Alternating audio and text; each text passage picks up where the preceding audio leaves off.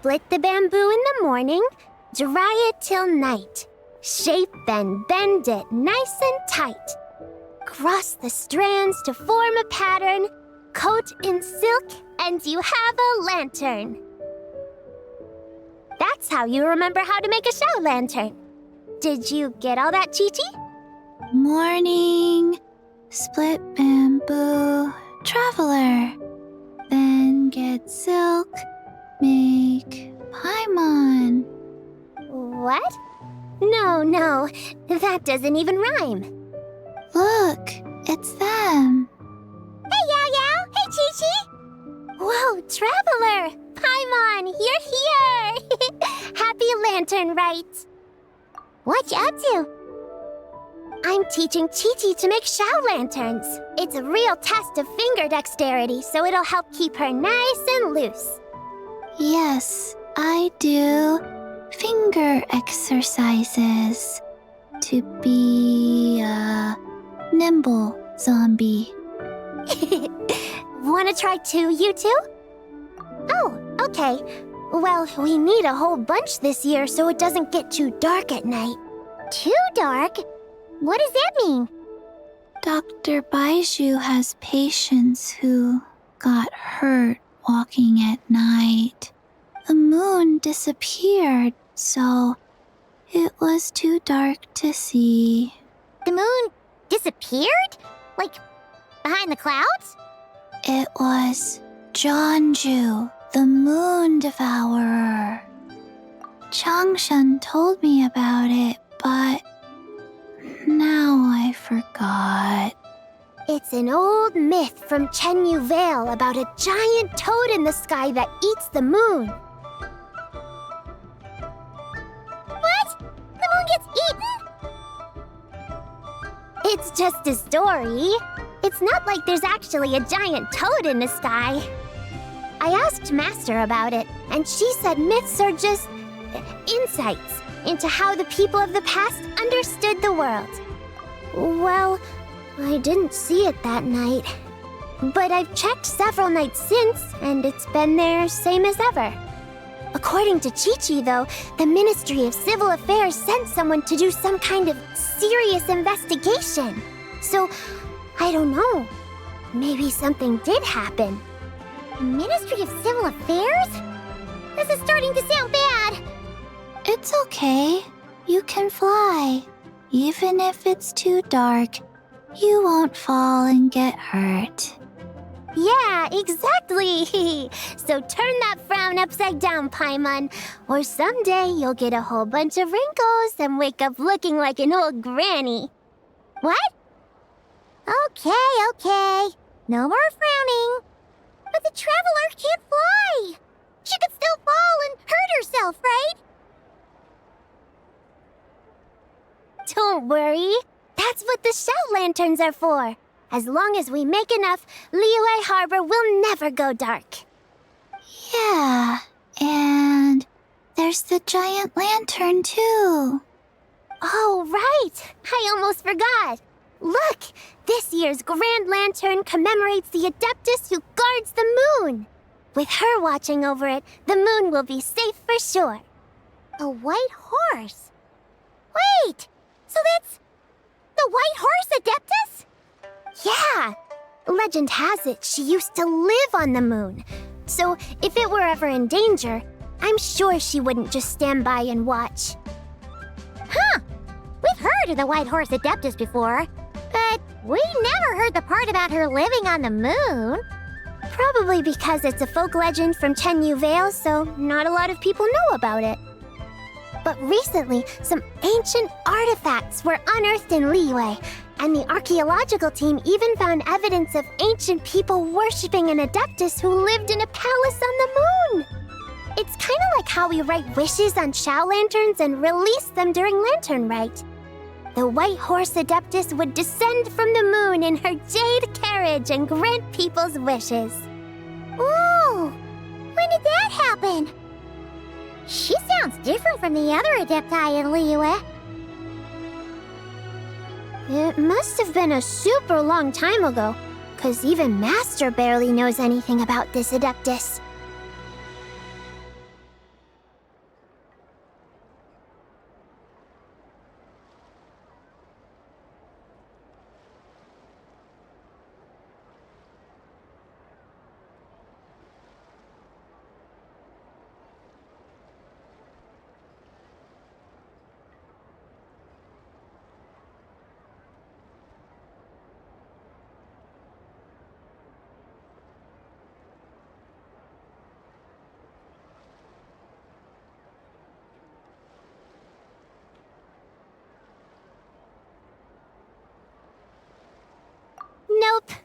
Kinda unbelievable, right? Yenfei said the White Horse Adeptus might even be a made-up legend, just like Janju the Moon Devourer. Yeah, a made-up horse and a made-up toad. You're mistaken, children. The White Horse Adeptus really does exist. Oh, Mr. Liu from the Baiju Guest House. But how do you know that for sure? Have you ever wondered how the guest house got its name, Yao Yao? Baiju... White Colt. So, it's named after the White Horse Adeptus? That's right. And that's because one of my ancestors was once blessed by the White Horse Adeptus. Wait, really? Tell us more! Tell us more! It was a long, long time ago, when this ancestor of mine was still a young girl. She was out gathering herbs and accidentally fell off a cliff, but the White Horse Adeptus rescued her. Oh, that's it? Paimon was expecting something a bit more... special? We've heard a whole bunch of stories like that before. Patience, young one. Let me finish. After the White Horse Adeptus saved my ancestor, she told her a story about the moon and the ancient kingdom of Langan. My ancestor was so captivated that she completely lost track of time. So much so, in fact, that when she returned to her village, she found nothing but a desolate ruin in its place. It was as if, without her knowledge, countless years had passed in the mortal world. Huh? The most extraordinary part of all is that it turned out to be a dream. When she woke up, she found herself at the bottom of the cliff, right where she had fallen. Other than her medicine basket, now filled to the brim with rare herbs, it was as if nothing had happened, until out of nowhere, a horse's whinny echoed through the air, and when she looked up, she saw a pristine white horse leaping over the cliff. A white horse leaping over the cliff? Wow, that sure is a crazy story. But now, it's starting to sound a bit too far-fetched. Another skeptic. You sound just like my son. But I know it's true. Ancestral records don't lie. Wait, so your son doesn't believe it happened? Don't get me started. Not believing is one thing, but he even wants to change the name of our guest house. It's a disgrace, I tell you, a disgrace. Well, it was getting about time for him to take over the guest house. And what's the first thing he does? Starts going on about how the name doesn't attract enough customers and how we're losing business to Wangshu Inn. Can you believe that? As if Baiju Guest House and Wangshu Inn aren't miles apart from each other. Oh, what about something like the Geo Lord's Rest? Paimon bets that would get people through the doors. Geo Lord's Rest. I like that one. This isn't about getting people through the doors. This is about disrespecting our ancestors. Oh, White Horse Adeptus, my wish is this. Let your divine power be known. Teach my foolish son the error of his ways. Paimon wants to learn more about this Adeptus. Hey, maybe we should ask Zhang Li. Good idea! Mr. Zhang Li is super knowledgeable. He can answer questions even Master has no clue about. Yeah, we just saw him having tea at third round knockout. Alright, then that's our next stop. Chi-Chi and I are gonna keep making Shao lanterns. Careful on the road! Goodbye, Paimon. Goodbye, traveler.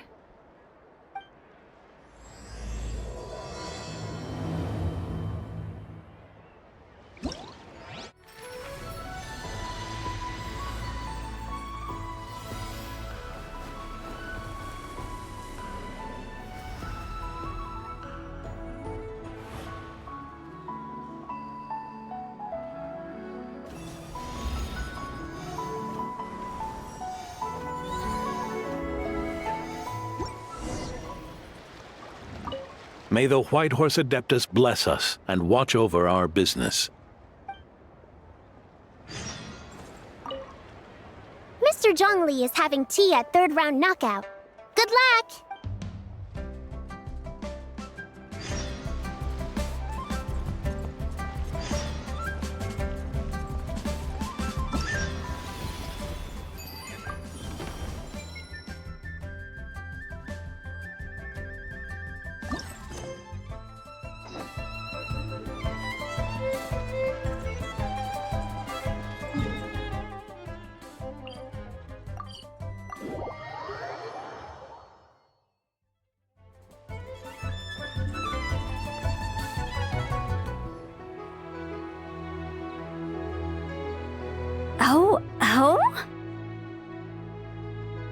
Oh.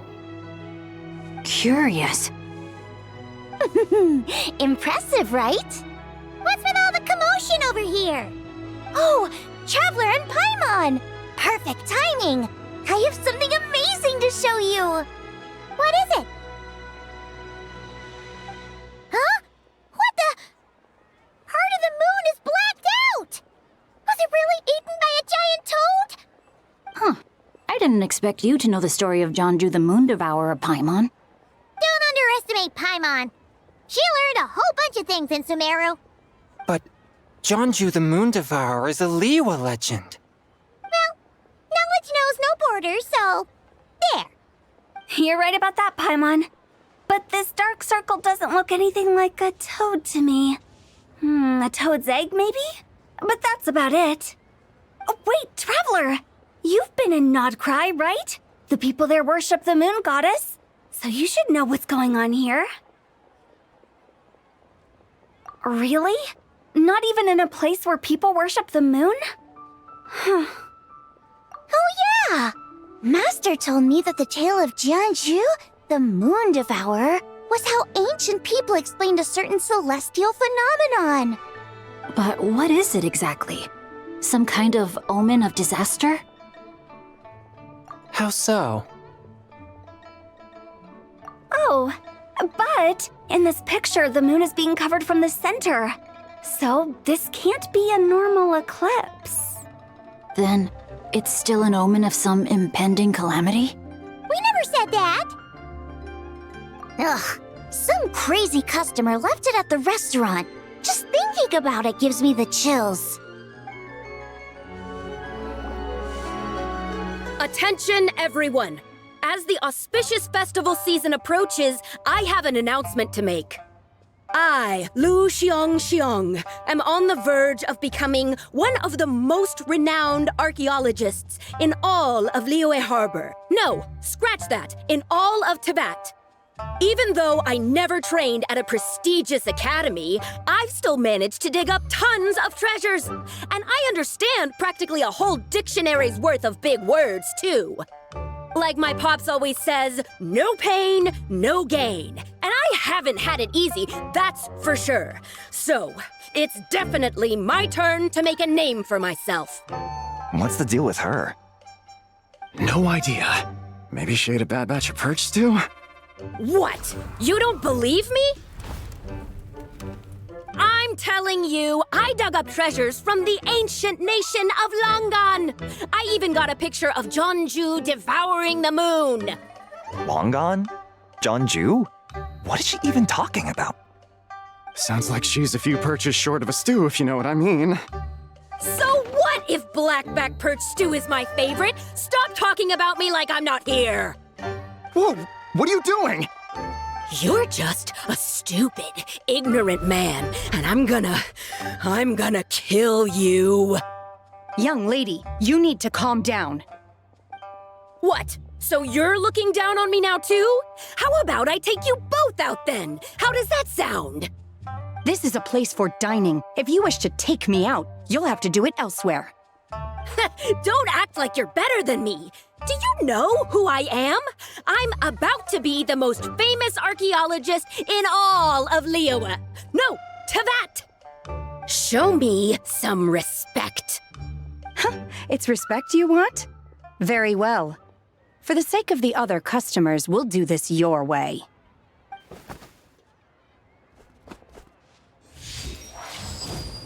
What? So Shenhe started the fight? She had no choice. The woman pulled a shovel out of nowhere and started going crazy, flipping tables left and right. She even injured 2 other customers. Shenhe did what she had to do to restrain her, then took her to the Ministry of Civil Affairs. Thank goodness Aunt Shenhe was there. Or who knows what might have happened. Yeah. I started cleaning up after all the commotion, and that's when I found this photo. I thought it might be the one she dropped, so I rushed over to show someone. She said she took a photo of Jeonju the Moon Devourer. This must be it. Can we really trust what she said, though? Clearly, something is going on with her. Paimon's got a point. It sounds like she wasn't acting right at all. How do we know she wasn't possessed by some kind of evil spirit? Aunt Shenhe would have noticed if she was possessed. All right. But what about the part about Long Gone and the treasure she found? What about it? What if she raided a tomb and dug up some super special relic, then got herself haunted by an ancient ghost? One so powerful that even Miss Shenhe couldn't sense its presence. Your imagination is something else, Hu Tao. Why would an ancient ghost come to Wanmin restaurant, huh? To eat my blackback perch stew? Hey, it could happen. I'd want to eat your food if I was a ghost. Wait a second. She mentioned the ancient nation of Longon, right? Paimon's heard that somewhere before. You know what? My brother mentioned that some ancient artifacts were unearthed in Liyue recently. Mostly colored glass, fine jade, and bronze relics. Some of the text inscribed on them has already been deciphered. There were some poetic verses, but the word long gone popped up as well. So, does that mean this Longon place is real? Still, Paimon knows we've heard the name somewhere before. Do you remember, Traveler?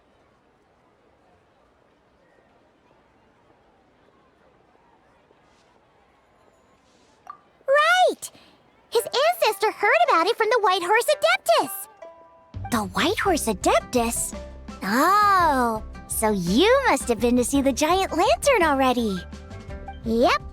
And it turns out that the White Horse Adeptus is super mysterious, too. Even Madame Ping hasn't met her. Wait, I thought she was the gold-eyed Celadon mare of the 8 Adepts. That's just the interpretation you believe in, Hu Tao. There are other theories out there, too. The elders of Qingce Village believe that during the Archon War, a white horse leapt from a clear spring, transforming into an Adeptus who aided Rex Lapis in battle. In Chenyu Vale, some of the tribes take her to be the daughter of time and trace her deeds to an even earlier era.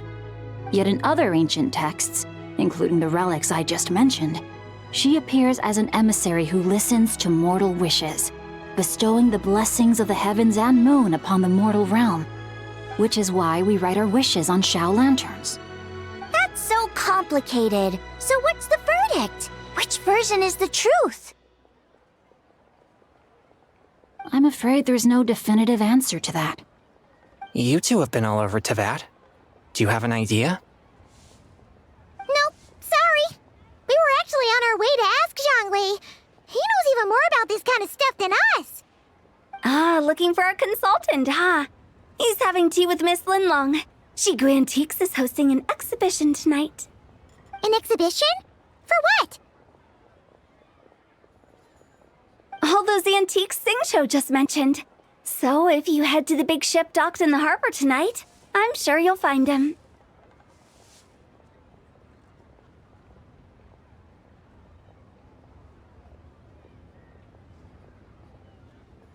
So, where to next? How about we go to the Ministry of Civil Affairs to ask about the White Horse Adeptus? We might be able to find out more about the recent moon situation, too. If you're heading to the Ministry of Civil Affairs, could you give them this picture for me?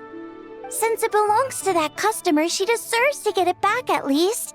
It might even help the Ministry with their investigation. Ha! All right! We're off! Oh, wait! I almost forgot! Happy Lantern, right? have a meal with us when you're free. We'll be there, or we'll be, square.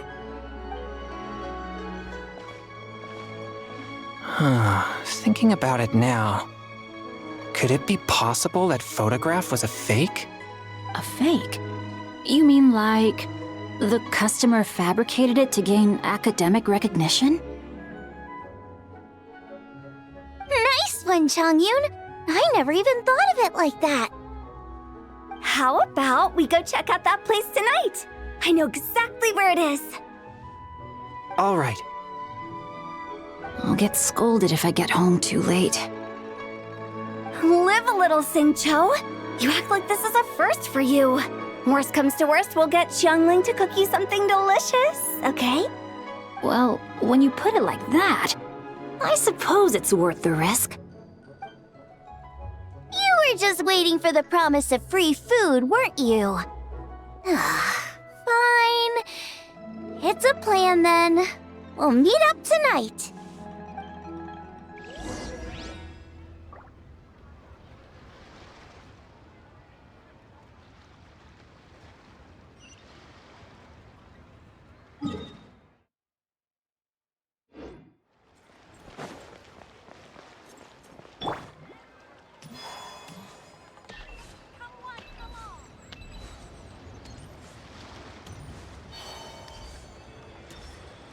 The key here is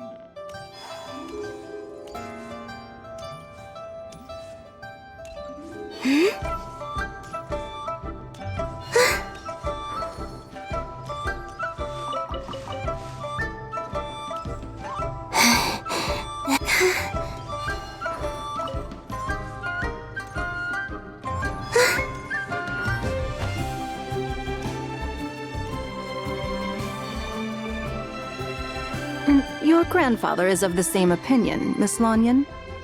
Yes. On Lanternlit, the moon shall go dark. That's what the signs are indicating.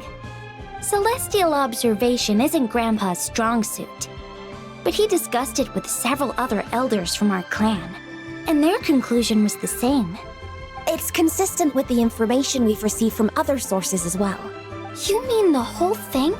About the legend of Jeonju the Moon Devourer? Happening in real life? Yes, that's one of them. So it's true. I thought it was just a rumor. It's true. But right now, the bigger issue is that all our sources indicate the phenomenon's gonna happen again. I'm not sure this bodes well. Let's remain optimistic for now.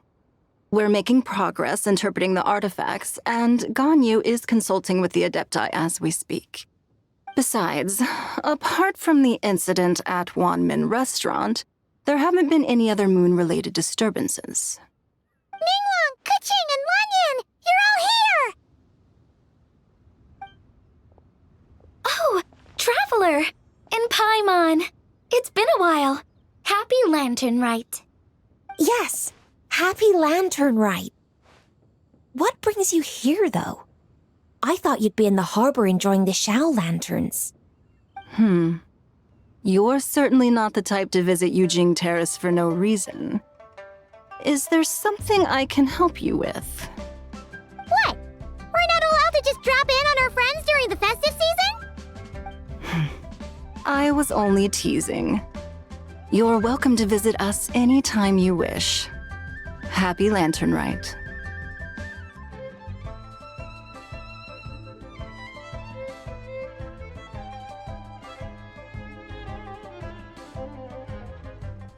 Oh, and about all the moon business you were just talking about? We have something to show you. Here, take a look!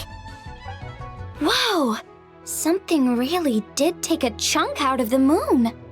Someone managed to capture a picture of it. Is this Jeonju, the Moon Devourer, then? Even though we confirmed this event took place, I still can't quite believe what I'm seeing. Where did you get this picture? From Xiangling! She found it when she was cleaning up after that customer caused a scene. She thinks they must have dropped it. Wait, is this Chawang Terrace?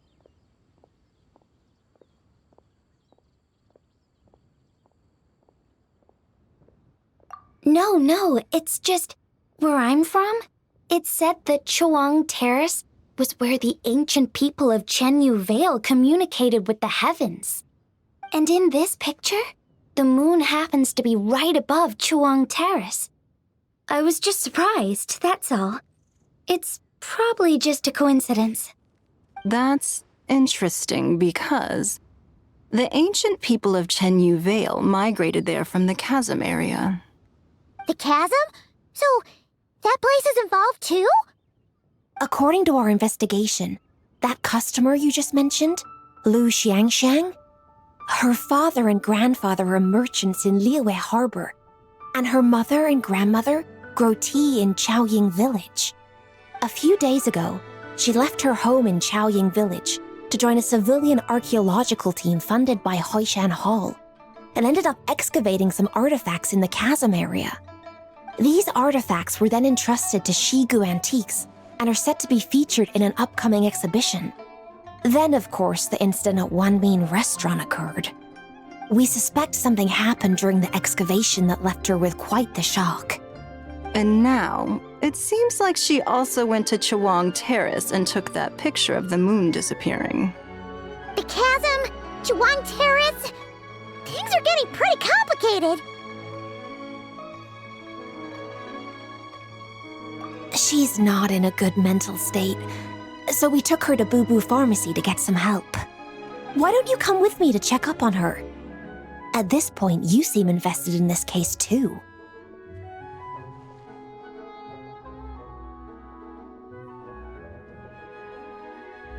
Then let's head there now.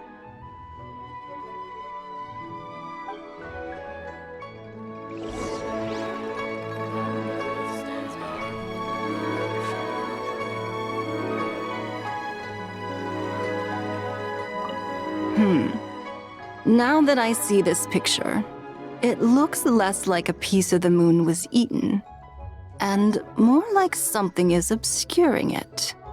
But what sort of thing could block out the moon?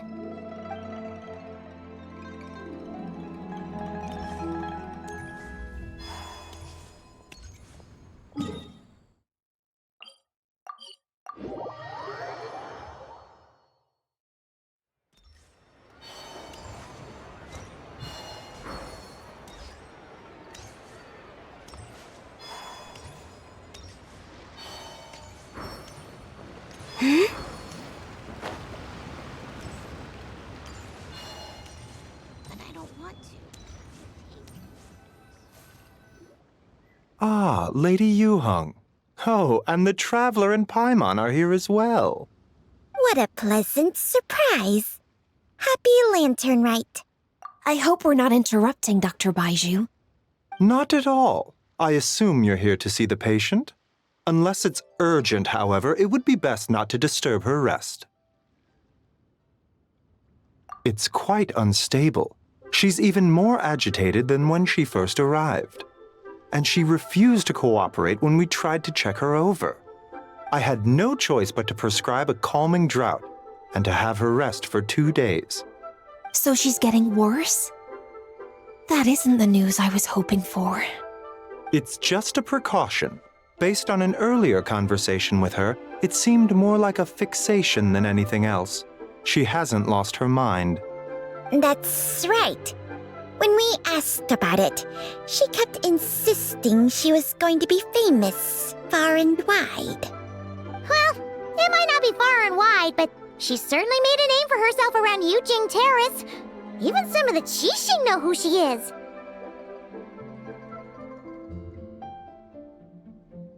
Not often, that's for certain. From my initial assessment, the patient appears to have experienced some sort of shock, and whatever it was seems to still be haunting her. But what could have caused such a thing? The relics from the chasm? Or the moon above Choang Terrace that night? Come back in 2 days, and you might just have your answer. I suppose that's all we can do for now. We'll take our leave then, Dr. Baiju. Of course. If you need anything else, don't hesitate to stop by. Speaking of those relics from the chasm, aren't they being featured in an exhibition tonight? That's right.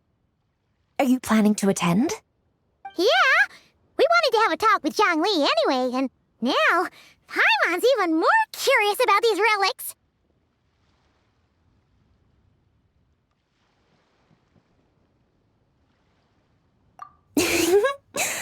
I would, except every item in the exhibition had to be registered with the Ministry of Civil Affairs. So I'm afraid it's been spoiled for me. I reviewed them all myself. There are some rather peculiar artifacts, that's for certain. We're still working on decoding the ancient text that appears on them.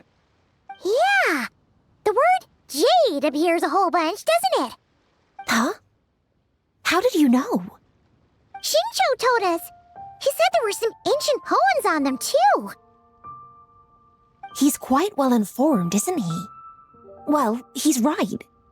We believe they're direct references to the ancient nation of long gone. As for the other text, instead of regular poetry, it seems to be more like ceremonial language used to worship the moon and the gods. The moon and the gods? Well, looks like it's almost time for the exhibition. You two should head over. There's an usher at the harbor who will lead you to the venue. Not at all. The exhibition is free to the public. The people of Liyue have a great respect for our history and are eager to learn from it. Plus, the exhibition is being organized by Linlong, the owner of Shigu Antiques. As far as I know, it's been a long-time goal of hers to hold a cultural exhibition of this scale, where people can learn all sorts of information about the past. Guess we're in for a real treat tonight, then. Yes, have a great time. There's still more artifact decoding work I need to finish, so we'll have to part ways here. After seeing the picture you brought, there's a few ideas I'd like to follow up on. You're hard at work even during festival season? Ha! You haven't changed one bit, Ka-Ching.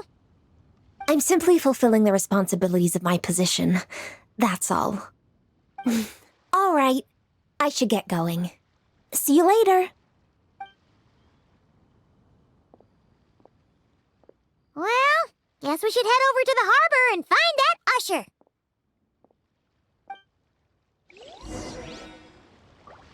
Please, show me your prescription.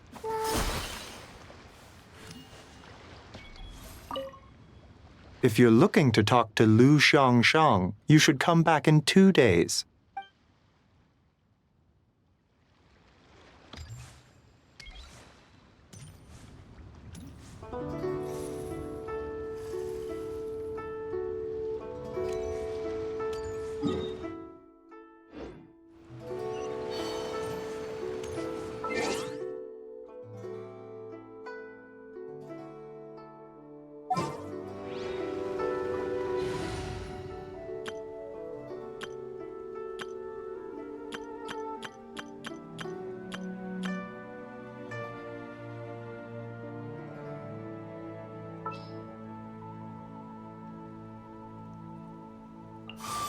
One is fast on one's feet. Try to keep pace. Yeah! Scatter!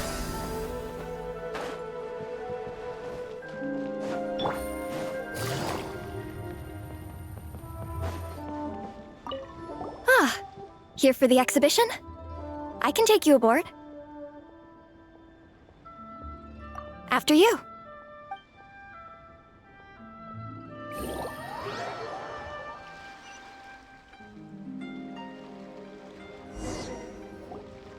Whoa! Look at all the antiques on this ship! It's almost too much to take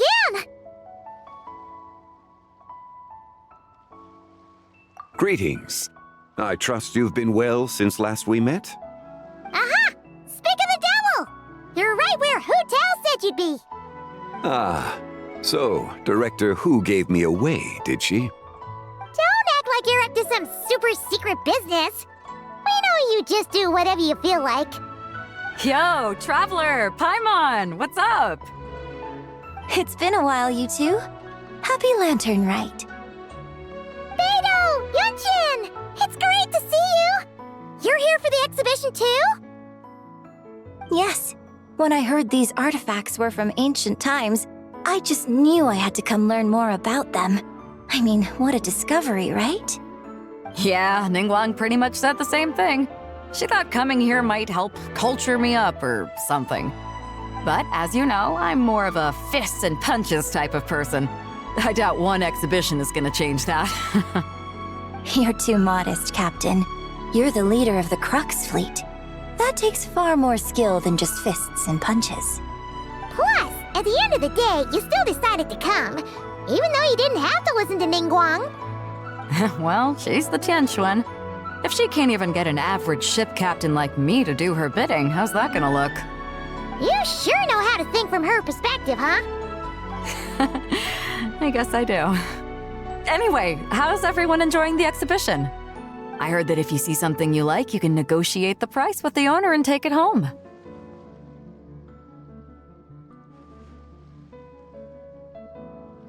Wait, so we can buy this stuff?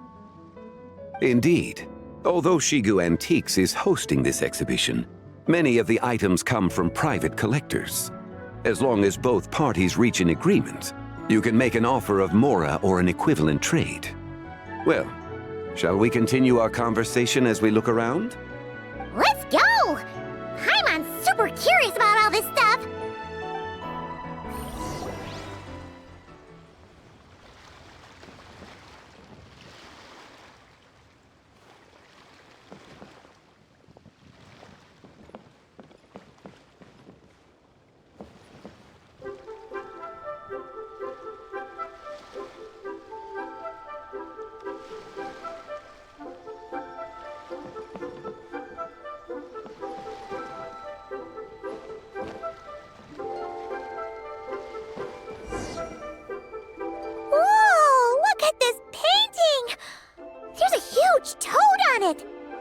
Could it be?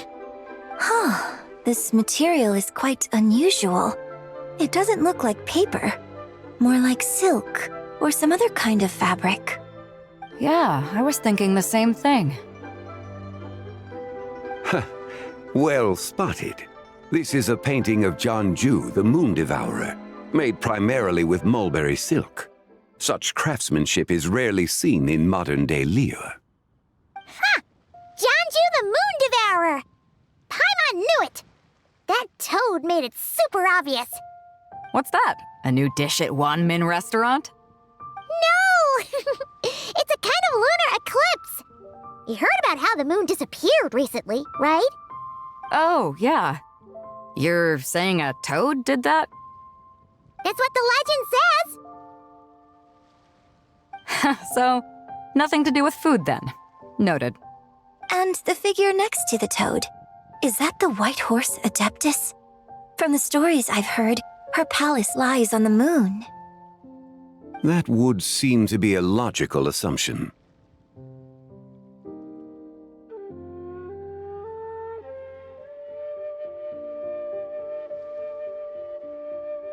No. In fact, this item was discovered in Chenyu Vale, and many years ago at that. Oh, so it's from Chenyu Vale? Actually, that's not quite right. You see, this painting is primarily comprised of mineral-based pigments, such as cinnabar and azurite, which are usually found within stratified rock. This suggests its place of origin may very well have been the chasm. You could have just started with that. You're as knowledgeable as ever, Mr. Zhongli. I had only ever heard the legend of Jianju the Moon Devourer, but now seeing it depicted in this painting, I wonder, if I purchased it, perhaps it could serve as inspiration for a new opera. Though I'm not quite sure who the painting belongs to right now. A splendid idea, Miss Yoon. Perhaps in lieu of Mora, you could offer the lyrics to said opera as recompense. The lyrics? But to whom? Why, to me, of course. I am the owner of this painting, after all. Wait, so you're one of the private collectors of the exhibition? No wonder you knew so much about the painting. But lyrics in exchange for a precious antique? My work could never possibly be of equal value. I don't know about that. I'm not much of a scholar, but even I know your operas are in a league of their own. An astute observation, Captain Beto. In my possession, this painting is nothing but a lifeless artifact. In your hands, however, it could be transformed into a new piece of art entirely. Quite the worthy exchange, no? But I'm not sure when I'll be able to finish writing it. It certainly won't be ready this year. Allow me to be equally forthright, Miss Yoon. This silk painting is merely a copy I made of the original work. There is no need for such concern over its value. Huh? So it's a fake? I had no idea you were such a skilled artist, Mr. Zhongli. I pride myself on having some knowledge of antiques, but I didn't notice anything that would point to it being a replica. You never cease to amaze me, Mr. Zhongli. You flatter me. All that said, Miss Yoon, you must accept. Truly, I insist. Huh. He's gone from handing out fake Mora to fake paintings now, huh?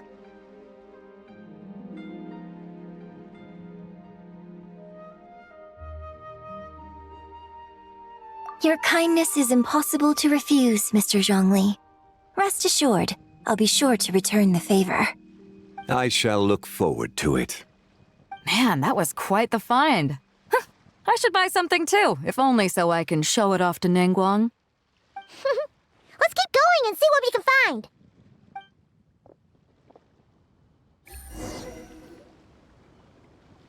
Wow, this bronze war chariot is really something.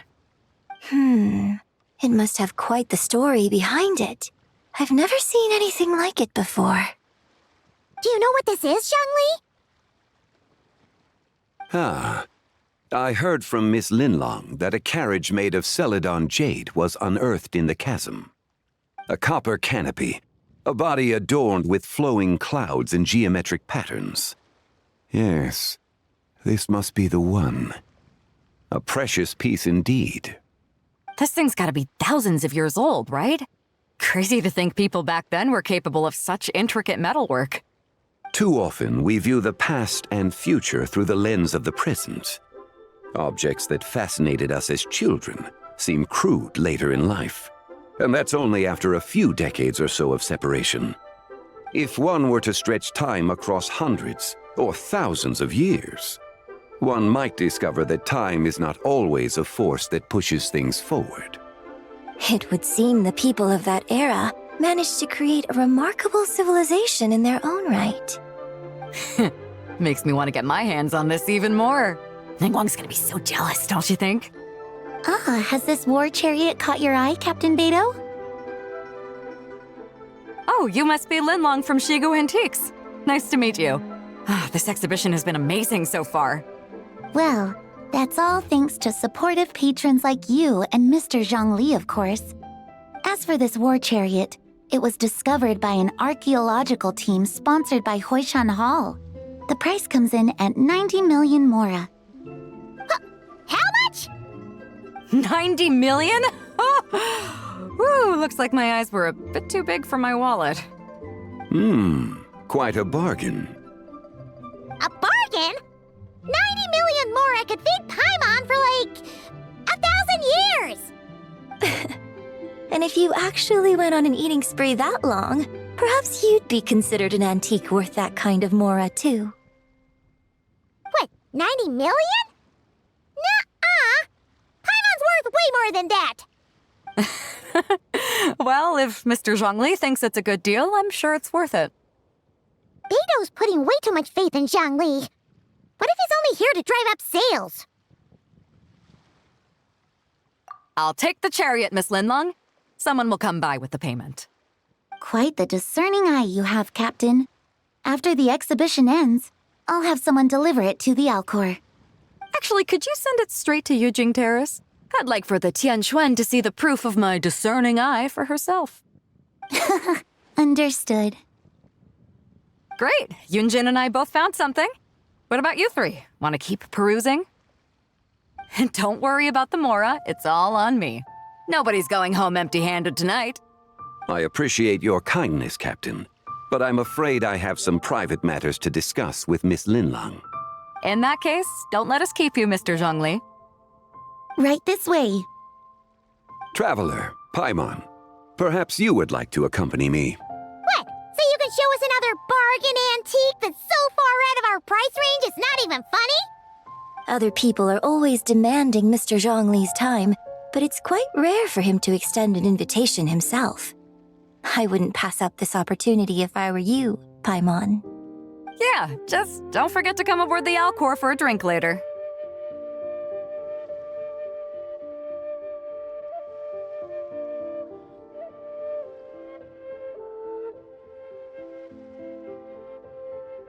Yeah, guess you're right. Taking a quick look isn't gonna cost us anything. Let's go!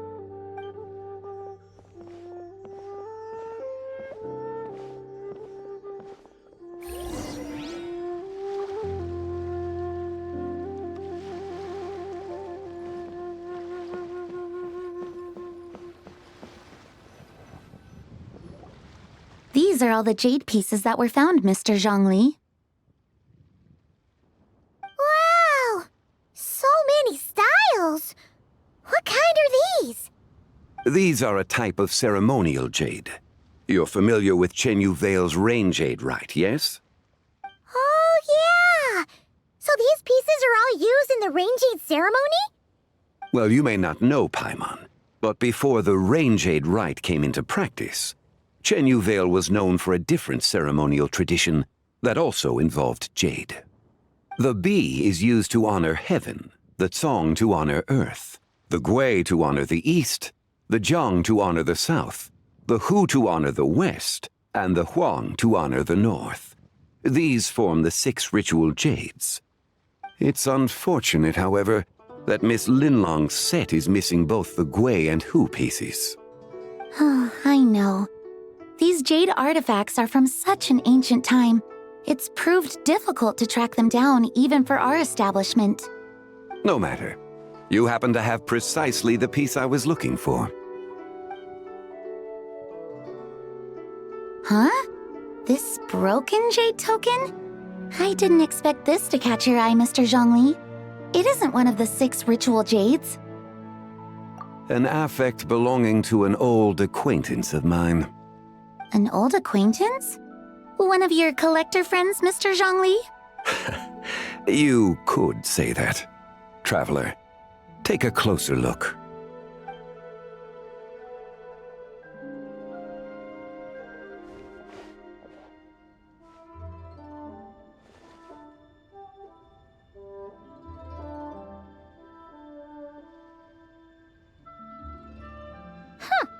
It doesn't look all that special to Paimon. Just seems like a broken artifact. Indeed. It's been thousands of years since the moon has appeared in such a form. So, in the past, the moon wasn't always full. Then, could this missing chunk be from when Jianzhu devoured part of the moon? It's worth looking into. Your insight is invaluable, Mr. Zhongli. I had no idea how special this piece was. Since it has caught your interest, allow Shigu Antiques to cover the cost. Oh, that is far too generous, Miss Linlang. Not at all. I've always wanted to give people a chance to appreciate these snapshots of history. So holding an exhibition like this has been a lifetime wish of mine. And it never would have been possible without your help, Mr. Zhongli. I merely put in a good word with a few acquaintances of mine. And it had a profound impact. Without your recommendation, I doubt half of these collectors would have come to the exhibition. So, on both a personal and professional level, I owe you my thanks, Mr. Zhongli. Wow! Zhongli actually did something useful for once.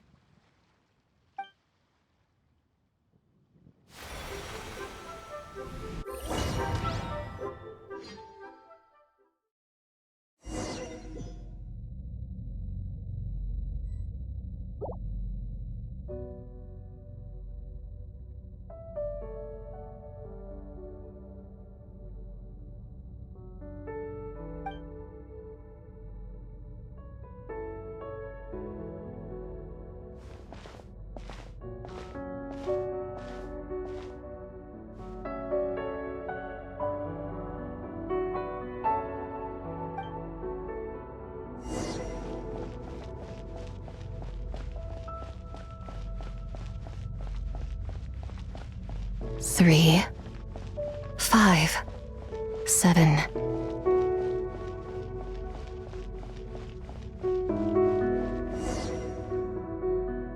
Eleven, 13, 17, 19, 23, 29.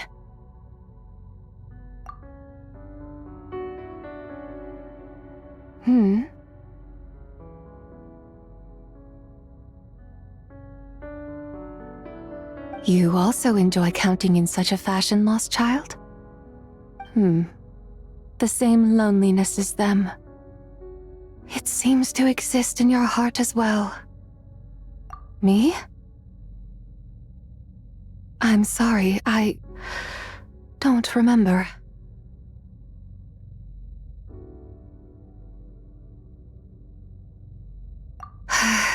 The shadow of the moon? Or a dream of time? I'm sorry. No one has asked me such things before. I've been here for so long. There is much I have forgotten. I know nothing of your arrival. All I know is the longing in people's hearts. Yet, I sense the moonlight's guidance within you, child. Perhaps that is what brought you here. You seem confused. Perhaps I can help in some way.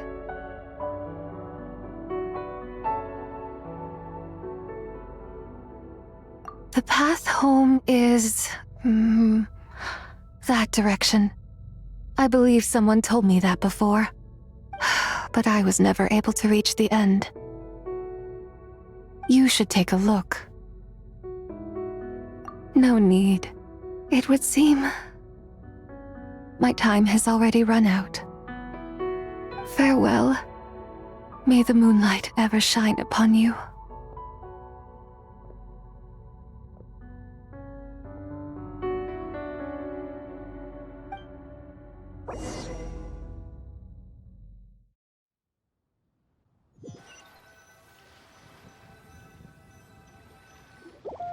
Wow! Zhongli actually did something useful for once. Your complexion looks rather ashen, traveler. Are you feeling all right? Yeah, what's wrong? Does your stomach hurt? Huh? What are you talking about? You were right here the whole time. Ah, I see. I'm afraid we must take our leave, Miss Linlong. My friend has taken ill and I must escort her to get some rest. Of course. Traveler, Paimon, please come with me. Ah, yes. Regarding the payment for the jade token. Charge the expense to the Wangsheng funeral parlor if you would.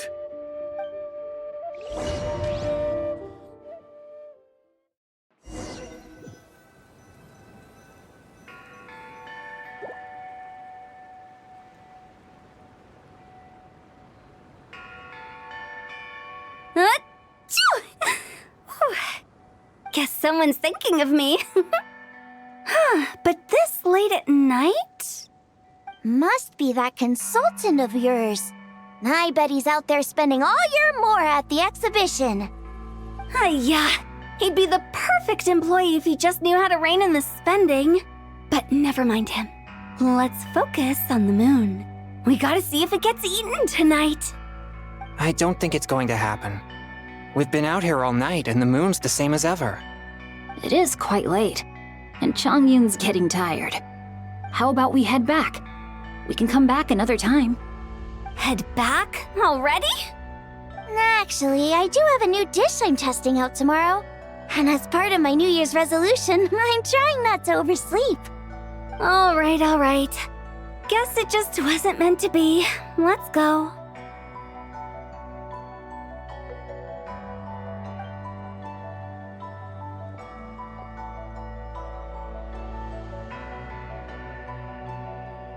When the sun's out, bathe in sunlight. When the moon's out, bathe in moonlight.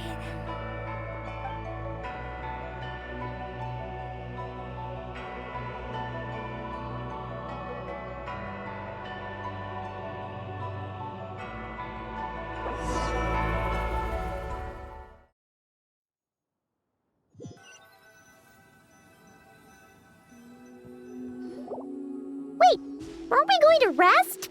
Why did you bring us here? Because I imagine the traveler would like to know what just happened to her. Oh, right. Ugh, Paimon's confused, though. She could have sworn you were there the whole time. Oh, how is that possible? It sounds like her spirit formed an inexplicable connection with the being in that space. Ah, you suspected from the beginning, didn't you? Indeed, the being you met is the fabled White Horse Adeptus, and the original owner of this jade token. Her name is Zibai.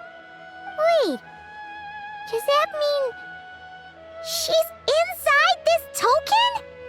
No, she does not reside within this token, but rather within the moon's shadow. This token is merely a medium. Word has it you accomplished quite the feat in Nodcry. You and your friend brought the Frost Moon back to Tevat. Tell me, did you ever wonder about the other moon? The one that hung in its place for thousands of years? We never really thought about it, but it must have been a fake, right? A fake moon! Indeed, it was false. Its true nature, nothing but a projection of the moon. It also happens to be the prison that confines Zibai to this day. Wait, the White Horse Adeptus is trapped inside that projection? Then we need to rescue her! But the moon in the sky right now is the real one, right?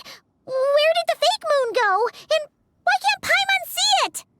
With the return of the true moon, the shadow naturally lost its place in the heavens. Now, it is disintegrating bit by bit. It's a process that comes and goes.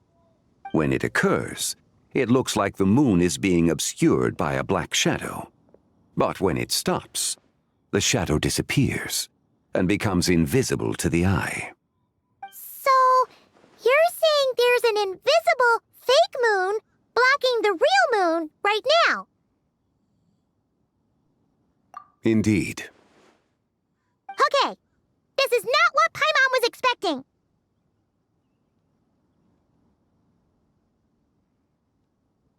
My hypothesis is that people's wishes could be what trigger the periods of disintegration. After all, when you experienced that episode just now, it was precisely when Miss Linlong spoke of her own wish. Wait, is that because the White Horse Adeptus answers people's wishes? The legend must be true then. So, that means the more wishes we make, the faster the fake moon will disintegrate, right? Then it won't be long before the White Horse Adeptus is free! Quite the contrary. After countless years trapped inside, the two have merged into one. When the moon shadow is gone, Zibai will cease to exist in this world. Oh no! So, by bringing the moon back, we actually hurt the White Horse Adeptus? Do not burden yourself with such thoughts. Because of your actions, a promising opportunity has presented itself to us. Let us not forget, what is crumbling is also precisely that which imprisons her.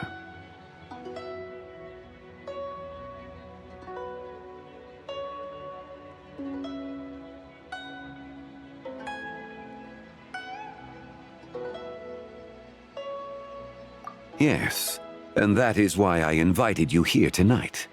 Your connection to that broken jade token confirms that you can do what I envision. However, while I had hoped to receive your assistance, this matter could have significant ramifications. I must admit a certain reluctance to implicate you in more of Tevat's secrets. Often, the deeper one's knowledge of such matters, the harder it becomes to extricate oneself from them. You are someone who once traveled through the boundless sea of stars.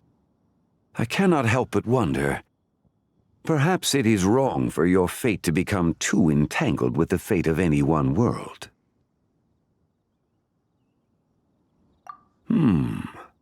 Such is your conviction, then.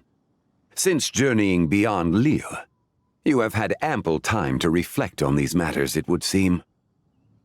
Very well. The first secret I must reveal is that Zebai has long since passed away. The being within the Shadow Moon is merely one of the 3 deadly selves she severed before her death. Wait, the White Horse Adeptus is dead? Weren't you supposed to tell us how to fix this? Now it just seems even more impossible! Please, remain calm, Paimon, and allow me to explain. The 3 deadly selves is a practice used by those engaged in spiritual cultivation. The intent is to sever the 3 vice-laden mortal selves to reveal one's true, pure self beneath. However, Zebai's 3 selves are more complicated in nature. Because in the moment before her death, someone preserved the shattered essence of her soul and placed the fragments within her 3 deadly selves. If we retrieve the 3 fragments of her soul, there is a chance we can restore her presence in the mortal realm. So that means we can bring her back to life? Yes, provided we retrieve the fragments of her soul's essence from the 3 deadly selves. Indeed, the being you encountered was Zebai's first deadly self, Ziju. After Zebai's death, she ascended to the heavens and became one with the Shadow Moon. The essence that resides within her is a heavenly soul, also known as Taiguang. Thus, this self is the closest to Zebai's true nature.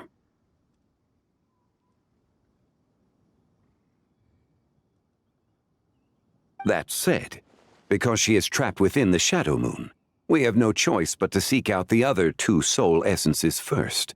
Then we can unite them as one.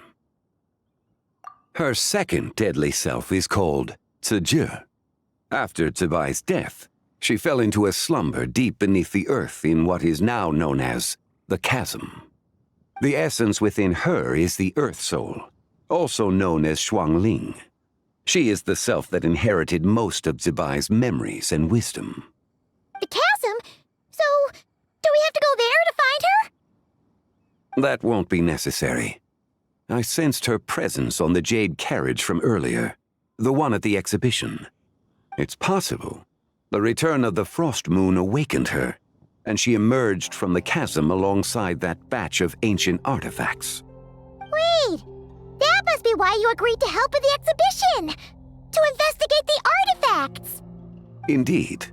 So in truth, Miss Linlong was the one who helped me.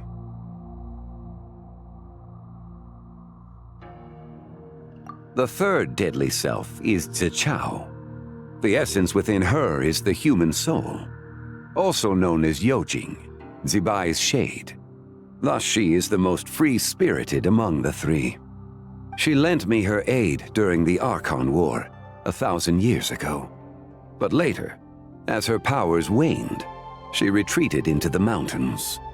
I imagine finding Zichao should prove the most troublesome, so I shall take it upon myself to track her down. So, we need to find the second deadly self, right? But where do we even start? Locating her should not prove difficult. In life, Zebai was fond of mortals, and as the self who inherited most of her memories and wisdom, Ziju should be the same. It's possible she has possessed someone, and is meandering the bustling streets of Liyue Harbor as we speak. Possess someone? Wait. Are you thinking what Paimon's thinking, Traveler? What if she raided a tomb and dug up some super special relic, then got herself haunted by an ancient ghost? Exactly! Lu Xiangxiang! It seems you have a lead in mind already. Should still be at Boo Boo Pharmacy. She was super agitated when she first got there, so Baishu gave her some calming medicine and told us to come back in 2 days. Do you think it could be her, Zhengli? It's quite possible. The deadly selves are impure beings that can easily influence mortal minds.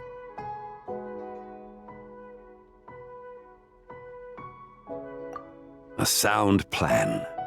Well, I should get started on my own investigation then. But you're leaving already? I must. Zichao went into hiding after the Archon War. If I am to have any success tracking her down, and there's no guarantee, I should start sooner rather than later. But there's still so much you haven't told us! Like, who the White Horse Adeptus actually is, and how she died in the first place! Not to mention who it was that preserved the fragments of her soul.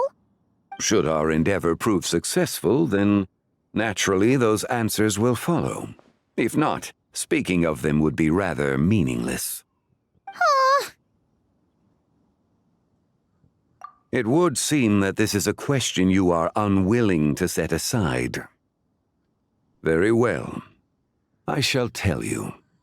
It was the Avatar of Time. Ah, so you know of her existence. The ruler of time saved her soul. Indeed. Preserving what remained of Zibai's soul in the moment before her death. Only the power of time could be capable of such a thing. However, there is no telling what effect it has had on the 3 deadly selves. In other words, you must exercise caution when seeking out Zizhi. On the night of Lanternlit, countless Shao lanterns and the wishes written upon them will be released into the sky. I estimate that this event will trigger the Shadow Moon's collapse. When that happens, the cage that confines the first deadly self will open. That is our moment to act, but also the moment where all could be lost. For if we fail to retrieve the other 2 soul fragments in time, Zibai's resurrection is hopeless.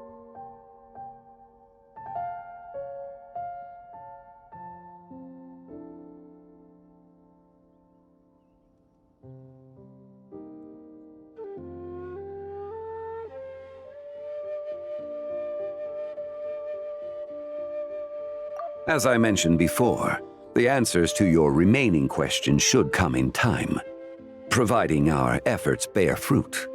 Let us hope that all proceeds smoothly in the days to come.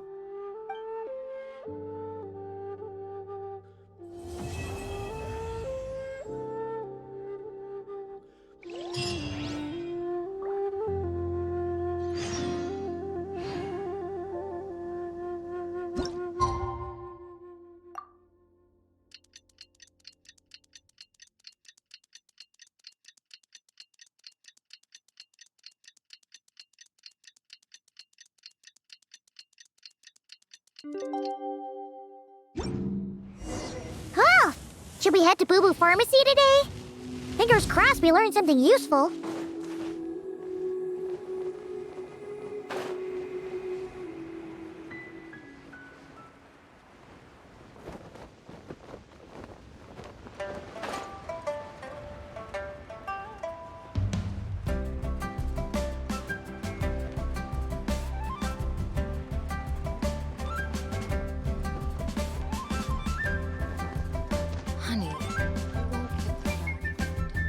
So let me get this straight.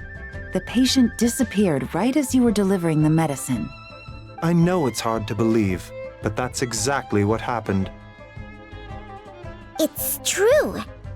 1 minute she was there, and the next she was nowhere to be seen. Hey, it's Yelan! Fancy seeing you here! Oh, Is this a bad time? Not at all. Just a small roadblock in the case I'm working. Ningguang asked me to investigate a patient named Lu Shangshang. If you're here to find her too, then you're out of luck, I'm afraid. She went missing this morning. What? According to Dr. Baiju, the patient vanished right under his nose. But it just seems like that should be impossible. There 1 second, then gone the next? Pretty sure Xiao can do something like that. Then you're suggesting this Lu Shangshang is the vigilant Yaksha in disguise? Or some other adeptus? Guess not.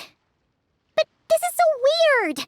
How can a living person just vanish into thin air?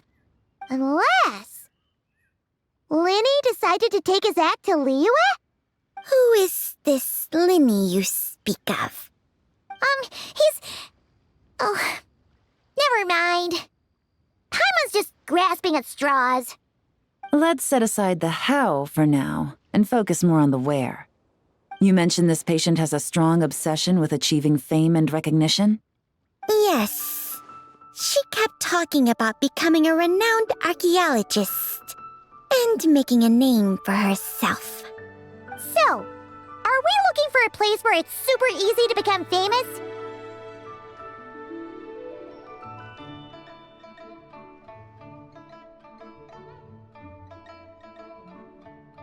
I think we should check out the Xiao Lantern crafting stalls. Because it's easy to become famous by making Xiao lanterns? Not exactly.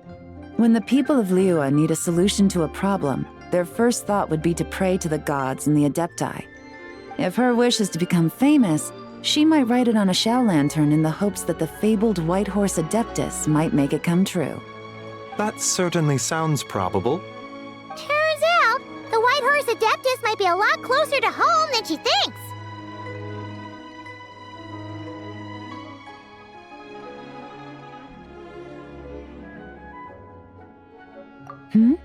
What was that? Nothing! Let's go check out those stalls!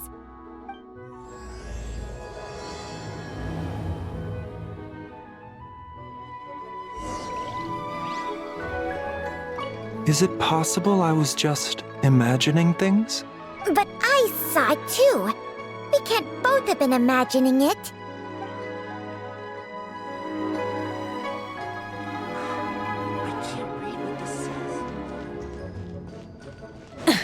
Rise with the sun!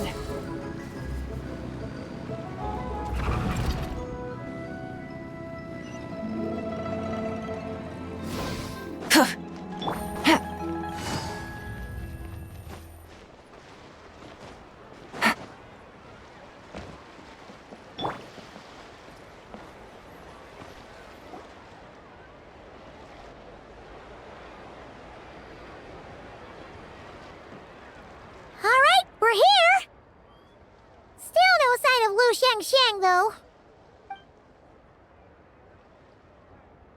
As long as you're patient enough, Paimon, you'll find that hunting down people is no different from hunting boars. We need to blend into the environment, or we risk alerting the target.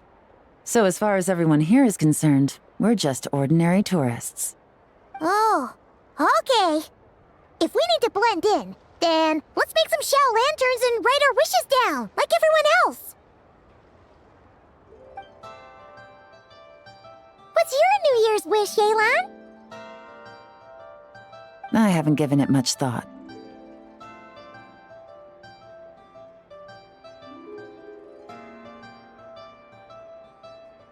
Oh, and it can't be work-related. You gotta take a break once in a while, right?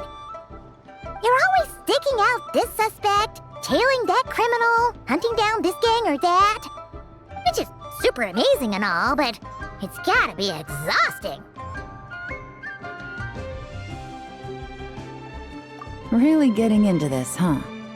You said to blend in, right? Come on! It's all part of the act! So you gotta think of something! Then I suppose it'd be to go traveling the next time I get the chance. Traveling? That's our bread and butter! Wanna join us? Thanks for the offer, but my desk is piled high with reports on your exploits. And that's not quite the kind of traveling I had in mind. I was thinking more the lie down and do absolutely nothing kind of travel. Ah, something a bit more easy and breezy, right? Hey, wait! We know just the place! The Easy Breeze Holiday Resort in Netland. It's super relaxing and full of fun activities. You've got the beautiful ocean and tons of cute little creatures called Asha. Seriously, you gotta go! I suppose I'll have to check it out. Hey guys, happy Lanternlit! What a coincidence! You here to make shell lanterns too? Well, it's that time of year, am I right? Thought I'd join in on the fun. You can't have Lanternlit without making one of these. What you gonna wish for? Aw, man, it's kind of embarrassing, but whatever. The truth is, the mighty mythical beasts are seriously struggling with recruitment. So I'm hoping to find a few apprentices and teach them the art of wushu dancing. Awesome! Shurfugami, here we come! Whoa there, Paimon! One step at a time. I actually need to find people first. Yeah, but Paimon bets people will jump at the chance to learn from you! Well, I wouldn't be so sure. Wushu dancing is super physical and takes a lot of hard work to master, so it's not easy to find people. At this point, if the Adepti can't help me, no one can. I'll do it! Huh? You just said you wanted an apprentice, right? Well, I'm offering. What do you think? Whoa, the White Horse Adeptus works faster than I thought. Traveler, it's her. Lu Shangshang. Our target! Hey, didn't you hear me? I said I wanted to be your apprentice! No need to shout. I heard you the first time. What's your name? Step back a bit, Gaming. This person could be dangerous. What? Hey, what are you trying to do? Do you know who I am? Get back! Lu Shangshang, we have no intention of harming you. We just need to ask you a few questions. Get back, I said! Try to remain calm. If you come any closer, I'll...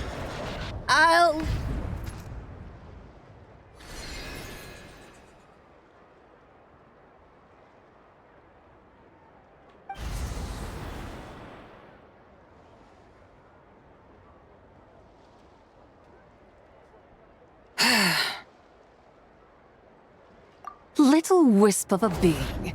How are you able to see me? So what if I am? Leave at once! You, a mere mortal, whose own life hangs by a thread, would dare reach for the power of life and death? Unless you wish to be condemned to eternal damnation, you would do well to abandon this foolish endeavor. I shall speak on this no further. Don't come any closer. How did I get here? Who are you people? Playing dumb, are we? Save it. We know you attacked those people at Wanmin Restaurant. What? No, I would never. You must be mistaking me for someone else. You don't remember? Of course not. How could I do such a thing? What about the photo you took near Chuang Terrace? What photo? What's going on? It's like she lost her memory or something. Well, this complicates things. I'll take her back for questioning and let you know what I find. Take her away. But I didn't do anything! I swear! That's weird. She seems so normal now, but she doesn't remember anything. This is just great. An apprentice falls right into my lap and now she's gone! Don't worry, Gaming. This is a special case. I'm sure you'll find one soon. unless you're gonna pony up and offer a real solution, Paimon, I don't want to hear it. Coming? What's up with... I'm done here. I'm gonna go find an apprentice, and I won't take no for an answer. Coming, wait! Oh, is it just Paimon, or was Gaming acting super weird just now?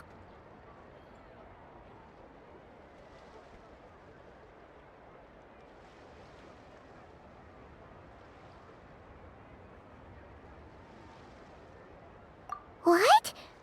How do you know? Whoa! So you saw the second deadly self? And you think she moved from Lu Xiangxiang to Gaming?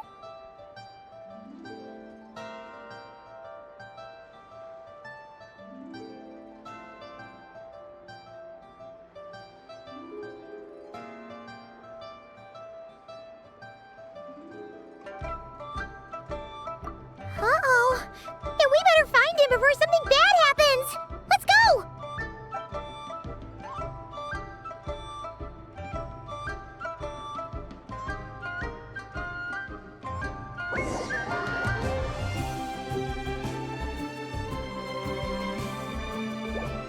Alas, why must Cloud Retainer inflict such woe upon us, Mooncarver?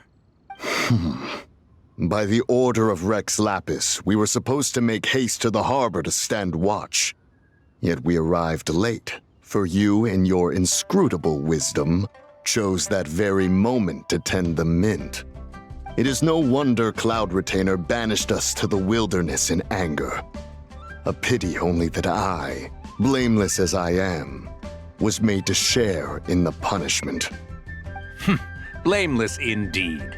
You speak as if it was not you who decided to plant all that mint in the first place.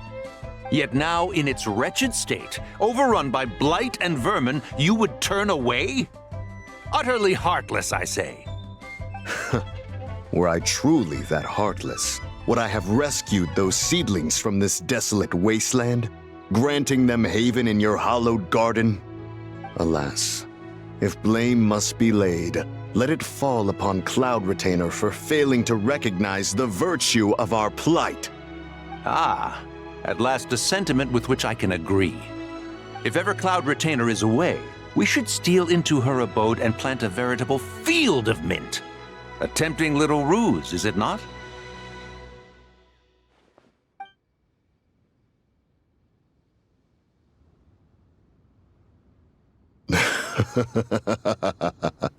Positively ingenious. Please stop chasing us. Just let us go.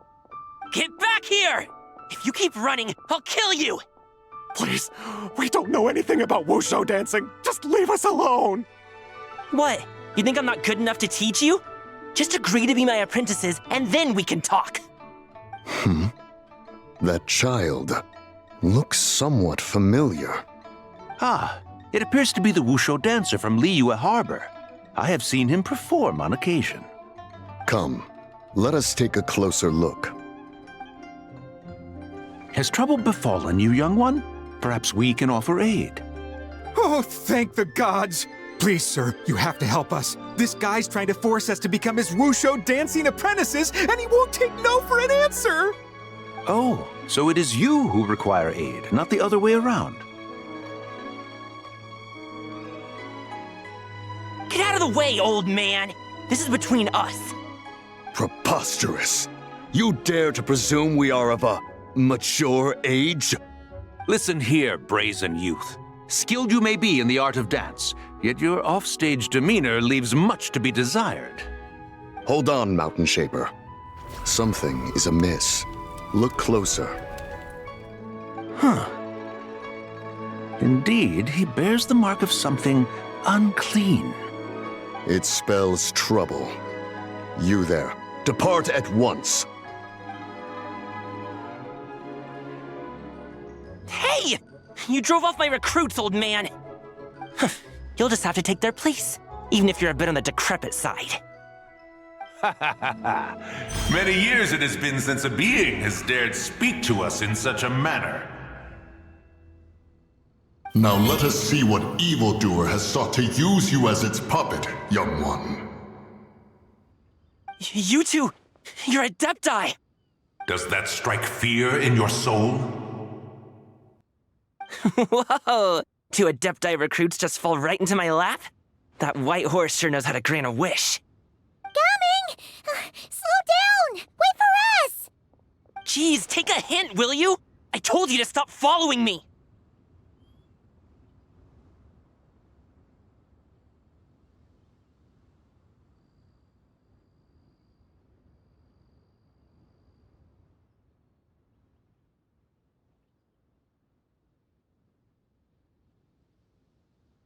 Traveler, Paimon, keep your distance from this youth. Evil has taken a hold of him. We know! It's one of the White Horse Adeptus' deadly selves! She's possessing Gaming! The White Horse Adeptus' deadly selves? Could it be that Rex Lapis called us to Liyue Harbor for this very reason?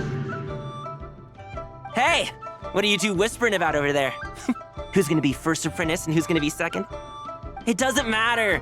I'm not the kind of Sufu who plays favorites. Insolent spirit! Be gone from this child at once!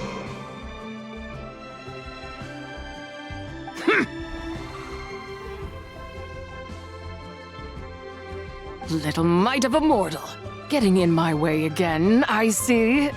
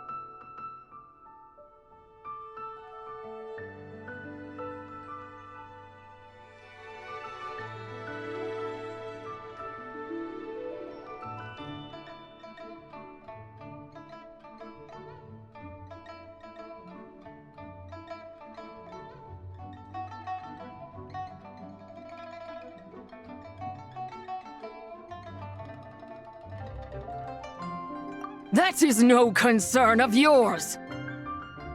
No, only by doing it myself will I find peace. Otherwise, rage will consume me. If I lose control, all will turn to dust. The curse of time. The memories this body holds. Come no closer. This is your final warning. Insolent spirit! Be gone from this child at once! Huh? Traveler and Paimon? And two Adepti? Where are we? Weren't we just making Xiao lanterns in the harbor? Coming! You're back! Ah! Sun is most scorching. Agitation stirs within me. I require cooling mint to beat this heat. And speaking of, Cloud Retainer has scorned this verdant wonder long enough. It is time for her to feel its wrath. The wrath of mint! Mountain Shaper, where are you going? Oh no! Now Mountain Shaper's acting weird! Oh, you don't think it spread to him, do you? Spread to him? Quickly now, explain to me what has been happening.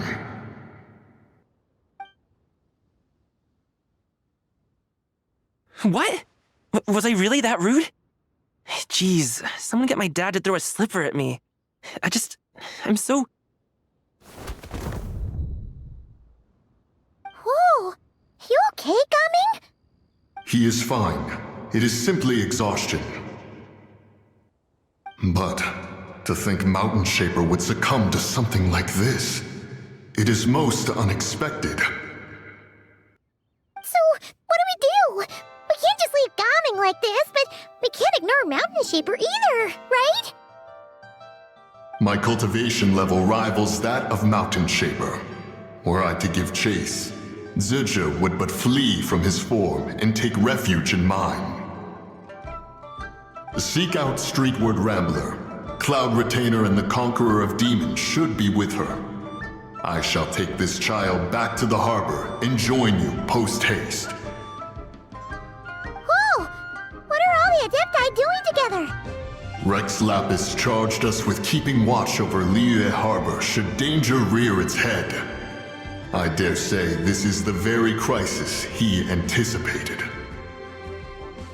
Come, we must devise a strategy before confronting Zizha.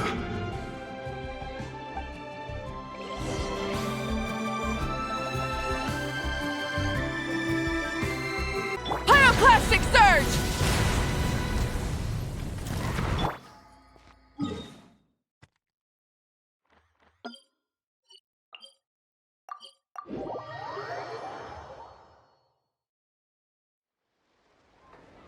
Yeah! Skyward! Yeah.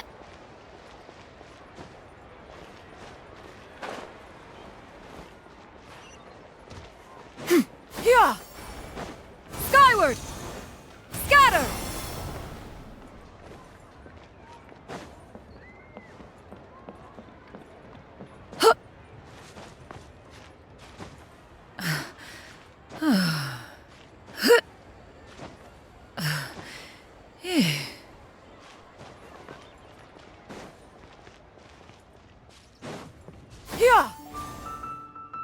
The White Horse Adeptus? You mean the mysterious white mare that aided Rex Lapis during the Archon War? Even if it's not her, there must be some connection. She always avoided us back then, and I never knew why. Rex Lapis's recent trip seems to be related to this person as well. Shanyun! Madam Ping! Xiao! Great! You're out here! Ah, Traveler. It has been quite some time.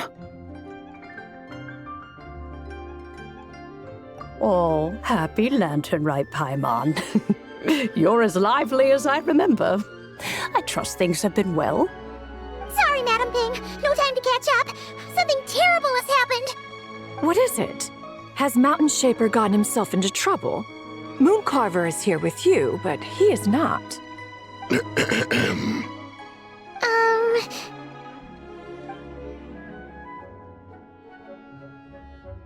The Wrath of Mint?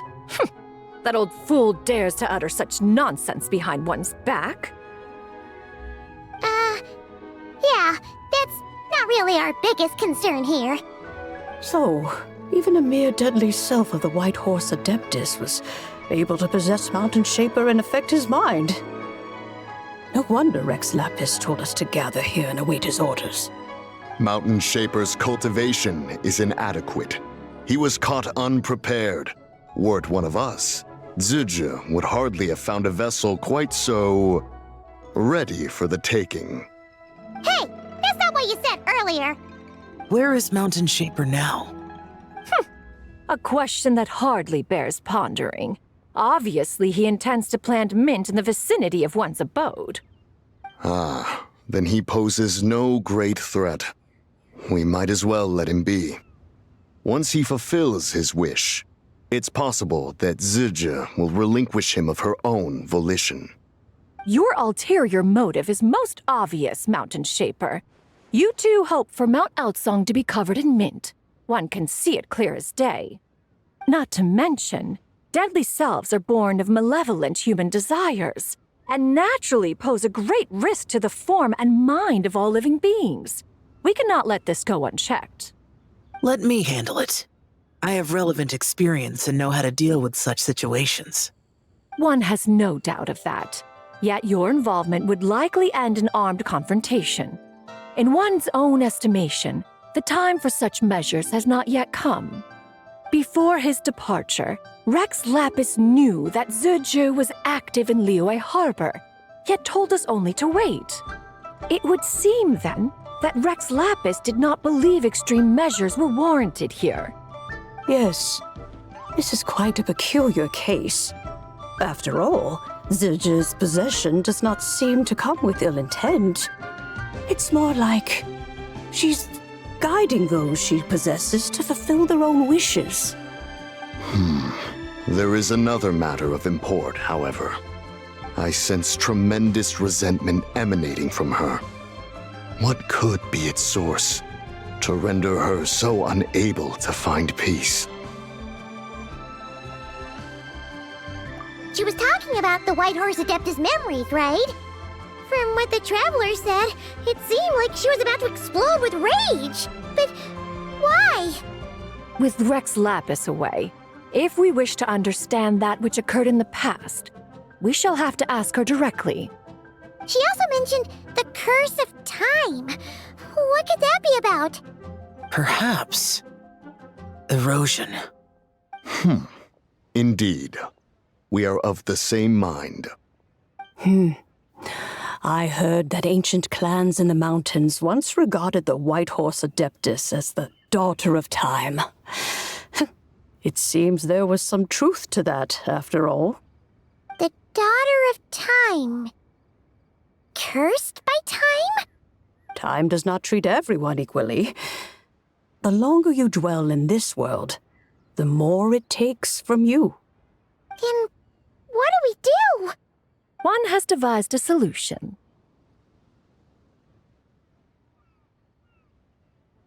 Based on what you have told us, it seems that Zizhi is in the habit of leaping to a different host when provoked. One's plan is for us to block all escape routes while you confront Mountain Shaper, forcing Zizhi to reveal herself. Then, if prior experience stands, she will have no choice but to possess you.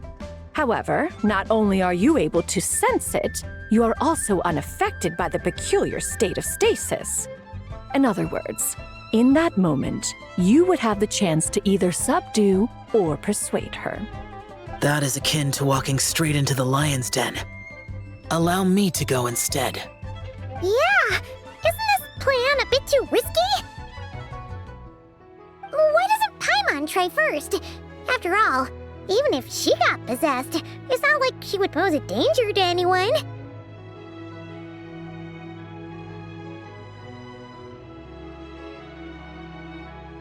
Paimon's wishes aren't all food-related, you know. One would not suggest this course of action if one had any such reservation. Time and again, the traveler has proved immune to Sidge's influence.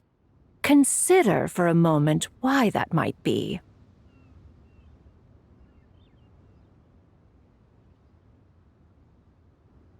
Oh yeah! That's what the first deadly self told you, right? Perhaps your time in Nodcry left you with the blessing of the newborn moon goddess, traveler.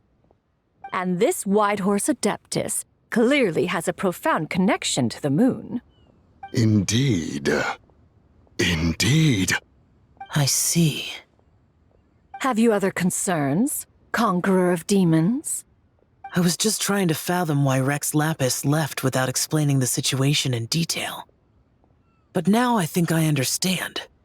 Rex Lapis entrusted this matter to the Traveler, which means in his estimation, the Traveler must be the key to its resolution. So I have no other concern. I trust Rex Lapis, and I trust you.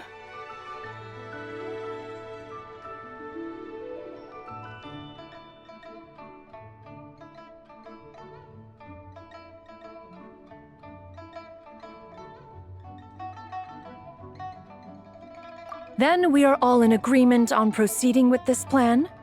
Very well. We should depart at once, lest we lose our chance. Let us see whether that old fool truly dares to face one's abode with Mint.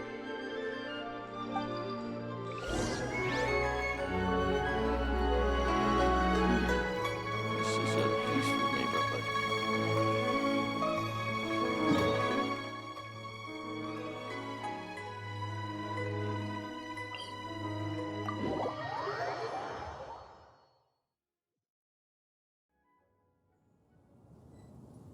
Yeah! Skyward! Scatter!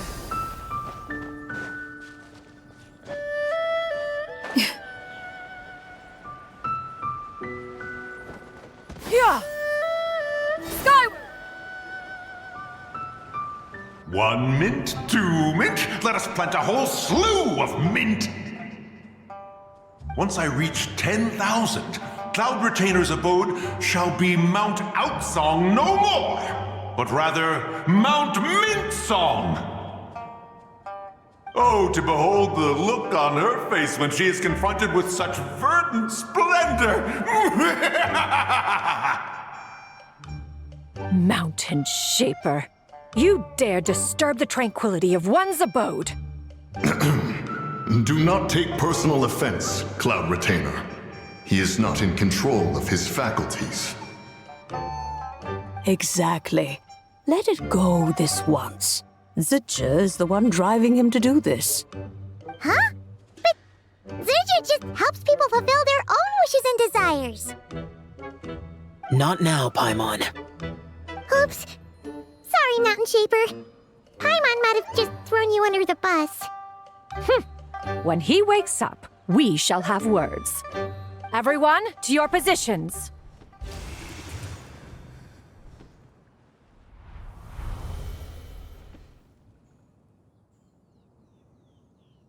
Be careful. A pest? I must catch it. Again! Oh, young one, it is you. Don't tell me. Cloud Retainer sent you? Ha! Such brazen insolence. Such presumption. Such boundless avarice. That wretched adept's impudence knows no end. If she dares lay a finger on my garden, I shall smash her cuisine machine to pieces. You think I am one to fold so easily?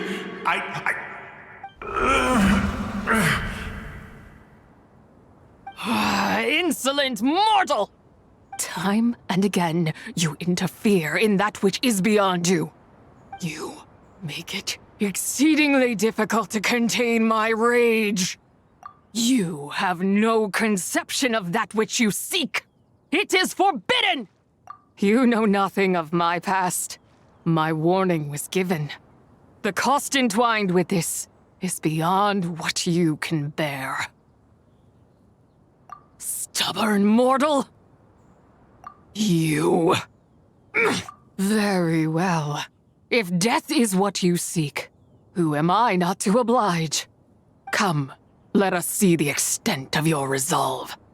Your wish is to behold the curse of time and the memories of this form? Then, let it be granted.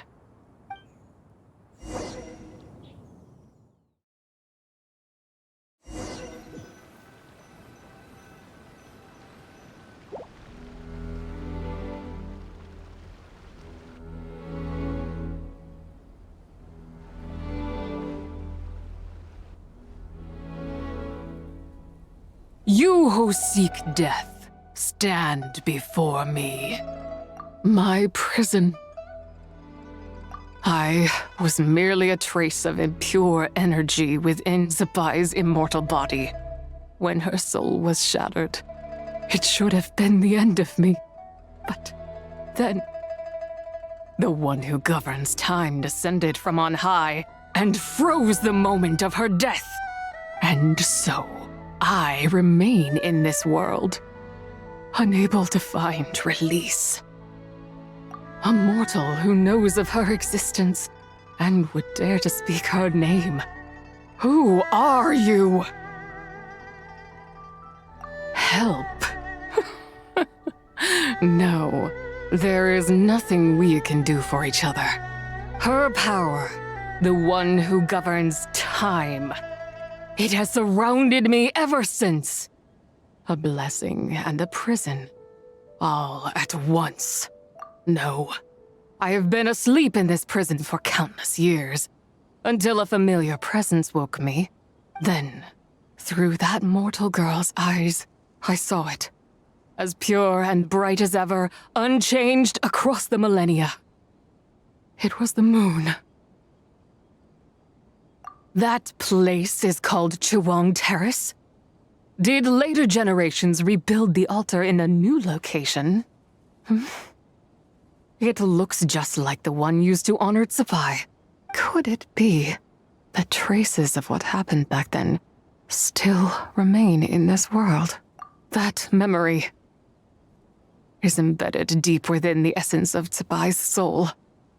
It is one that should have been forgotten, yet it is precisely that which haunts my every waking moment, fuels my rage, and denies me a modicum of peace. Now you, a mere mortal, come to seek that which is forbidden. So, let us see whether the fire that fuels your ambition is a hero's wisdom or a fool's courage. I shall relinquish control over this body's curse and let it devour everything within sight. Run as fast as you can, lest this prison become your grave. Look, it draws near. The river of time, come to sweep all into oblivion. A torrent of tears for the dead and departed. I shall wait for you at the end, mortal. Evade being swept up in its waters, and I will show you everything.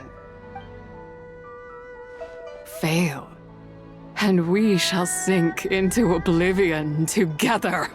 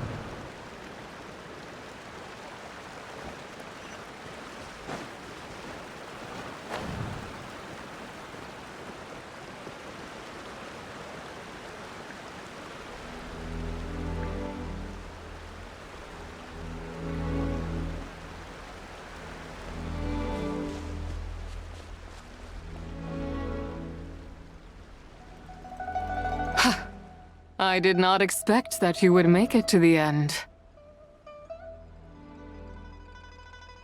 Yes, it would seem even time cannot hold you back. In that case, perhaps this truth is one you can bear. Come, let your wish be granted.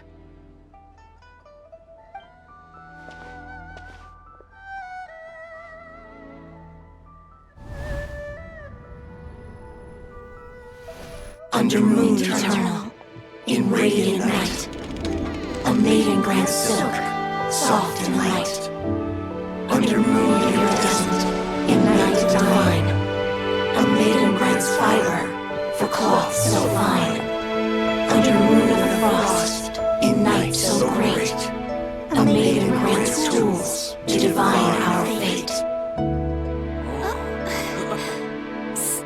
What are Mom and Dad doing?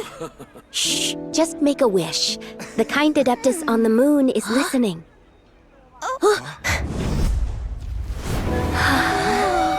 Look, it's Lady Tsubai. Wow, Lady Tsubai? Is she powerful? Of course. She taught us how to grow grain and beans, millet and rice, how to peel hemp and reel silk, spin thread and weave cloth, how to cut stone and build houses, cast bronze and forge tools. According to Mom and Dad, the Adeptus Tsubai is the god of soil and grain, who blesses our land and its crops. Huh? Lady Tsubai's leaving? It's all right. We just have to wait till next year. She'll be back.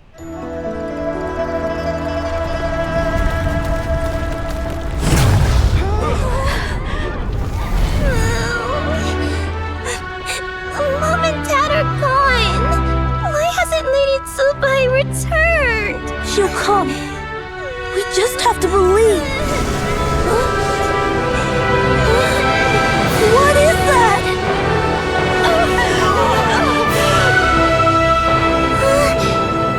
Lady Tsubai abandoned us. All places tainted by the abyss need to be purified. That includes Long Gone. And what of its people? You know what will happen. You are but an emissary to the mortal realm. This is Heaven's will. There is no need for guilt, and no place for hope. I wouldn't dare. But the people of Langan honor me, worship me, pray to me. If I do not answer, the guilt will be too much to bear. And if you do, you will meet the same end. Then as their god, I shall die among them.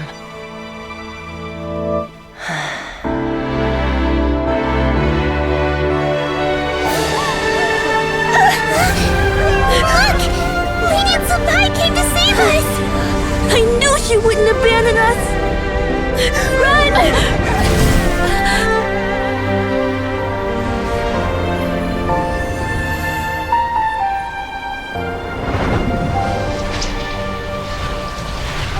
You have done enough.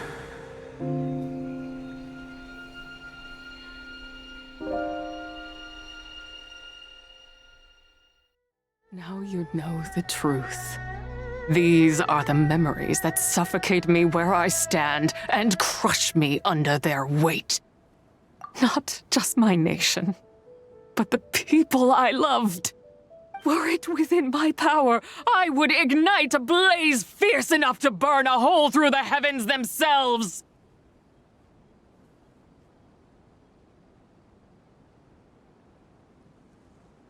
It was a time of war, one that ravaged heaven and earth. Remnants of the battles tainted with cursed power fell from on high and devastated Langan. The heavens decreed that the tainted filth had to be cleansed. No matter the cost, if I just had more time, I could have helped more people to escape.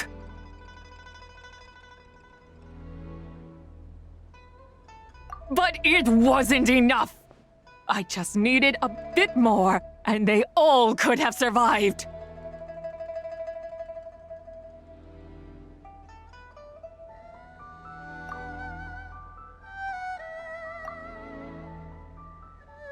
I never imagined there would come a day where I found peace. So long this rage has been within me. Yet here in this moment, it has stilled at last. Thank you. If you wish to bring Zabai back to life, mortal, then you may take the part of her soul that lives in me. Just remember, from this moment onward, the fate of Langan's fallen rests on your shoulders, and that cannot now be changed.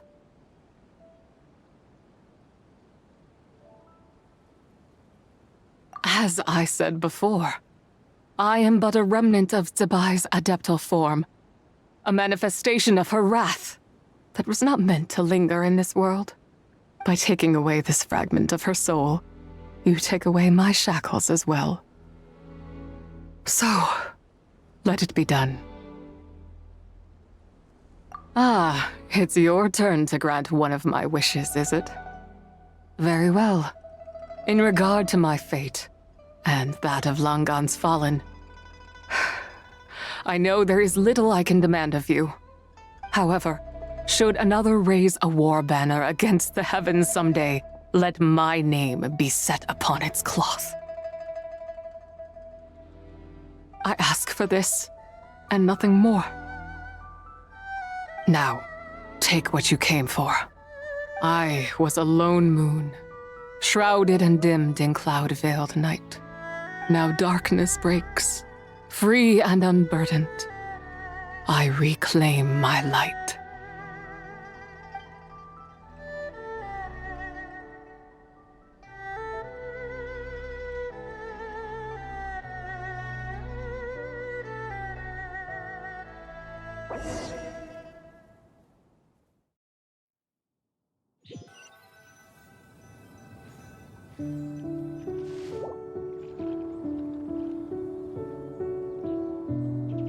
You think I am one to fold so easily?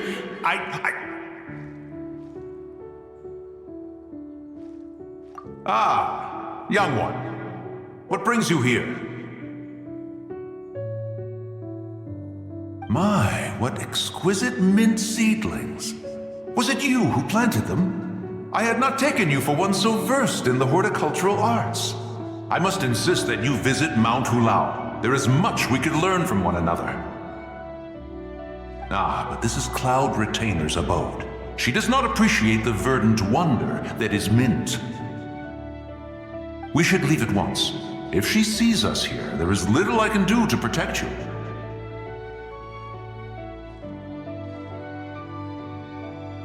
You weren't? Was it Mooncarver then? My, what nerve he has.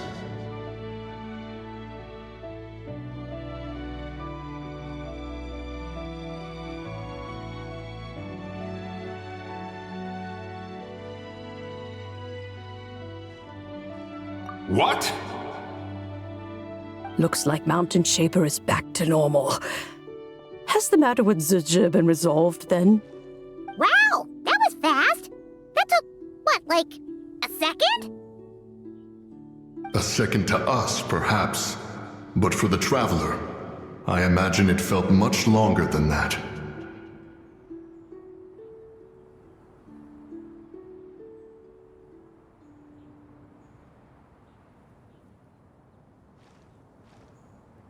One's plan was most successful then. And you're all right, Traveler. You don't feel strange in any way?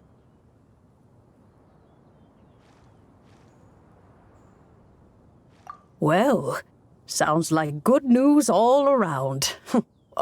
I'm glad this matter is resolved. What is this matter you speak of? The possession of that mortal child? The matter of Zizhi may have been resolved, but there is another that is far from over. The mint you planted around my abode. Perhaps you have a moment to spare for a little chat, Mountain Shaper.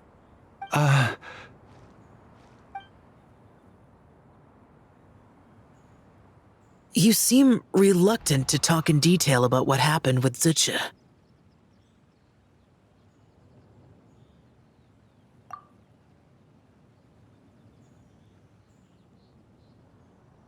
Don't worry.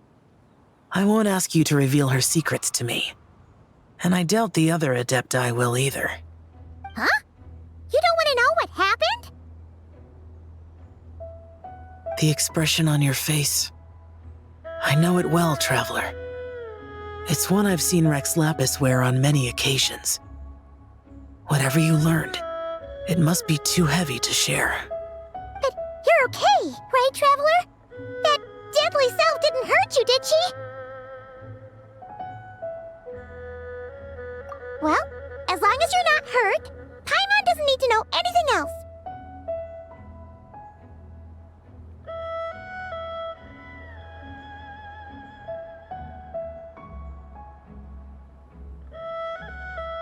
Even so, I hope you feel like you can entrust me with it. If I learned anything from our time together, it's that one should not have to shoulder such a weight alone. Not to mention that certain knowledge brings danger in its wake. I would never want you to feel forced to be the sole keeper of such secrets. Yeah, kinda like how one person can't finish a whole slime, you know? Better to grab a bunch of friends and eat it all together.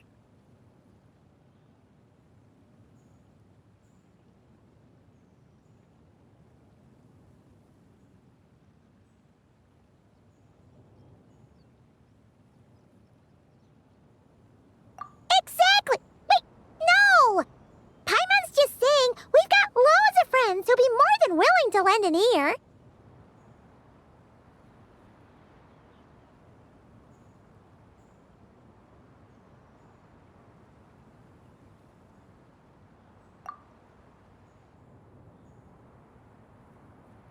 I never knew there was such a tragic chapter in the ancient past of this land.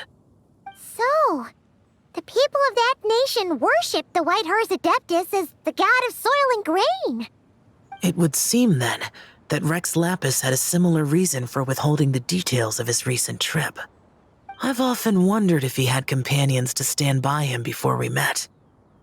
Or if he was forced to face things alone. Regardless, Lanternlit takes place in 2 days. Let's meet back up again there. If there's no news of Rex Lapis by then, we'll have to come up with a plan.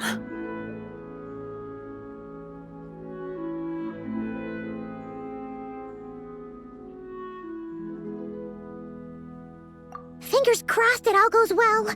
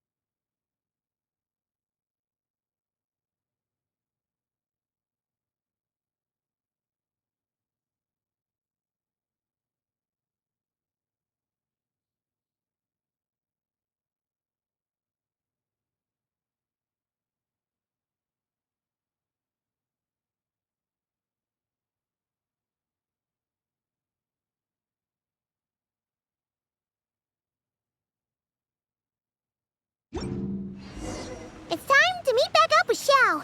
Let's head to Mount Outsong.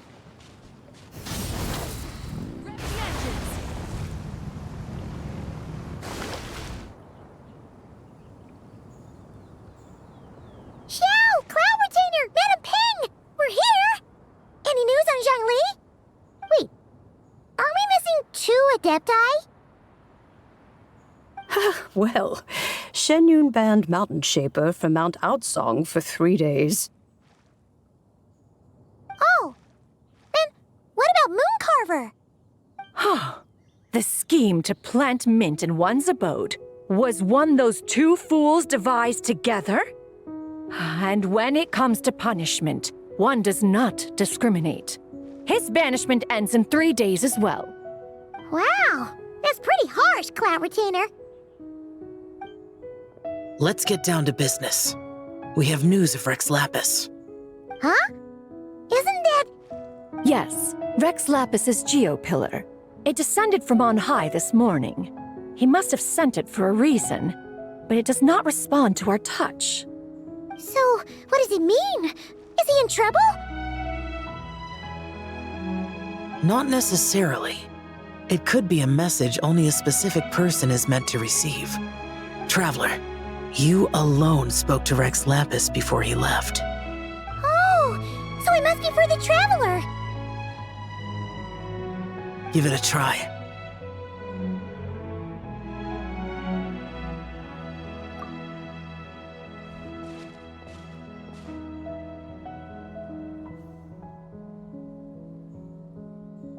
Come to the spring on Mount Qingse. I have left an entrance for you.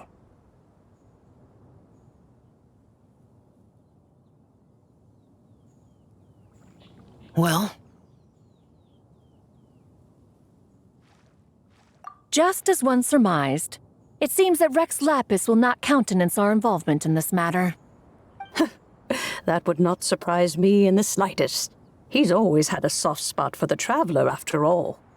But be that as it may, we have served Rex Lapis for millennia now. In other words, I'm sure this has nothing to do with favoritism. He's probably just trying to protect us. That's right. So you mustn't let your guard down, even if Rex Lapis is by your side. All right, let's get going. We'll try not to keep you all waiting.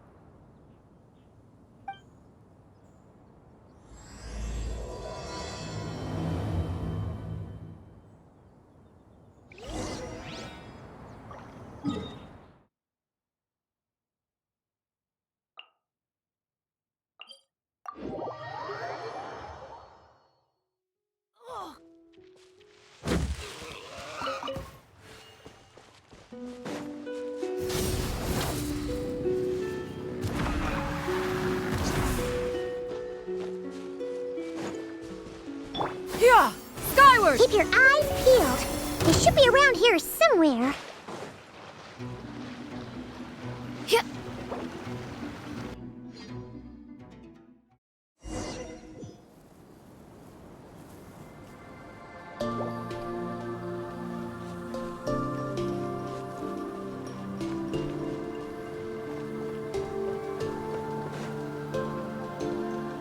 Who could have imagined that the once mighty Geo Archon might end up so, sitting on a humble stool in the woods, quietly weaving moon lanterns? You really do look like an old man now. This is a Shao lantern, not a moon lantern. In ages past, when the gods waged war and the world was in turmoil, these lanterns were lit to guide fallen warriors back to their homes. Had you tarried in the mortal realm for but a little while longer, you might have become quite accustomed to them. Even so, it bears such a striking resemblance to the moon lanterns they used to offer up to the heavens. Could this truly be mere coincidence? Perhaps in some sense it is, yet in another, it isn't. For instance, who is to say that some of Langan's magnificent jade did not become part of the very foundations upon which Liyue Harbor now stands? It is conceivable that this ritual was transmitted in such a manner too. Now, let's not let ourselves get carried away. For all its splendor, do not forget that, in the end, even Langan could not escape its heaven-sent fate. Alas, it is just a pity that the little creatures of this world may never again lift their eyes to the moon, even should misfortune befall them. But you, Geo Lord, now that you rule this realm, Why take the trouble, not to mention the risk, to visit one who bears such profound guilt as I? Are you not afraid that you might be sullied by the curse of time that was laid upon me? There is no risk to speak of. At least, not in comparison to that which you took when you defied the heavens all that time ago. As I have stated, time and again, it was not I who defied the heavens. Geo-Lord, the ancient affairs of Langan have nothing to do with me, for I am but one of her deadly selves, severed before her demise. My name is not Zebai, but Zichao. Surely you did not take us for one and the same solely on the basis that we may all assume the form of white horses? Sorry to break it to you, but you seem to have found yourself the wrong white horse. Anyway, do tell me, what urgent matter brings you here? Very well, then. I have come to ask for Zebai's shade. Oh? So, the Geo-Lord has set his sights upon Zebai's human soul. And what is it that you intend to do with it? The world outside is changing. With the new moon's birth, the confines of the shadow moon are gradually disintegrating. In other words, the heavenly soul is set to return. Consequently, strange phenomena have manifested within Langan's former domain, leading to the earthly soul's reappearance as well. The last of the trio, the human soul, is in your possession. Most intriguing. My intention is to gather all three together, so that an old friend may finally make her return. I must admit, it seems that some remarkable affairs are coming to pass in the outside world. Yet there is one thing you seem to have overlooked, Lord of Geo. Back in the day, it was you that freed me from that painting. And afterwards, I took up arms in your name. Together we first subdued Chenyu Vale, then brought peace to Mount Qingse. It was for this cause that the contract between us was made. But now that the debt has been repaid, what cause have you to expect my aid? Zebai and I have long been friends. Given not only that you were manifested from a corrupt desire within her divine form, but that you also possess a fragment of her soul, how can you purport to be the wrong white horse? I think you'll find that we are now as separate and distinct as any two beings ever were. What once shone with radiant purity has long become dust. What you see is no longer what it was. Oh, great Lord of Geo, should this still be unclear to you, I bid you take your leave. It seems that the fault lies in my own lack of consideration. As you wish, I shall let this matter rest. Wait! One moment, if you will. Should this not be your opportunity to propose a new contract? The part where you make me an offer I simply couldn't refuse? Even those puny mortals know how to haggle when striking their bargains. Should you, the famed god of contracts, not likewise strive for success through negotiation? Come now, enough with the posturing. It's time to name your price. Very well. I had, in truth, prepared a new contract for your consideration. I knew you would not come before me unprepared. Yet, you should know that I want for nothing, for I live in the mountains, carefree and untroubled. Occasionally, I even find sport in teasing the mortals who stumble into my presence. Then why persist in telling them those ancient stories? I speak of what transpired before the sky collapsed and the earth sank into itself. That is merely my way of passing the time. And what of it? Would any believe, much less remember, the ramblings of a mountain hermit? Those tales have long since spread throughout the mortal realm. Who? Should my words prove insufficient, I invite you to see the world for yourself. To this end, I have found you a pair of trusty guides. The Lanternlit is presently underway in Liyue, and Should prove quite intriguing for you. So this, then, is the contract you have prepared for me? Indeed it is. Think of it as a contract for a one-day festive excursion. Surely you do not hope to offer this in exchange for Tsubai's shade. The foundation of my very existence for a little excursion seems a little steep, wouldn't you say? Why not see for yourself? You can always decide afterwards. The final determination, of course, shall rest with you. Is that so? Then perhaps this deal might not be entirely off the table after all. Where then are these guides of which you speak? Hey, it's Zhangli! Oh, we've been looking for you everywhere. We thought you might have gone missing.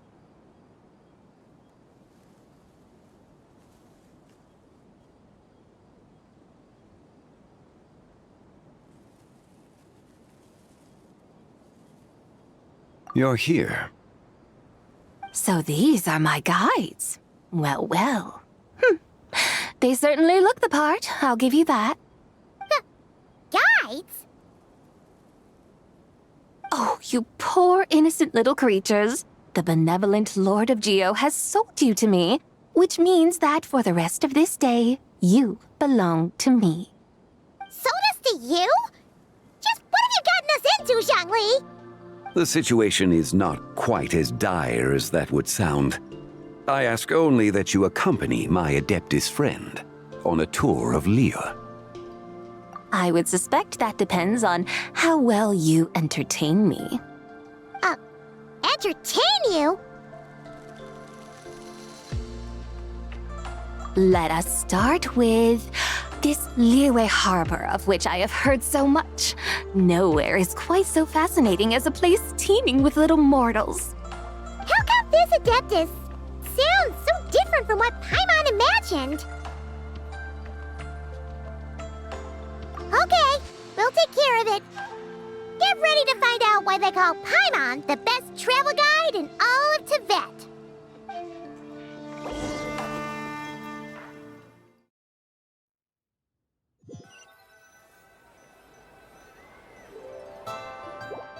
Look! We've arrived at Liyue Harbor. Not only is it Tibet's busiest port, it's also the beating heart of Liyue. So, dear Madam Adeptus, where would you like to go first? With humble fare and wine to sip, in comfort clothed and soul at ease, one eats, and all the heart's ills cease. So we're heading straight for the good stuff? Well, you're in luck, because Paimon's an expert when it comes to food. There are two main cooking styles in Liyue. Li cuisine, which is all about mountain delicacies, and Yue cuisine, which is centered on seafood. The most famous restaurants are Liuli Pavilion and Shinyue Kiosk. Oh, now Paimon's starting to drool. Guess our only option is to go try them both.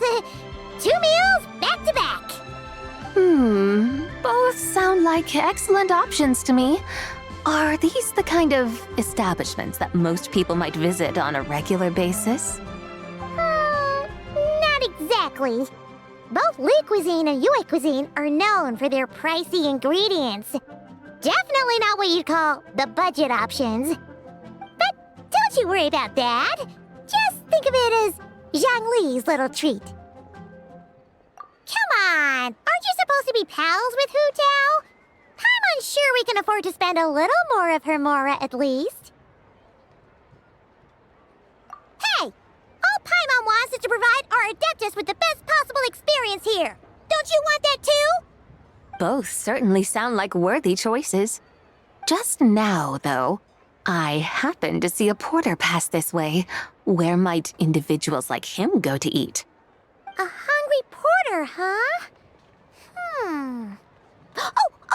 Paimon knows just the place! Yep. Nothing fancy schmancy there. Just tasty dishes made with simple ingredients in a variety of different styles.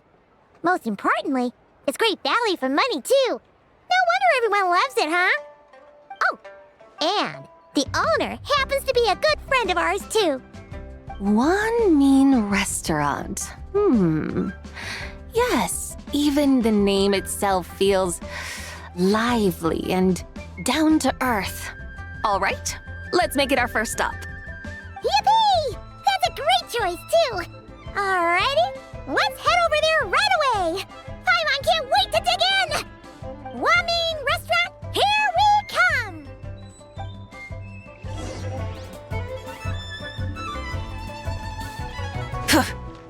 Rise with the sun!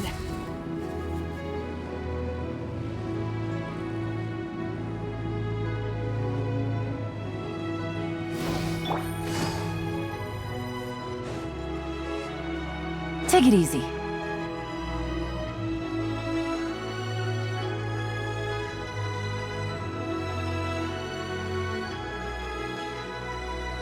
Xiangling! Chef now! We're here! Oh, hello there. What a surprise to see you two. Welcome, welcome. Hey there, Traveler and Paimon! We're a little busy today, so grab a table while you still can. But I don't think I've met this lady before. Is she a new friend? You could say that. Oh, I see. Well, hey there. A friend of the Traveler's a friend of mine, too. Don't worry, we'll take good care of you. Just order whatever you want, it's on the house. By the way, I'm Xiangling. I cook here at Wanmin Restaurant. What's your name? Miss Xiangling, have you ever heard of the White Horse Adeptus? Of course. What about her? I am her, and she is me. Huh?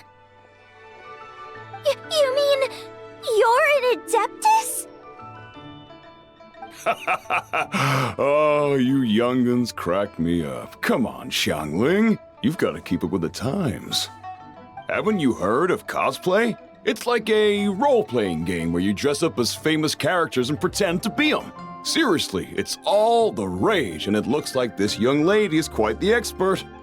Your friends sure keep their fingers on the pulse, huh, Traveler? Wow, Dad. Didn't know you were so tuned in. But how come I haven't heard about it?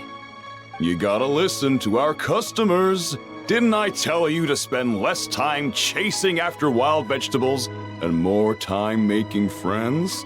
You're even more out of touch than I am. Hey, I like making friends too.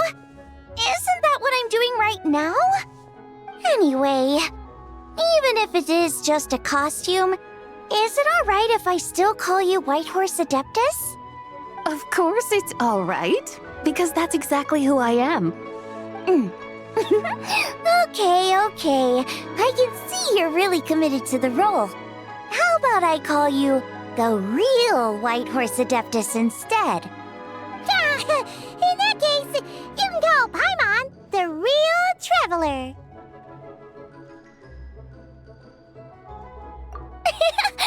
You're right. You could have at least switched outfits. Puny mortals. Nevertheless, I suppose it might be amusing to indulge in your little charade for a while at least. All right, go grab yourselves a table. I'll come take your order in a bit.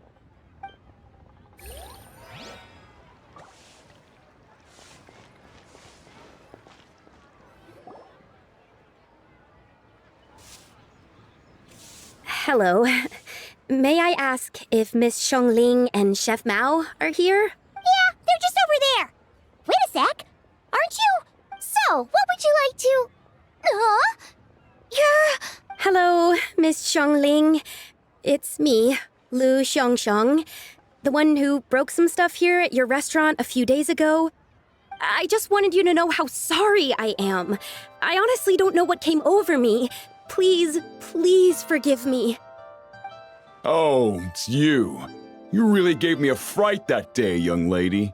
You didn't actually get food poisoning from our black back perch stew, right? Come on, Dad. She's come to say sorry. It's all right, Miss Lu. You must have been feeling a bit off that day. You're looking so much better now, though.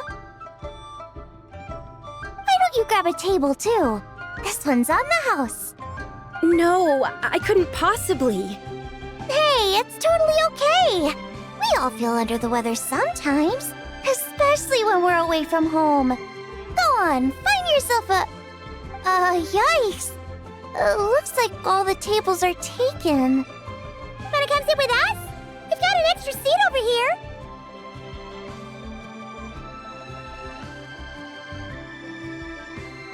Thanks, guys. So what would you like to eat today? Feel free to order anything you like.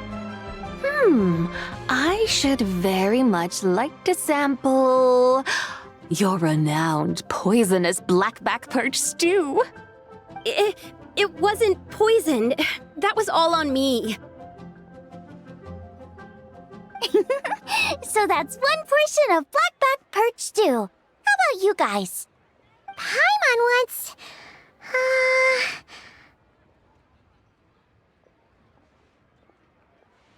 Sure thing. Looks like Paimon's having trouble making up her mind. Anyway, I guarantee you'll love it. Let me think. Well, since the blackback perch stew is on the spicier side, I guess it makes sense to balance it out with a serving of stir-fried shrimp. And since it's Lanternlit season, you better try out the triple-layered consommé and come and get it too. Those are our seasonal specialties. As for the carbs, since we've got a full table, how about some right at home? Along with our special chili mince cornbread buns. Trust me, you won't be disappointed. Then for dessert, I'll whip you up some Lucky Snow Delight.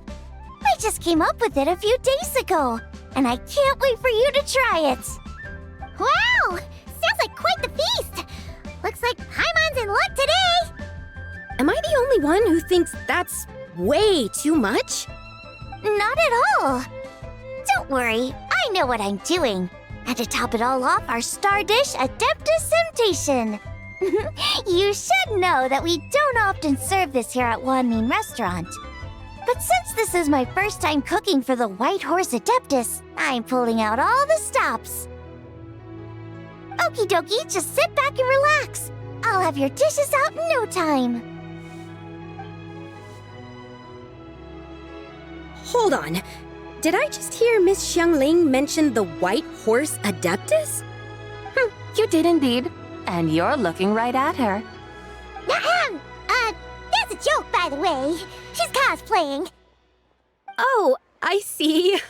Phew, almost believed you there for a moment. Tell me, little one, what business might you have with the White Horse Adeptus? It's a long story.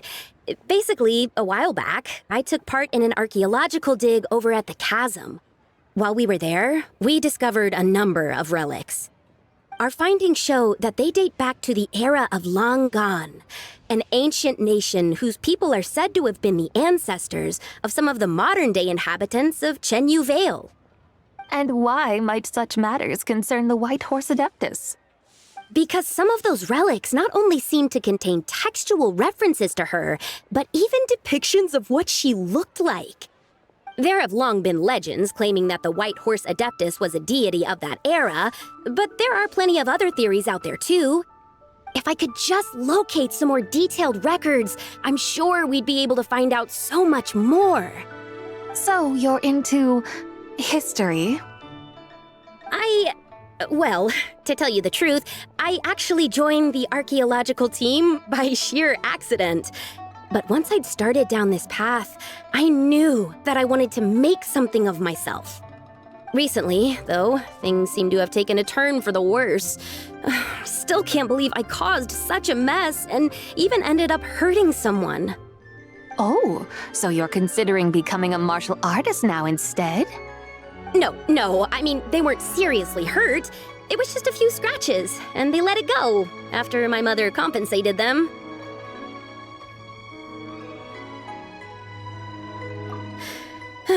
Either way, my career's pretty much over.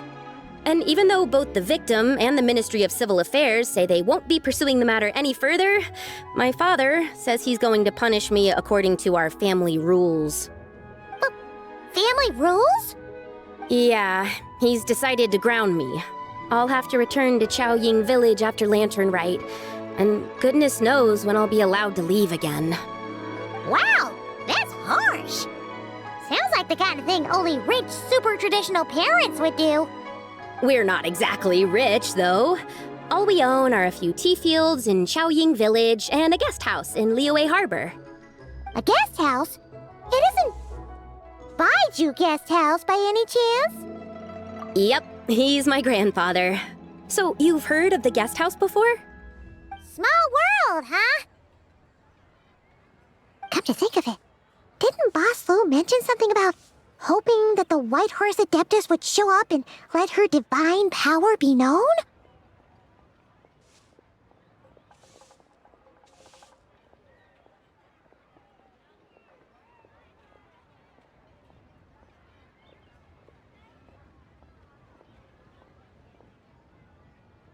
Sure, but Paimon's guessing this wasn't exactly what he had in mind.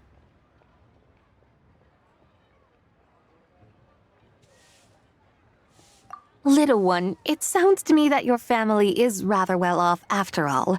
What then drew you to archaeology? Why subject yourself to such unnecessary hardships?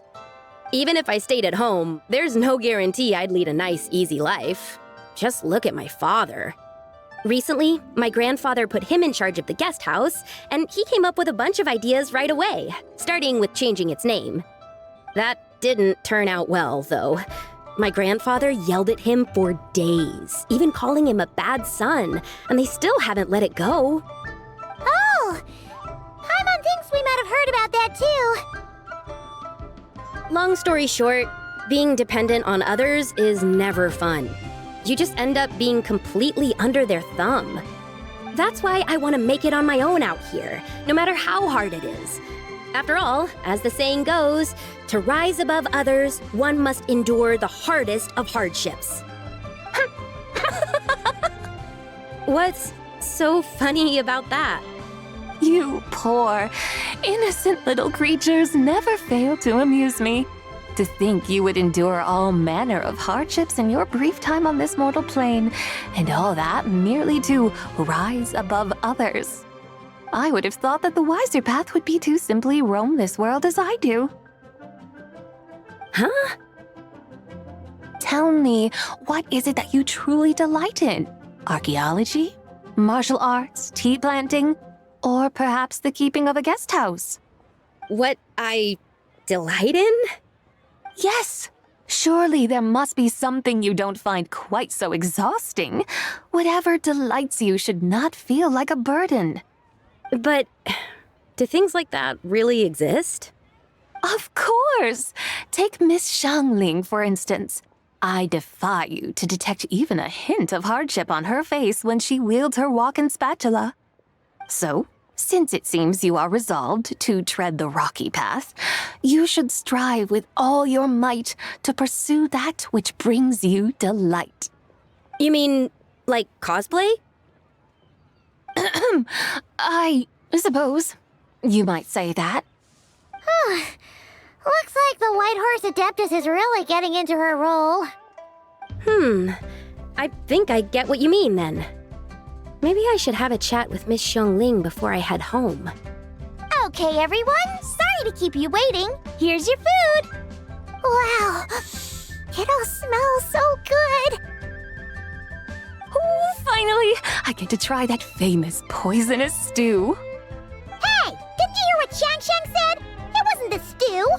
If anyone's to blame, it's that other you. What's up? How fiercely this mortal fare burns upon the tongue!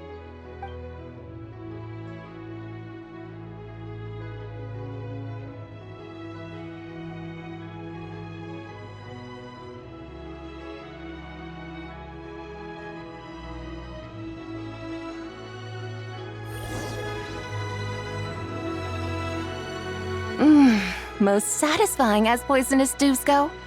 So, where to now? Time, I think, to seek out some diversion? Oh, there's plenty of entertainment options in Liyue. Paimon will tell you that. The locals like to drink tea, walk their pets, play chess. watch operas, attend storytelling performances. Storytelling performances? You know, like listening to people telling stories. They're usually based on old Liyue legends, just like their operas.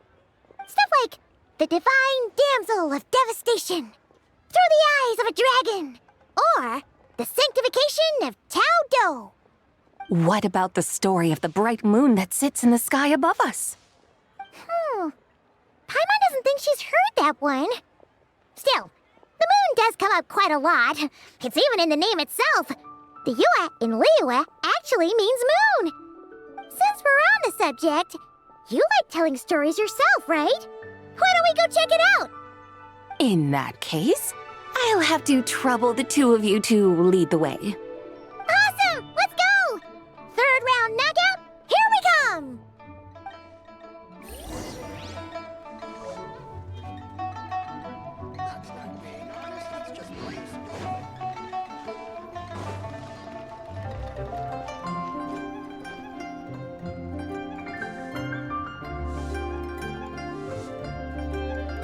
What a tongue twister! I'd have made a complete fool of myself if I tried to say it on stage without practicing it first. Huh. Call yourself Iron Tongue, Tien. Wobbly Tongue, Tien, more like.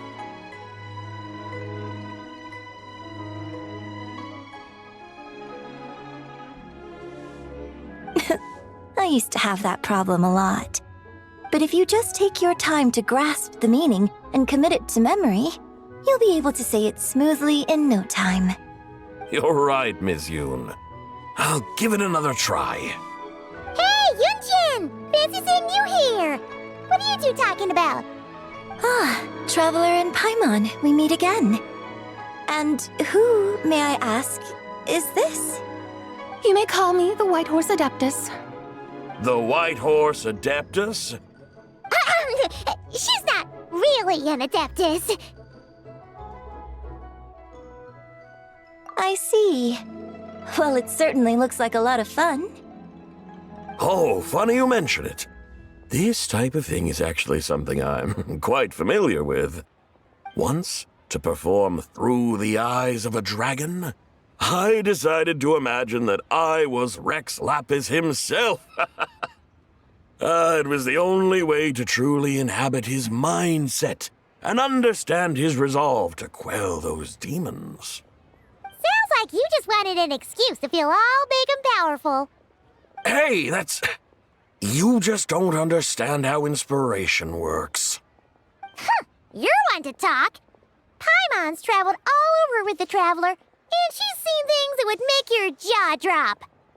All right, then.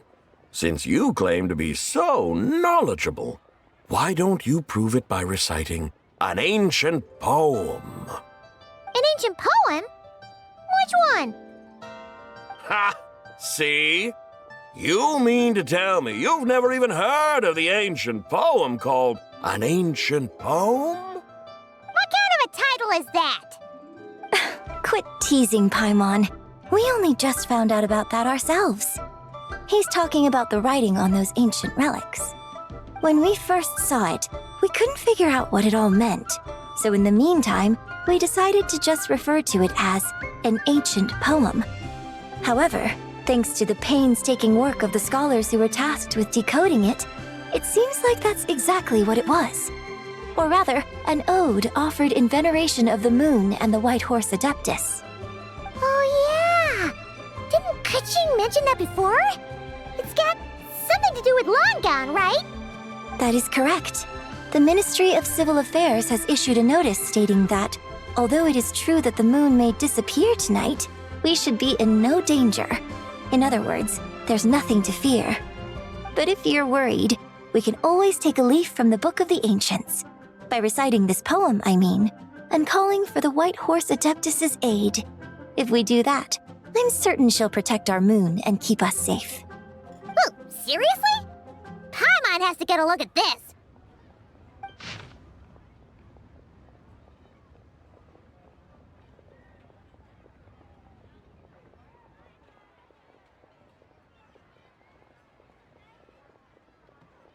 Under moon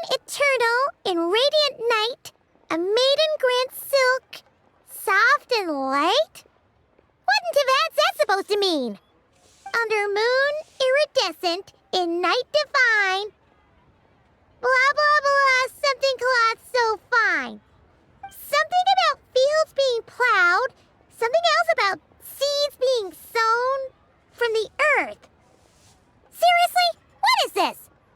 The fields are plowed, the seeds are sown, and from the earth, life is grown. Whoa! You did that without even looking!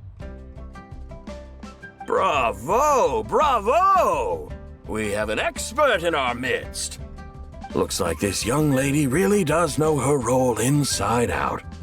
If I didn't know any better, I'd have taken her for the real deal. That's because I am the real deal. That's the spirit. This is exactly the kind of mindset I was talking about. Behold, mortals, I am none other than the indomitable Rex Lapis himself. Kneel before my godly splendor. Believe me, young lady, I know exactly why you do it. Back in the day, I was just like you. I must say you are rather amusing as mortals go. Miss White Horse Adeptus, it is a great pleasure to make your acquaintance today. I have some questions regarding the poem, and I was wondering, perhaps, if you might be able to shed some light on it? You want me to explain the full meaning of its verses? Your guidance would be much appreciated. Fascinating. Tell me, do all the people of Liyue still express such reverence for the ancient ways? Well, it's true that we hold a deep fondness for our history, but it is hardly our only pursuit. One of my good friends, for instance, is even more devoted to the modern Fontanian art of rock and roll. Exactly! And don't forget, great practitioners of the role-playing arts walk among us too. People like me and you, young lady. Yes. So rather than placing too much emphasis on our reverence for the ancient ways, it might be better to say that here in Liyue, 100 passions bloom, each with a voice of its own. I see. Then I suppose it wouldn't do any harm for me to enlighten you. In truth, it is but a simple poem of blessings. Its meaning is this. As the eternal moon rises in the night sky, a maiden adorned with lustrous jade descends upon the earth. She blesses the kudzu vines and mulberry leaves so that they may be used to make coarse cloth that is nevertheless soft, light, and comfortable to wear. As the iridescent moon rises in the night sky, a maiden adorned with lustrous jade descends upon the earth. She blesses the kudzu vines and hemp so that they may be used to make fine, luxurious cloth. As the frost moon rises in the night sky, a maiden adorned with lustrous jade descends upon the earth. She blesses the mugwort and artemisia so that they may be perfect for divination. So she really did come down from the moon? She shows the people how to use the plow and spade to purge the land of weeds, till the soil, and heap up the earth to make it fertile. Then with the hoe, she teaches them to sow their grain, bestowing the promise of life upon every seed. She blesses the millet and the beans, ensuring that their stalks and vines stretch forth without end. She graces the wheat and the rice, so that their heavy heads are filled with plump, glistening grain. Sounds like she's a real pro at all this farming stuff.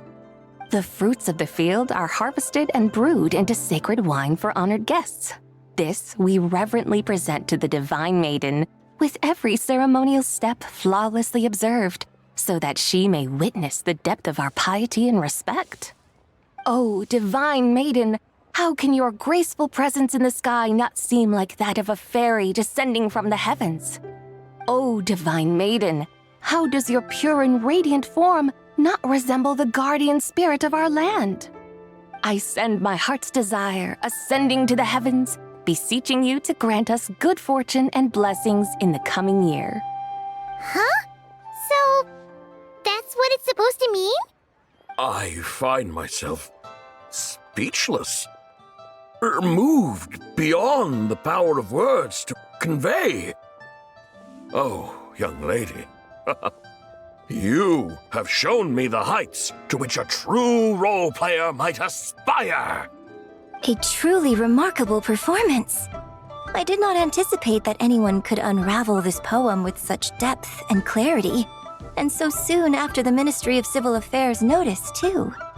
I'd even begun to consider myself somewhat versed in the matter, but as they say, there's always someone more knowledgeable out there.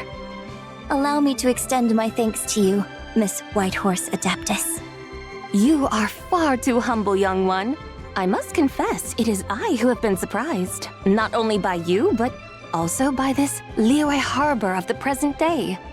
Ah, so you're not from Liyue. And what, may I ask, has surprised you about it? Oh, it's nothing really. Just some old memories scattered here and there. Very well, my guides. I suppose it is time we set forth on the next part of our excursion. I'd like to go see that wharf now. What say the two of you? No problem! We'll take you wherever you want. Oh, leaving so soon? Before you go, allow me to introduce myself. I am Yunjin, director of the Yunhan Opera Troupe. May I ask your name in return?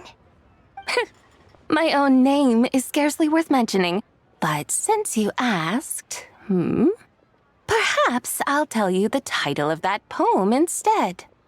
Huh? So, it isn't actually called an ancient poem? Of course not. Its real title is Odes of Long Zibai. Odes of Long Zibai. All right then, until we meet again.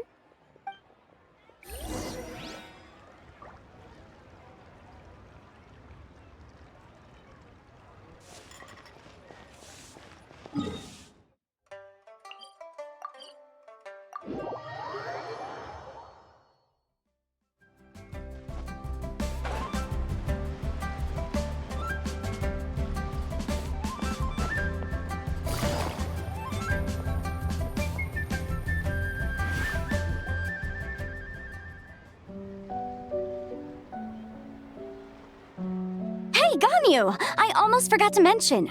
On my recent trip to Nodcry, I came across something really fascinating in the Frost Moon Scion's library. I found records in their collection of another divine envoy living on the moon.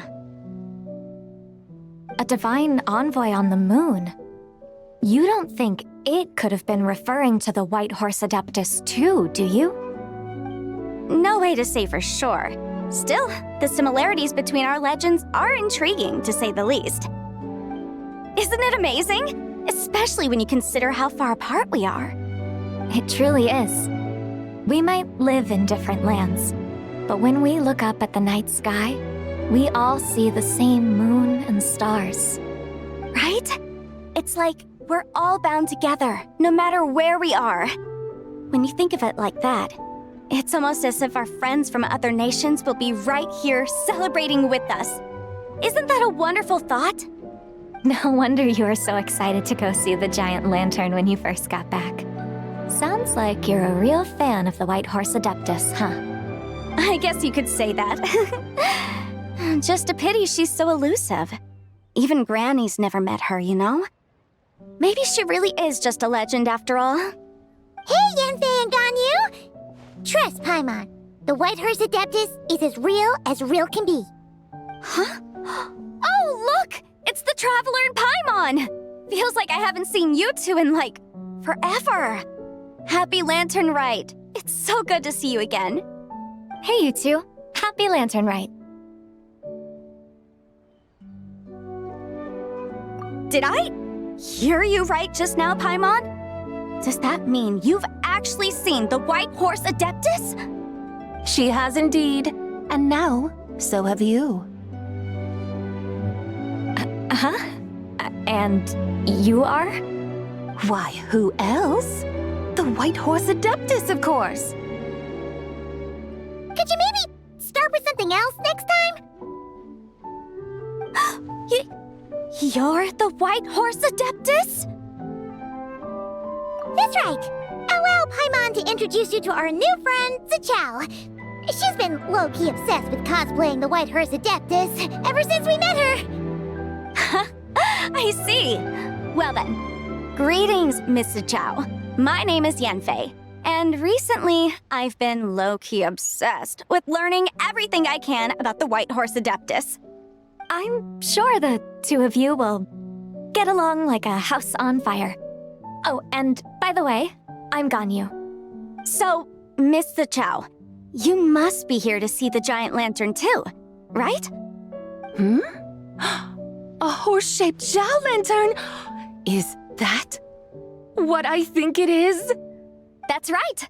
A lantern made to honor the White Horse Adeptus herself. Isn't it gorgeous? Huh? What are you laughing at? Both the lantern and myself. What do you mean? Well, this lantern truly is an artistic masterpiece. But tell me this, have any of you ever seen a horse before? Come to think of it, Paimon can't remember ever actually seeing one herself. What about you, Traveler? This horse appears to be mid-trot, but it has adopted what is called a lateral gait, where the legs on one side of the body move together in unison. A rather rare sight indeed. Just now, I suddenly pictured myself, I mean, the White Horse Adeptus running the same way. The image was so absurd, I could barely contain my mirth. Oh, really? I never knew that. You learn something every day, huh? Oh, come on! It's basically a giant piece of fan art! Who cares if it's different than the original?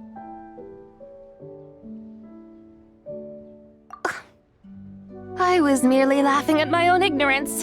I came here thinking that the White Horse Adeptus's tale had been long forgotten. Yet here I am, gazing upon a lantern made in her honor. Well, you couldn't have been more mistaken. There are so many tales about the White Horse Adeptus, I'm starting to lose count. Just off the top of my head... Just so you know, Yanfei, we've heard it all like a million times before. Uh-huh. But there's one thing I can guarantee that you haven't. Huh? You mean like a new chapter of her stories come to light? Mm-hmm. And I heard it from Ganyu just yesterday. Hey, why don't you share it with the others? Sure, no problem. Where to begin? Do you guys still remember what Liyue's Moon Chase Festival is about? Of course! It's a festival held in honor of the Stove God. That's right. But it took a really long time for the Stove God Festival to become what it is today. In its earliest form, it was actually an adeptal ritual known as the Moon Chase Rite. Paimon remembers Madame Ping mentioning that before, but she never explained exactly what it was. According to Cloud Retainer, the Moon Chase Rite was originally a ritual meant for communicating with the moon. Communicating with the moon? But for what purpose? At first, Cloud Retainer wasn't entirely sure either, as it was always Rex Lapis who performed the ritual. Whoa! Rex Lapis did it himself? Must have been a really important ritual. That's right. Unfortunately, despite numerous attempts, they never actually received any response from the moon, which is why they eventually stopped performing it. But then, just yesterday, Keqing took a picture of the moon being obscured by a dark hole to Cloud Retainer and asked if it had anything to do with the Moon Chase Rite.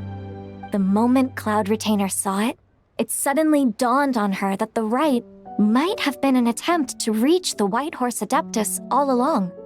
Does that mean Zhang Li's been trying to bring back the White Horse Adeptus all this time? So how about that?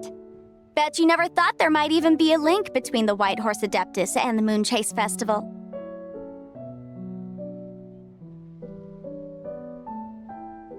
If Keqing hadn't taken that picture to Cloud Retainer, we would never have known any of this. This is probably what Kuchin was referring to that day when she mentioned there were some ideas she wanted to follow up on. So, Geo Archon. All this time, you've been striving to awaken her. Huh? What do you mean, awaken? Nothing. What I truly meant to say was, this new insight you've provided has been truly eye-opening.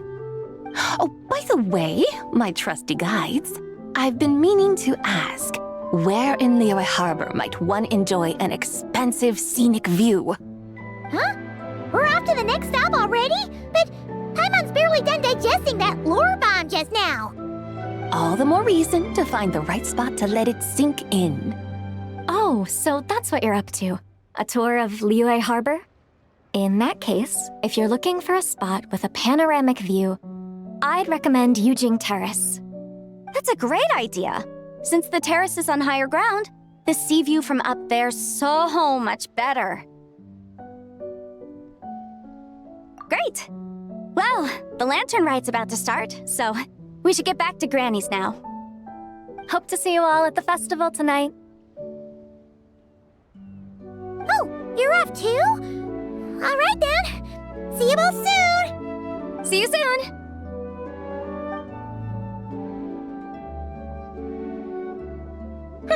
Very well, my guides. What are we waiting for? Okay, you're the boss. Yujing Terrace it is.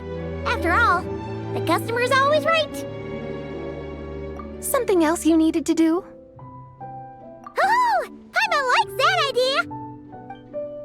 And what, may I ask, is a photo?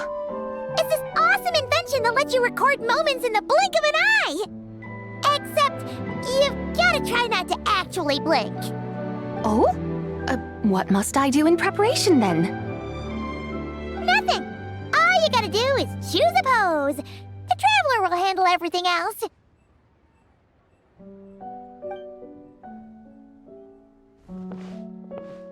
Come on, let's give it a try. Look, we got a great picture. Paimon's gonna call it The White Horse Adeptus Meets the White Horse Adeptus in Liyue Harbor. Huh. They've even discovered a way to preserve moments in time. Now I truly am curious to witness what else these mortals might accomplish. Very well, let us proceed. Yujing Terrace lies in that direction, does it not? Hey, wait for us!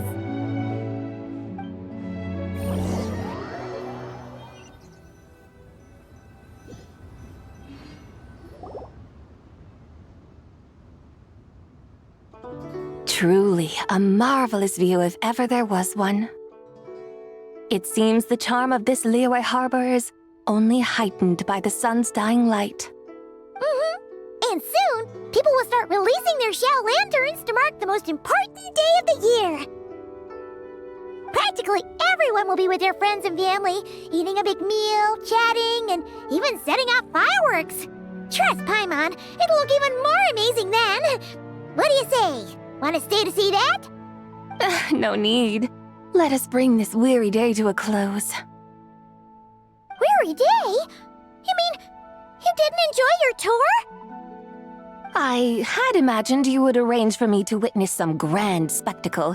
Perhaps the descent of divine beings, the manifestation of the sacred before mortal eyes, or the appearance of a selfless hero come to aid the helpless and downtrodden.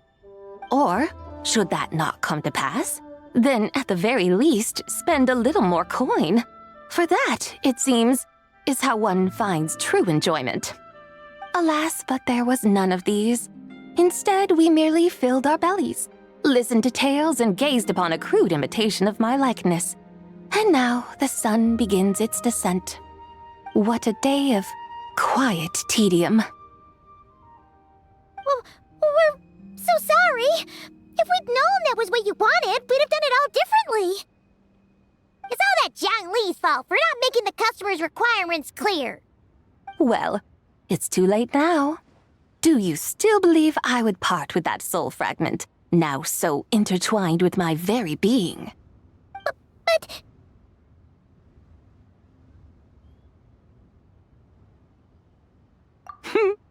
I knew you were the more astute of the pair. Huh? You were just trying to scare Paimon? It seems the realm of the Geo-Archon has a way of making one more stony-faced. So, you were just pulling Paimon's leg? Of course. I was merely engaging in a little banter with the two of you. Long ago, I shared tales with various mortals who chanced upon my mountain abode. Never did I imagine that those stories would endure. It seems I greatly underestimated them.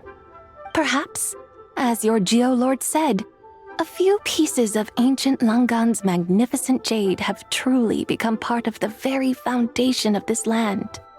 So, you've decided to help us? Again, that goes without saying. I made up my mind some time ago now. When I beheld a rather intriguing scene as I set foot in this city, I saw porters passing through the alleys, setting down heavy wooden crates from their weary shoulders.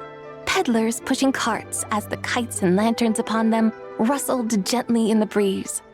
I saw cooks cooking, actors acting, scholars reading, soldiers marching, children playing, elders resting, officials officiating, and the common folk absorbed in this or that, reveling in the simple joys of life. Some, it seems, have already found that which stirs their hearts, while others continue to fret, troubled by uncertain futures. Yet, in this gentle and serene order, each holds fast to their anticipation, not only for the celebrations to come, but also for the first light of the morrow. Scenes I once yearned to behold now unfold before me, no longer in Langan, but in Liyue Harbor, thousands of years on.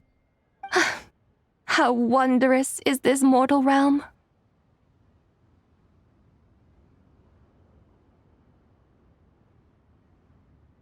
Thank you, Whitehorse Adeptus! Thank you so much! Adeptus, Adepti, perhaps the singular art in which we are truly proficient is that of sequestering ourselves within the high mountains. But once we leave our mountain refuge, we find ourselves drawn back to mortal ways all the same. So, it is I who should offer my thanks to the two of you. Traveler, Paimon, you have made this day more delightful than any I've known in a long, long time. Come now, and take what it is you need. You mean, like, right now? But don't you think we should wait for Zhangli? That won't be necessary. All things shall meet again in their time, for the waters know no rest, and the flowers their appointed season. One need not fear that life is but a journey of goodbyes.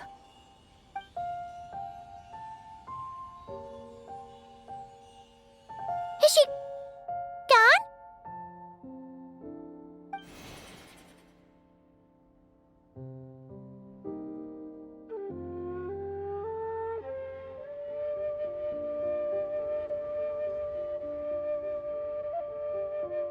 Yes, she's gone. A deadly self is formed from the body's impure vapors, so naturally it cannot survive long in this world. Had it not been sustained by the remnant of Zibai's soul, it would have faded away a long time past. Now that the remnant is gone, it has severed its ties to the mortal world. Zhangli! When did you get here? A while ago. Paimon would have thought you'd at least want to say goodbye. Though mountains endure, the ceaseless waters will, at last, wear away their sharp edges. Thus must I meet the marks wrought upon her by the ruler of time with great caution.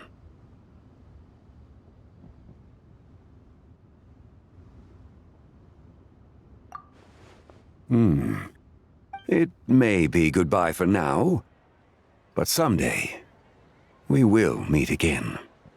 Really? And when might that be? Who can say for sure? Years and years from now, perhaps. Or maybe tonight, at the Lanternlit. Are you saying that if the White Horse Adeptus were to be resurrected, she'd still have the memories of the 3 deadly selves? That she'd still remember us? We will find out soon enough.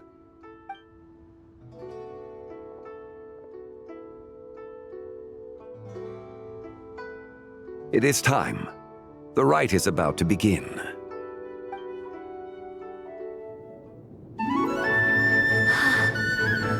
The rite is about to begin. Is the moon really gonna disappear? Got your lanterns ready, everyone? All set. Might be about time to put eyes to the sky. Wouldn't you say, Tianchuan? Look!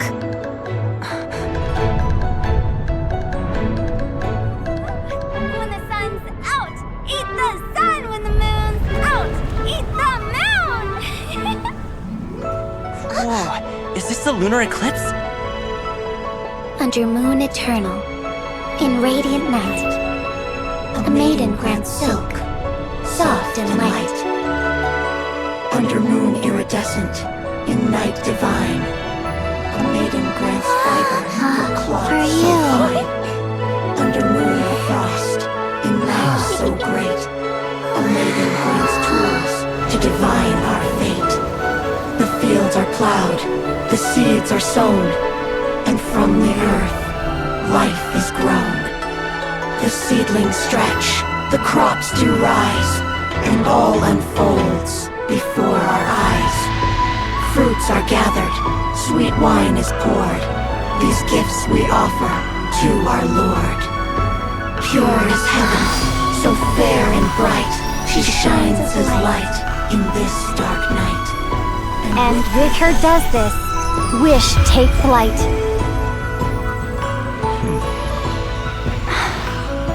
Devoted soul, scattered and unbound. Let this lantern guide you home. By its light be found.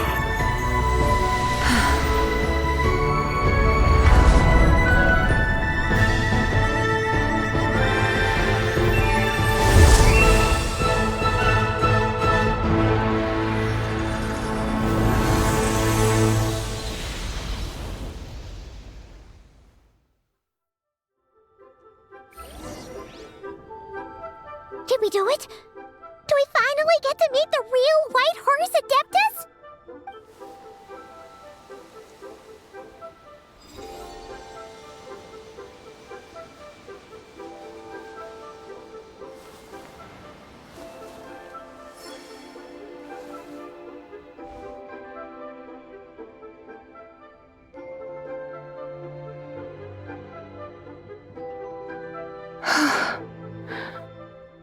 This place.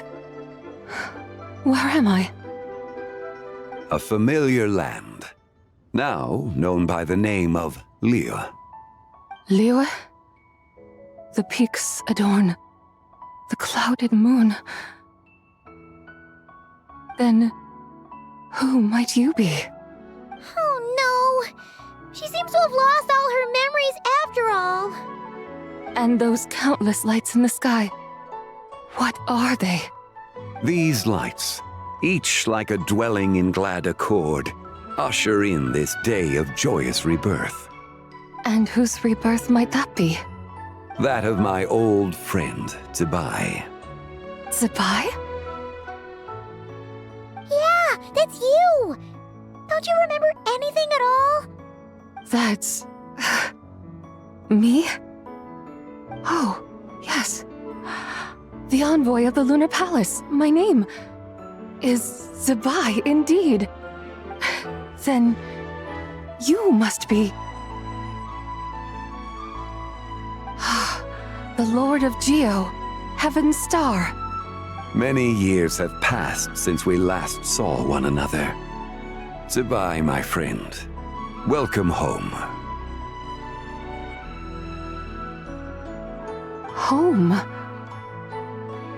But why does this place, this Liyue, feel at once so strange and yet so familiar? Who you are? Who are you? Ah, yes, I remember now. You are that treasure-hunting damsel, the one stricken by the poisonous fish stew. How goes your quest for treasure? You must have achieved both fame and fortune by now, I trust. Hey, you've got it all wrong! You're talking about Lu Xiangxiang. And how many times do we have to tell you? She wasn't poisoned! Sheesh! But I could have sworn... Oh, that's right. You're that impudent blonde youngster who kept meddling in my affairs. And to think you even had the audacity to presume yourselves worthy of being... What was it again? Ah, yes, of being my guides. How very wonderful to see you again, my most faithful and beloved guides. I trust all has been well in my absence? Well, she finally got it right. But that sudden mood swing felt even weirder. It's like her head's packed full of slimes. It is possible that her cells have not yet settled. After all, they've only just been brought back together. It may be some time before she fully recovers. Huh? You mean, kinda like she's still half asleep?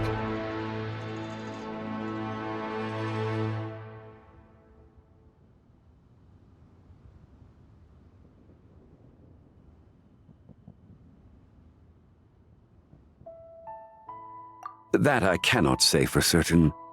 Perhaps a few days, perhaps a few years. A few years? Mortal years are but a poor measure when divine beings tread the realm of dreams. Well, if you say so. Anyway, at least she's whole again, right? That already seems like a pretty good outcome to Paimon. Yes, there is little cause for worry. We need only wait and let time take its course. Say, what are those little creatures over there up to? Celebrating Lanternlit, of course! And those lights up in the sky? Those are all Shao lanterns. This year, each and every one of them carries a little wish inside. Lanternlit. Then, may I join in too? Of course! Why else do you think we've been running around like headless chickens these past few days? Tell you what, Traveler, why don't we take the White Horse Adeptus out to celebrate? Who knows? Maybe seeing some familiar faces might help her find her feet?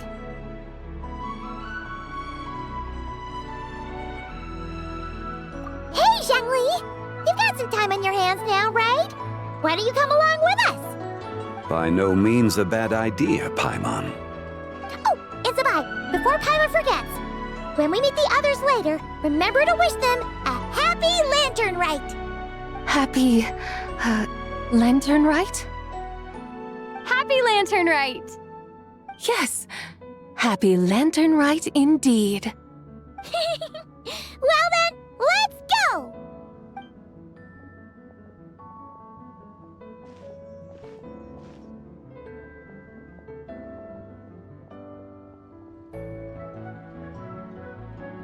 Lanternlit.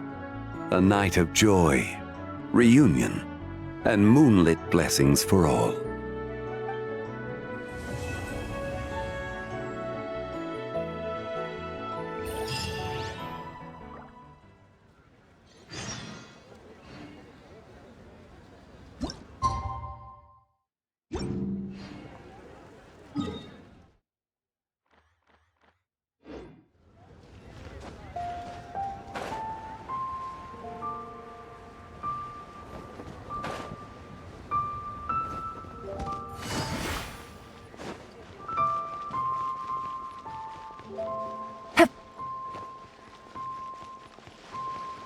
Wow, so lively!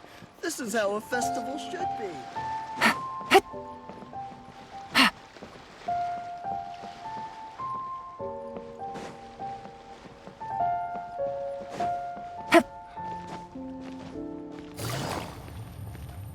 My friend.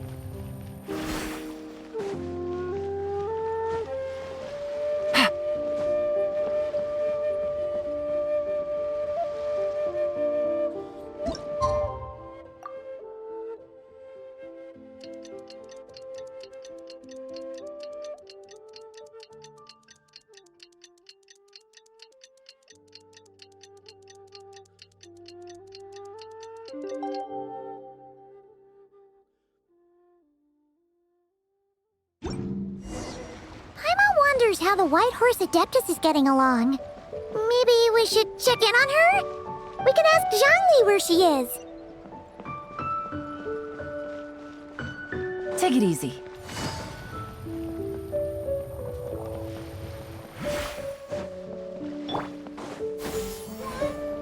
Skyward! Scatter!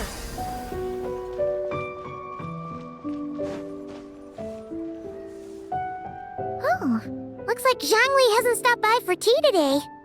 Hey, are you two looking for your friend? Try going up that way. Is Zhangli up that way? No, but that young lady who was dressed up as the White Horse Adeptus the other day is. She's your friend, right? I just saw her head toward Wanmin Restaurant. I was wondering why she was eating alone. But then you two showed up hot on her heels. Oh, what luck! We were just on our way to find her. But what's she doing at Wanmin Restaurant? I have no idea. I said hello, but she completely ignored me. She couldn't have forgotten who I am, right? I mean, we're kindred spirits, aren't we? Maybe she's still half asleep, but her brain might be a little fuzzy. Oh, that makes sense. I was wondering why her eyes were so red. Her eyes were red? Oh, that doesn't sound good. You young people, staying up all night because you think you're invincible. Look at your friend, missing out on sleep so she can pretend to be the White Horse Adeptus. That's where that leaves you, you know. A word to your friend from someone who's older and wiser. She really needs some rest. Paimon won't be so certain about the older and wiser part. Yeah, what was that? Hurry along, then.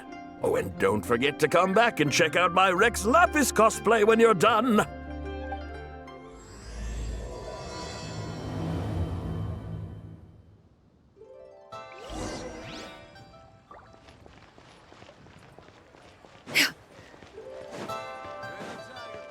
Wow. Leo's really got a lot. Where's the proprietor? Come out and see me at once! Xiangling and Chef Mao aren't here right now. What can I help you with? And who might you be? My name is Shenhe. I work here at Wanmin Restaurant. Shenhe. Are you that crane adeptus who loves planting mint? It's been a few days. Have you improved your gardening skills? Did you manage to cover the slopes with mint? Mint? I don't know anything about mint. But I am familiar with Qingshen and glaze lilies. Ha! Already casting mint from your mind. How can a practitioner of self-cultivation be so fickle, chasing after every new plant that catches their eye? I'm not sure I get what you mean. Are you delirious from hunger? Would you like something to eat?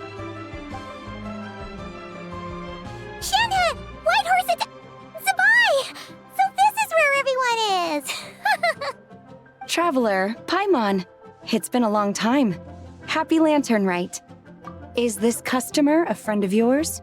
Don't mind her, Shenhe. She's just a little cranky because, she didn't sleep well last night and she's only just woken up.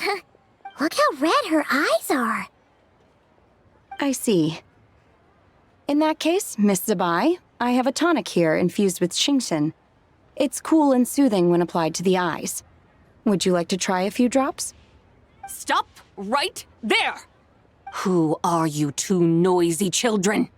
Hey, have you forgotten about us already? Guides. Yes, I seem to recall something about some guides. Ah, yes, now I remember. What luck! I was just looking for someone to show me the way to Elong Wharf. Huh. Is she starting to come around? Someone requested my help in purchasing some tea leaves. I was informed they have discounted prices during the festival and that I shall get a good deal there. Tea leaves? This sounds like Zhangli's doing. He sure knows how to get people running errands for him. Your friend Rex... Zhongli initially requested the most expensive tea, but then a young lady in a hexagram hat mentioned he'd burned through the Wangsheng funeral parlor's yearly expenses at an exhibition a few days ago. As such, he is only permitted to buy items that are discounted this month. Oh, that's his boss, Hu Tao. It's about time she realized the problem and put a stop to his spending sprees. Oh, I see. So that's why you're here. Unfortunately, Wanmin Restaurant doesn't sell tea leaves. If you're truly in need, I could gather some wild tea from the mountain slopes. You don't sell tea leaves? But I remember your boss, Miss Lu, saying that she owns tea fields. You really should get some rest. The person you're talking about isn't the boss of Wanmin Restaurant. She's just like you. She came here to eat. Is that so? Life really is full of surprises. What surprises? Your brain really is as gooey as a pack of slimes. Paimon can't believe Zhongli entrusted you with going all the way to Yilong Wharf and buying tea. That would be excellent, my dutiful guides. Yes, Miss Crane. I apologize profusely for my improper behavior just now. Please forgive me. I completely understand. Master often says that the human body is like a mechanism in need of regular maintenance. When a person cannot rest at night, they are sure to become irritable and on edge. Miss Crane, you appear reasoned and compassionate on the surface, yet I sense dark forces churning within your spiritual core. Those red ropes you wear are what bind them, am I correct? Oh, you can sense that? Indeed. I also sense that with your strength, you might try undoing one or two of those bonds when training. Untie Shen has ropes? Wouldn't that be risky? Though the use of red ropes to bind the soul is a wondrous technique, practitioners must eventually learn to break free from external aids and look within themselves for restraint. Master has told me similar things, but I am not ready yet. Your self-cultivation has progressed far enough. Then I will seek further guidance from my master. If you still have doubts, you can find me at the Baiju Guest House. I'll be taking up residence there for a while. For now, my dutiful guides, let us be off.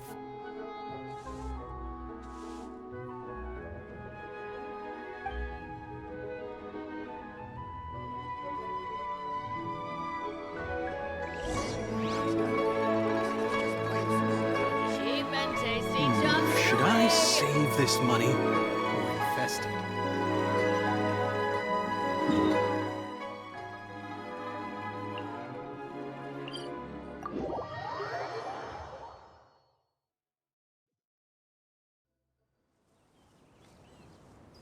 Yeah! Skyward! Aren't we going to Yilong Wharf? How do we end up on this mountain? Is that small town over there not Yilong Wharf? I sense a familiar scent wafting through the air. You're right! Except for the smell part. Paimon doesn't smell anything. That is because this scent is the essence of jade, which can nourish the spirit. Oh, yeah! Shenyu Vale does have a lot of jade, but Paimon didn't think jade smelled like, anything. Naturally, this has reminded me of something. And what's that? A few simple tricks for mastering one's power.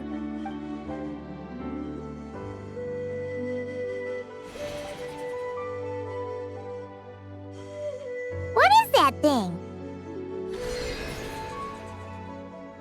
I'm sure you've been to Yilong Wharf many times before, but I wonder if you've done so while cruising through the air. You've been such dutiful, dedicated guides, so allow me to offer this fresh experience as recompense. Please step in.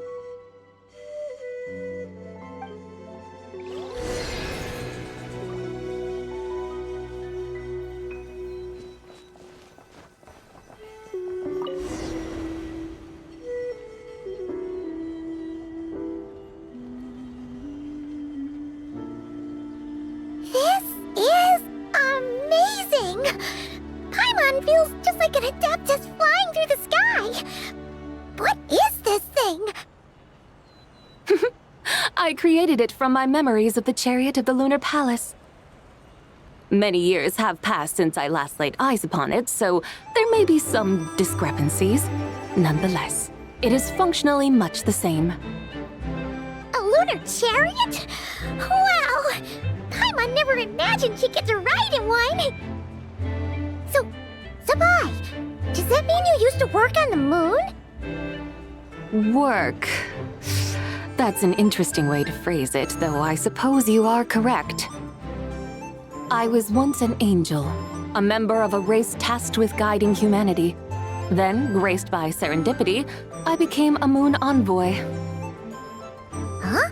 What's a moon envoy? Some kind of super important angel? As you would understand it, a moon envoy is a job title. Any angel, or non-angel, can become a moon envoy. Does that mean you're not the only one? Of course not. Though my memories are still hazy, I vaguely remember some of my colleagues. There was one who liked to take on the form of an ibis. An ibis? Could it be... Can all moon envoys turn into animals? Does that mean Lauma could take that job? She can turn into a deer, and moonchanters are some sort of Luna envoy anyway, right? Moon chanter? I have no idea what those are. Oh, okay then.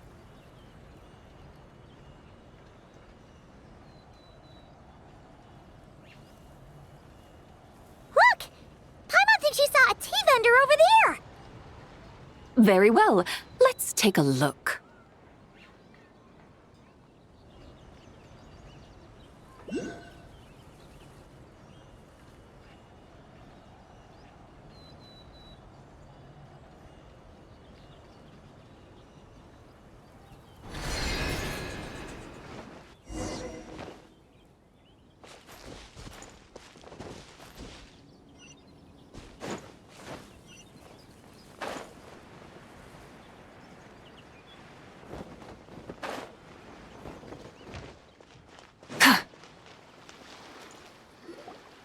Welcome, please have a look around.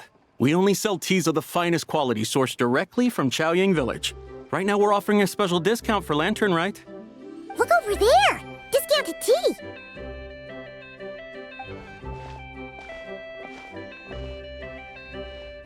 Dear customers, are you looking to purchase some tea leaves? I can see from your bearing that you are no ordinary customers. My humble shop has some exquisite teas that should satisfy your more refined tastes. We're not here for quality. We're looking for a discount. A discount? Well, that's a coincidence. Our Sungla tea is on sale right now. A special festive offer. Something about the name of that tea sounds familiar to Paimon. Buy 3 boxes of Sungla tea during the festival to get 10% off. Buy 4, get 20% off. Buy 10, but... That's right! 10 boxes at half price. Have you been to our shop before by any chance? Oh, Paimon's definitely heard this spiel before. 3, 4, 10, 10, 20, 50. Sabai, what are you muttering about? When purchasing 3, 4, or 10 boxes, the corresponding discounts are 10, 20, and 50%. The intervals between the two sets of numbers are 1 and 6, and 10 and 30. Look! Her eyes turned blue! That's gotta be a first! If the differences between intervals remain equal, the interval after 6 should be 6 plus the difference between 6 and 1, which is 11. Similarly, after 30, the next interval should be 50. Therefore, extrapolating upward, the next two numbers in each set should be 21 and 100. You're making Paimon's head spin! Those numbers, what do they mean? They mean that if we buy 21 boxes of Sungla tea, we should get a 100% discount! 100% discount? Oh, there was a pattern to the discounts! Is that right? The pattern we speak of is mathematics, little one. a pattern that is always right. That's amazing! You're a shopping genius, Sabai! Oh wait. Something feels off here. I had no idea our shop's discounts were tied to the laws of nature. I've learned so much from you, dear customer. No need to thank me. Now, please give us our 21 boxes of free tea. Oh, wait! What's the matter? Paimon just realized what it is that's not right. It took you long enough. We got the short end of the stick!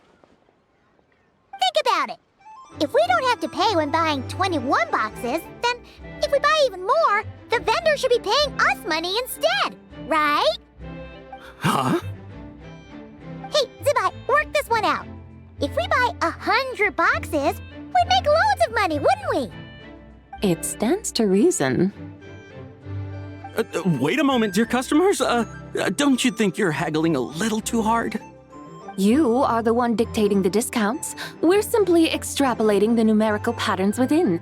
As such, we are hardly haggling. You have a point. However, that's right. I'm so sorry. I just remembered. My supplier didn't come today, so we don't have any tea after all.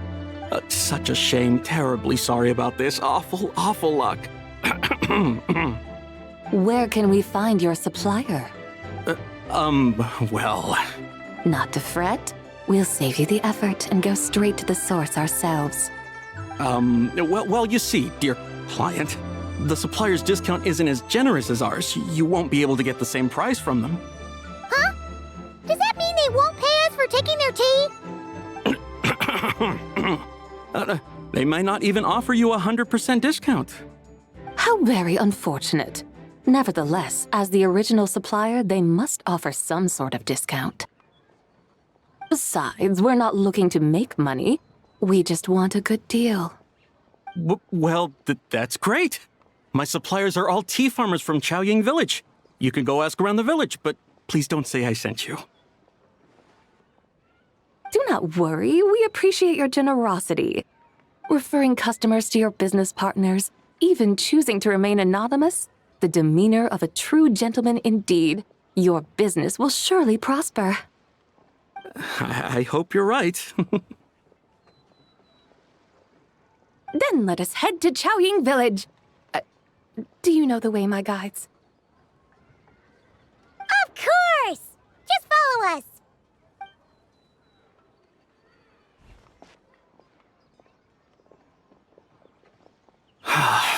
What otherworldly beings were those? Thank the heavens I managed to send them on their way. I should hurry home and pray to the White Horse Adeptus. May she bless me such that I never encounter such customers again.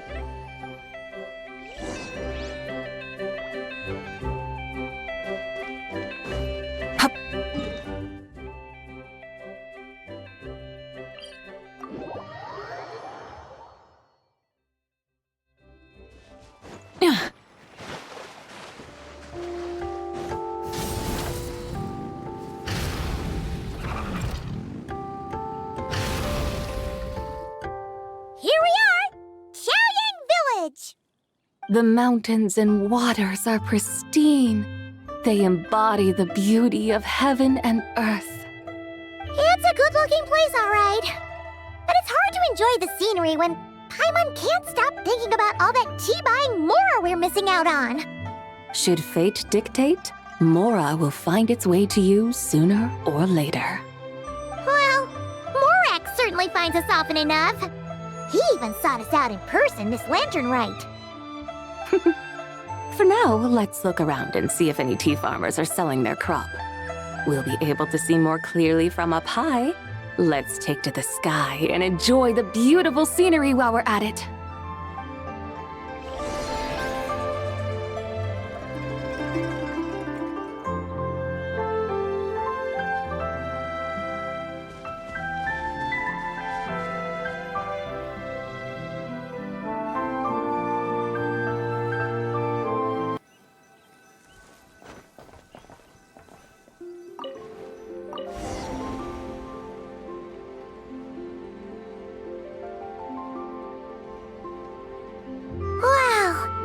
Xiaoying village looks beautiful from up here.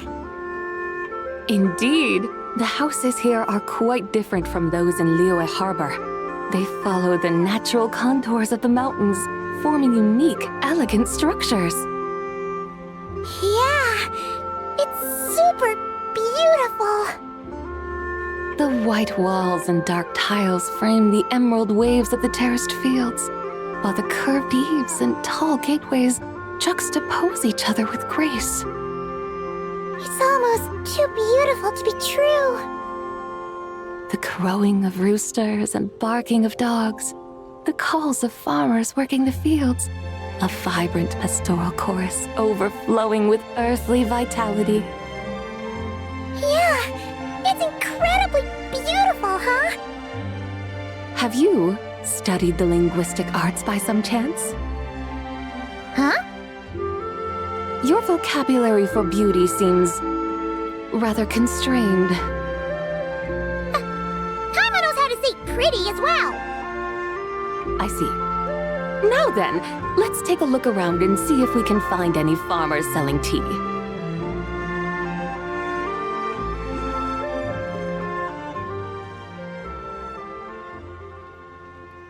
Look! There's someone in that tea field! And they look kind of familiar. Wait, is that Lu Shanxiang? And who is that? Oh, you'll remember her once you see her up close. Hey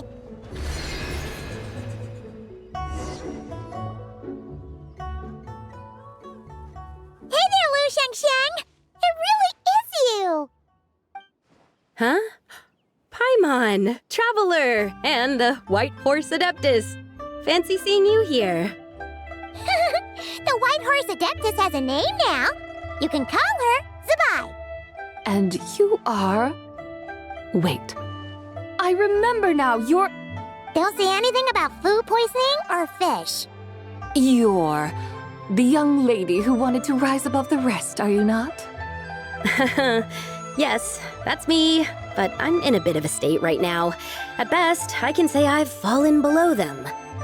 Fallen below them? What happened? Like I said the last time we met, I'm being punished according to family rules. My father, mother, grandfather, grandmother, other grandfather, other grandmother. Oh, that's a lot of family members. Yeah, and on the night of Lanternlit, they held a family meeting to discuss my situation. So, they do care about you. There's no doubt they care. But they think that since I caused all that trouble in Liyue Harbor, it shows I can't be trusted on my own. They decided to ground me. Ground you? Yeah, though they're not confining me to my room. Instead, I have to personally nurture a tea seedling until it grows big enough to be sold at market. Aw, a tiny little tea baby. Do they want you to experience what it's like to be a parent? It's supposed to cultivate my character and temperament. They say this will help me calm down and reflect on my issues. What happened in Liyue Harbor really wasn't your fault. Oh well, at least this punishment doesn't sound too harsh. So, how long will it take for the little tea baby to grow? Actually, I don't know. I've never grown a tea tree before. It usually takes 2 or 3 years. 2 or 3 years? Yes, the tea in this garden requires 2 or 3 years to mature. That long? Zabai, you're not making this up, are you? How do you know so much about growing tea? When the plants thrive and grow, that is the meaning of my name. I can tell at a glance when their season of ripening will come. Do I really have to waste 2 or 3 years here? Why is this happening to me? I'd only just found my direction in life. Yes, during the night of Lanternlit, I heard many people reciting poems from long gone in praise of the moon. In that moment, I suddenly felt a great sense of pride. I mean, I helped excavate cultural artifacts from long gone, so I contributed to the revival of these poems too, right? So I decided to stay with the archaeological team. I want to unearth even more history. I see. And are you sure that's what you want to do? If you don't achieve anything significant in the years to come, will you still enjoy it? Yes, because archaeology gives me that boom shakalaka feeling. Wait, did Xiangling teach you that? That's right. I was asking her for advice. She said that if something gives you that boom shakalaka feeling, then it has to be worth pursuing. I immediately thought about how, when I'm excavating in the ruins, I always feel like there's a ghost standing beside me, and not in a spooky way. It feels like my great-great-great-great-great-grandmother patting me on the shoulder and saying, "Keep going. You're about to rediscover some grand ancestral knowledge."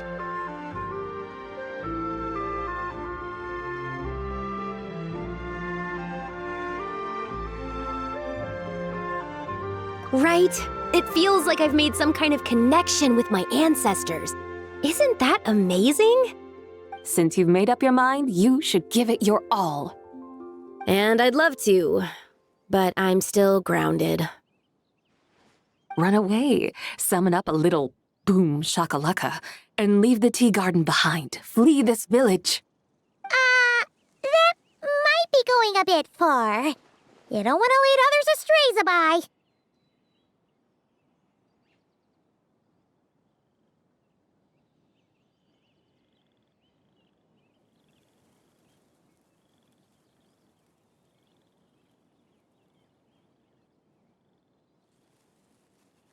Yeah!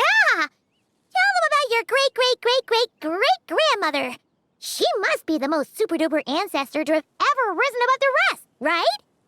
I'd be better off telling them about the White Horse Adeptus. After all, she's the supreme riser above the rest who saved my great-great-great-great-great-grandmother. Then it's settled. Tell your family that your decision has my blessing. Thank you, Tsubai, but I don't think cosplay is going to work on them. They won't listen. They don't need to listen. You need only follow the rules they've set out for you. What do you mean? As I'm sure you know, some ancient texts refer to the White Horse Adeptus as the Daughter of Time. My family history contains such records, but what of it? If the White Horse Adeptus were to manipulate time to make your tea seedling grow overnight, then you'd be free, correct? Is that how it works?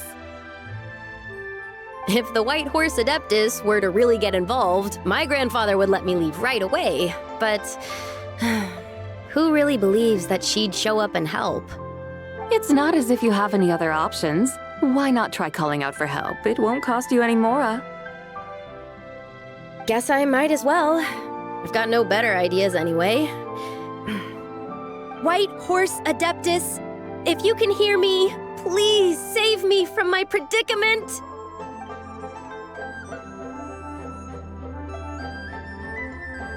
Ugh. Nothing happened, as expected. Perhaps the White Horse Adeptus has already heard your prayer. Why not come back here tomorrow and take a look? By then, the seedling you planted may well have grown into a thriving tea tree. Thank you, Tsubai, for trying to comfort me. I do feel better now, kinda. But can't you really do something like that? Oh, it's getting late. Why don't you all stay at my house tonight? My family may be strict with me, but they're always welcoming to guests. That sounds great! Let's get some sleep and then come back here tomorrow to see if our tea baby has grown.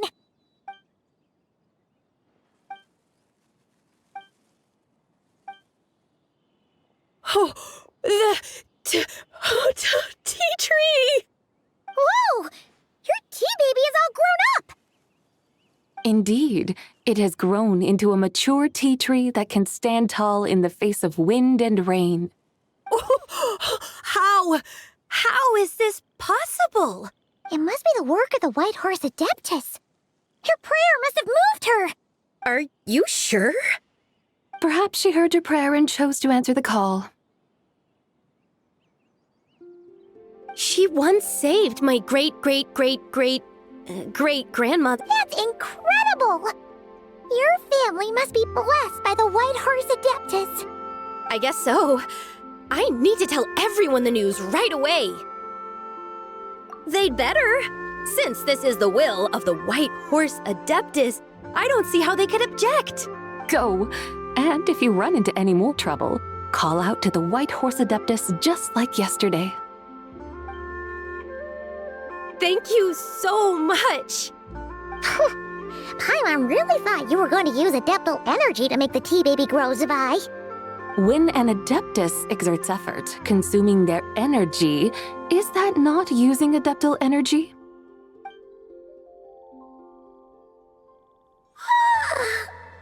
All right. What are we doing out here in the middle of the night? We're here to help Lu Xiangxiang fulfill her wish, of course. Can you really make the tea baby grow? It won't be easy, but there are ways.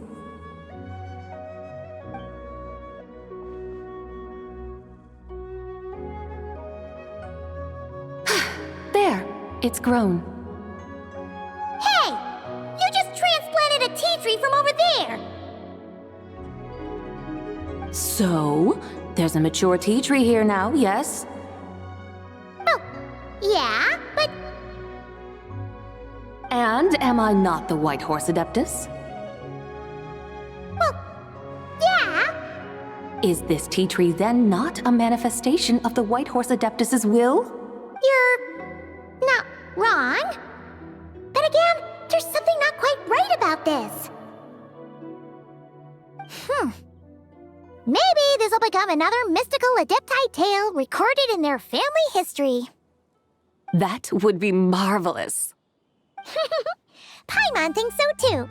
Hey, Traveler! Zabai seems to be doing much better now, don't you think? Oh! Paimon bets that's why Zhongli chose to send her on this errand.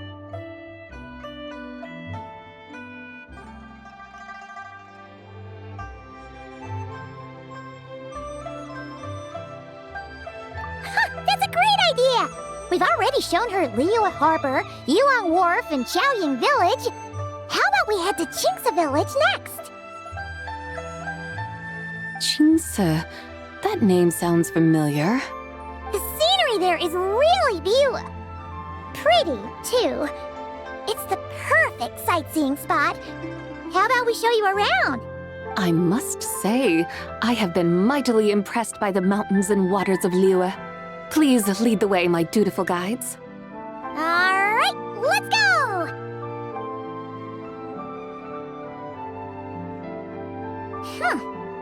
Paimon can't help feeling like we've forgotten something. Pay it no mind.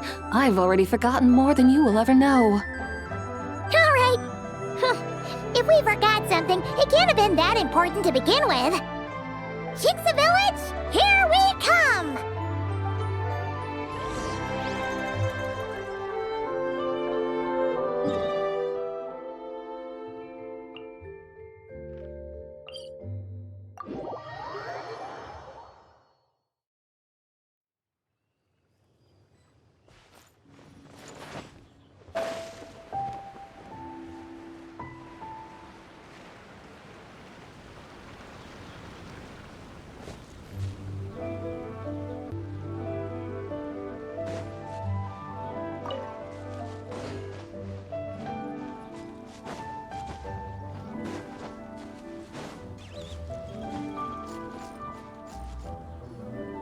We should plant cucumbers.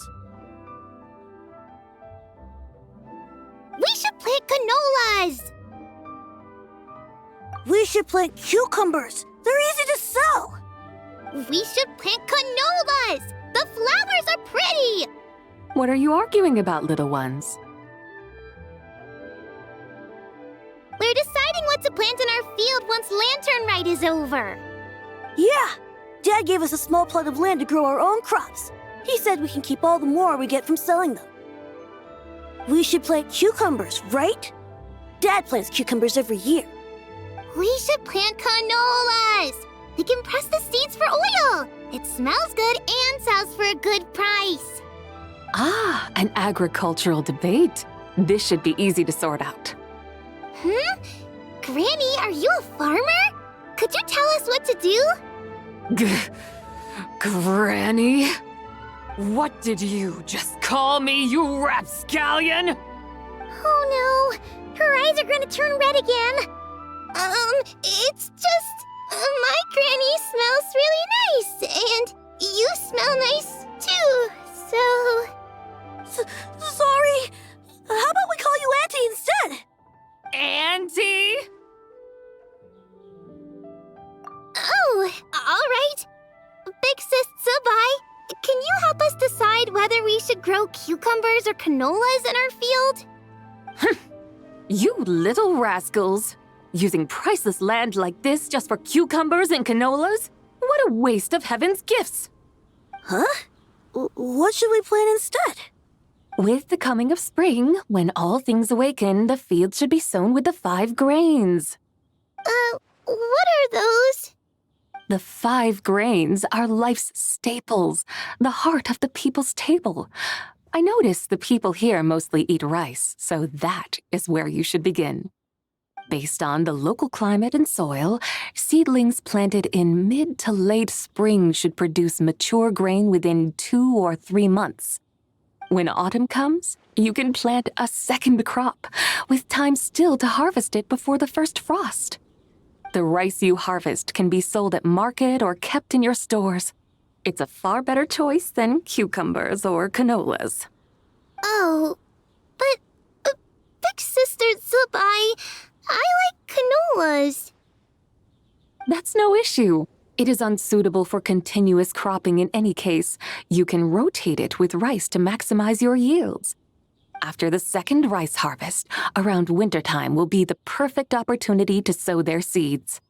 And when they mature in mid to late spring, you shall be just in time to sow the first rice crop of the year in turn. This way, your field will sustain balance, rice and canola in a harmonious cycle. Wow, that means we'll have crops to harvest all year round. Wait a minute! If rice and canola take up the whole year, what about my cucumbers? A firefly dares rival the brilliance of the moon? In what twisted universe should cucumbers vie for land with rice? Big Sis Zubai, you're going to hurt Lil Bee's feelings. Auntie hates cucumbers.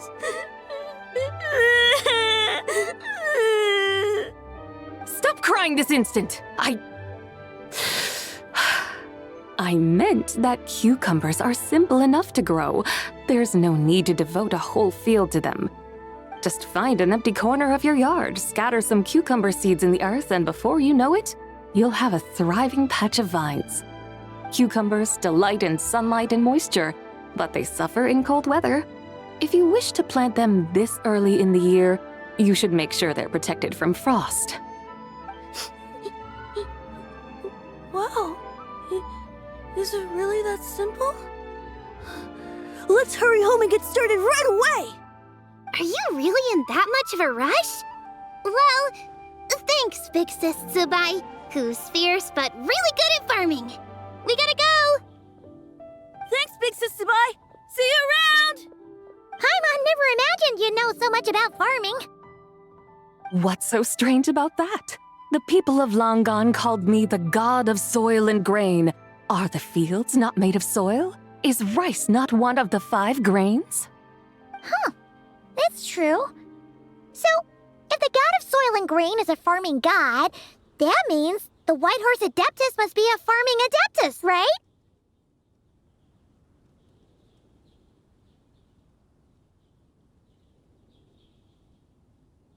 Of course the god of farming is down to earth. Mind your tongue, impertinent child. How dare you diminish the lofty bearing of an adeptus? Hey! You're the one who said the god of soil and grain is all about farming. Enough! It's time for us to take to the skies once more. Join me now. Witness the majesty of mountain, water, and field, and broaden your horizons.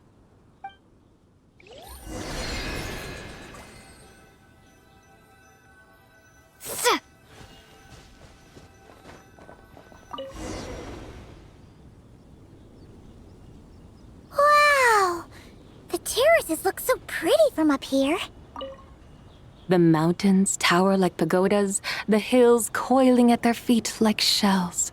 Layers built upon layers, rising and falling in harmony. A truly unique and mesmerizing sight. Thinking about it, you have a special connection to this place, you know. A special connection? Yeah! There's a local legend about a white horse leaping from a pure spring to follow Rex Lapis into battle. Don't you remember? You must have been living in seclusion around here. That does sound somewhat familiar. Oh, and if we keep going up this way, we'll reach a super duper spooky spot. You might have a connection to that place too. There's an ancient array that seals away the remains of a fallen god. A god's remains? Yeah! The people of Liyue turned that story into an opera called The Sanctification of Tao Do. Does that ring any bells? Tao Do. Huh. The 7 and 8 gates array. That's right, that's right! You do remember! Buna, the god of the underworld, who could pacify the forces of life and death. Huh? So, Tao Do had another name? Let's go take a look.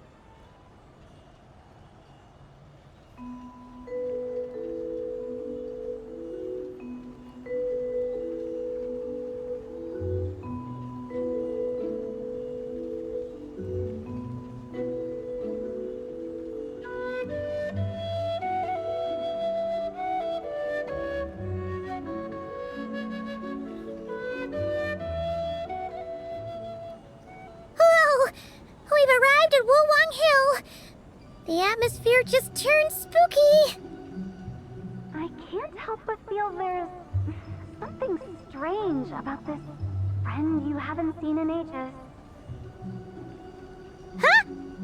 Paimon thought she heard someone's voice. Let's head down and check it out.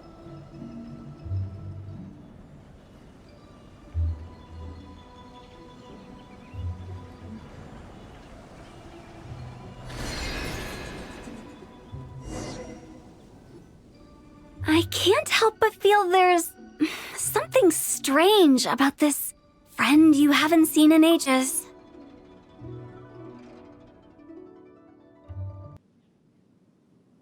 Her strangeness defies description. This Miss Zabai is a full-blown enigma, don't you think? I'm afraid I have no idea what you're talking about. Aren't you worried about sending her all the way to Yilong Wharf on her own to buy tea? What if she gets lost? Where there are people, there are paths. Now I'm the one with no clue what you're saying. She can ask for directions. And then what? She will meet strangers in unfamiliar lands, build friendships, part ways. Hers will be a long journey indeed. The further the journey, the more footprints one leaves behind. The deeper those footprints, the harder it is for time to erase them. Ah, so you want her to make new friends? I see. But from what you say, it sounds as though she's not from Liyue. I believe she was not, but perhaps she will be. You're sounding stranger by the second. Huh. Oh, over there. Oh, look who's here. Hu Tao! Zhongli! What are you doing here? Traveler, Paimon, fancy meeting in a place like this. Oh my, and Miss Zabai too. Sounds like fate to me. We were taking Zabai to buy some tea from Yilong Wharf. Zhongli sent her there, though she didn't even know the way, and... Oh, drat! We forgot the tea! Oh, Paimon knew we were forgetting something! Why didn't you say so earlier then? What's done is done. There's no need to dwell on it. Fresh tea grows with each passing year. Let fate deliver it as it wills. Exactly. You can get tea wherever you go. You're hardly running low now, are you? Paimon feels a lot better now that you've said that. Still, I'm a little confused. If you were buying tea, how did you end up all the way out here? We're taking Spy on a sightseeing tour. We started at Liyue Harbor, stopped in at Yulong Wharf, went sightseeing around Xiaoying Village, made our way to Qingce Village, and now we're here. Wow, that is quite the itinerary. Yeah, actually, Paimon thinks it's about time we headed back. I'm here to pay my respects to my ancestors. My dear consultant kindly agreed to join me. It is Lanternlit, after all. Adepti and ancestors should be venerated alike. Ancestors? Wait, could you be? Are you heir to the Wu-Wong kid? Or perhaps the lone butterfly of the Crimson Flame? Whoa! Have you got all your memories back? Huh? Miss Zabai, you know about the Wangsheng funeral parlor and the 8 adepts? I happened to hear a storyteller expound on the sanctification of Tao Do. Lots of people know that story, sure, but very few can discern my family lineage from just a glance. Well, Zhongli, your friend here really is quite something. Unfortunately, there's no time to dally right now. We have a hill to climb. Perhaps once today is done, we can find time to chat over tea, recite poetry, and admire the moon? That would be wonderful, Director Hu. Oh, and before we go, you've been traipsing around all day. I suggest you stop off at the Wangshu Inn on your way back for a good night's rest. Wouldn't do to exhaust yourselves,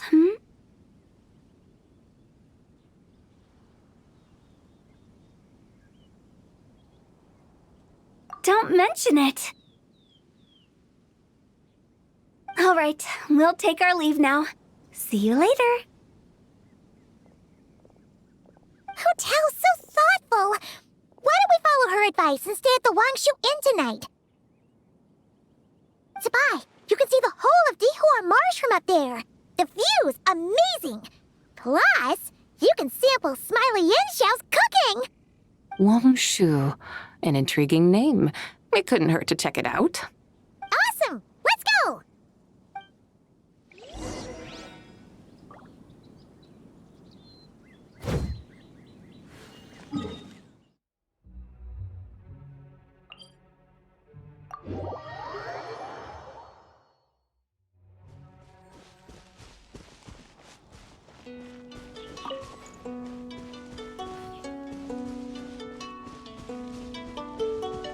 Rise with the sun!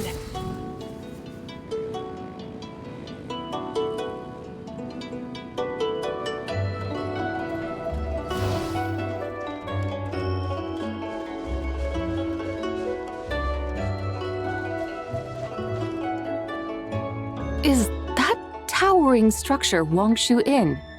Sure is. We can take the lift up from over there. Always walking the path long trodden. Does retracing others' footsteps not tire you? Come on, get in. We'll fly to the top.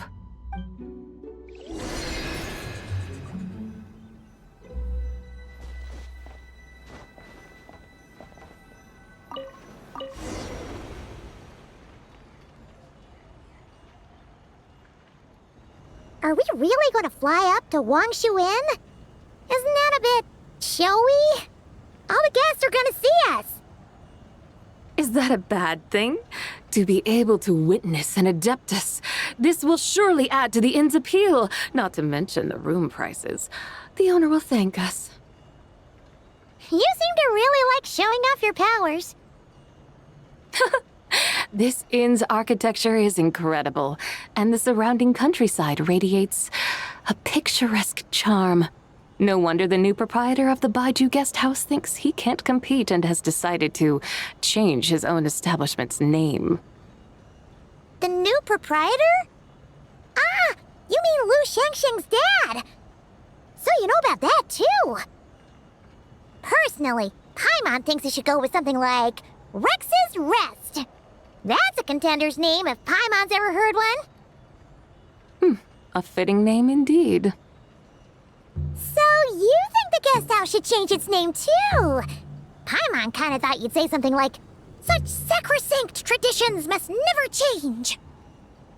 Time flows ever onward. Why should the rules of yesterday be carried forward into the world of tomorrow? The people of today should determine what is to be kept. Huh. You're not as old-fashioned and stuffy as Paimon thought. The years ebb and flow, seas recede to reveal fields. In the vastness of time, I am but a wild horse in a boundless sea of dust. Even Rex Lapis, having waded through the waters of the river of time, is not quite the same as before. Xiangli? What was he like before? That is another story for another time.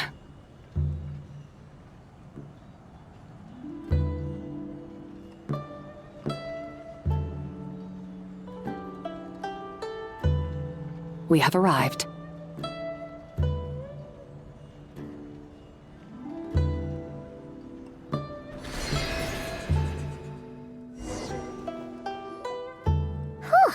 This is the first time Paimon's ever flown up to Wangshu Inn on a chariot.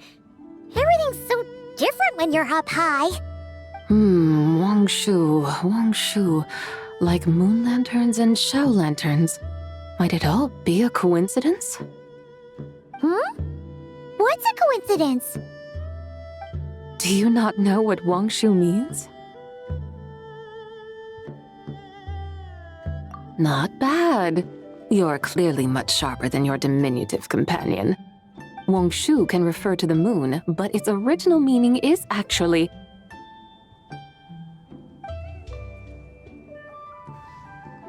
The goddess who rides the bright moon's chariot. And you must be the conqueror of demons. Xiao! Paimon was wondering if we'd disturbed you by flying down from the sky. Not at all. I sensed an unusual presence long before you arrived, though I didn't expect it to be you in a flying chariot. Ah, a witness at last. I was starting to think we should fly a bit lower. 'Twould be awfully dull if no one ends up marveling at my lofty bearing. No need. This is already showy enough. I'm not one to do good from the shadows, as Rex Lapis is wont to do. Then you must be... Nay, I'm only cosplaying as the White Horse Adeptus, in truth. Cosplaying? What's that? Ugh, ignore her nonsense. She's a genuine article. The one and only, completely authentic White Horse Adeptus. It's just... Xiao, did Zhongli say anything about her being a teensy bit... not quite right? Mental instability, perhaps? Did Zhongli tell you that? No, this is my own speculation. Oh, you pretty much hit the nail on the head. It's like her brain's filled with a bunch of slimes right now. All gloopy and messy. There's a hot-tempered pyro slime, a math-obsessed hydro slime, and a mischievous little animo slime. But don't tell her Paimon said that, or she'll come and tell us all off. You white-haired rascal! Do you think I can't hear you?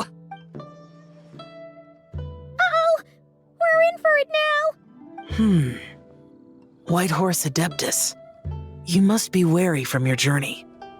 Why not take a rest? Oh, yes! You must be hungry, right, Sabai? How about we get some food? Oh, the chef here is incredible!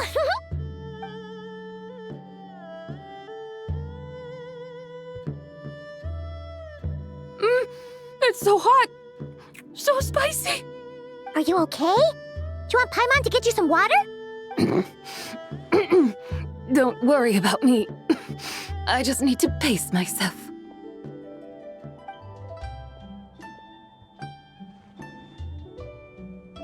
So, regarding your friend and her condition, does even the Lord of Geo have no solution? Zhangli said we should wait and she'll get better on her own. But who knows how long that's gonna take. Is that why her personalities change so easily? Paimon thinks that has something to do with her 3 deadly selves. Zhangli told us that the deadly selves are impure, affecting living things that get too close.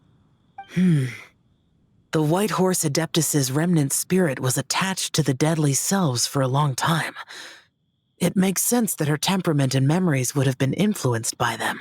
But Paimon still doesn't really understand what the 3 deadly selves actually are. Paimon, as you do not practice self-cultivation, I cannot help you fully understand. But you can think of them simply as emotions and desires. The act of severing the 3 deadly selves is a means of exercising wicked desires and cultivating one's true self. I believe other nations have similar practices. In Sumeru, it is known as shattering Atmagraha. Oh, so it's about emotions, desires, and attachments, that sort of thing.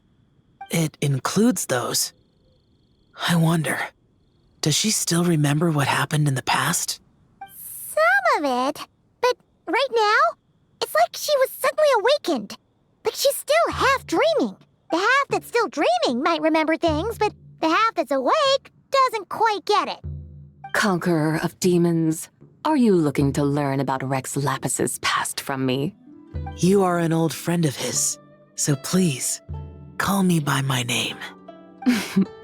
But Conqueror of Demons sounds so much more imposing. In days of yore, he was the Lord of Geo, Heaven's Star. Huh? You said the same thing the day you came back, but what does it mean? I'm afraid I can't remember. Hey, did you really forget? Or are you just pretending so you don't have to tell? Why not ask Rex Lapis himself? Whether I've forgotten might be up for debate, but I am certain he remembers. He must have his reasons for not raising the past, and you likely have similar concerns. I shouldn't have asked. An answer that suits your style, General Olatis. Now that we're on the subject, though, I suddenly remembered something. Which is? In the distant past, there was a feast, which I attended. I faintly recall the Lord of Geo also being present that day. Oh! And then? What happened? Among the dishes served, there was one that could be found in every household throughout Langan at the start of spring. I suddenly remembered the recipe for this dish. Is that it? Yes! Since it's Lanternlit here in Liyue, why don't I make some for you to try? That sounds good.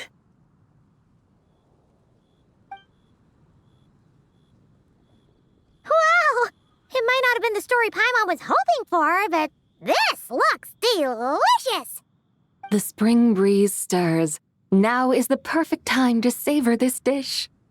My dutiful guides have gone to great trouble to show me around Liyue, and even the Conqueror of Demons has graced us with his presence. I feel deeply honored. This flavor of spring is my way of expressing my gratitude. There's no need for such grand words.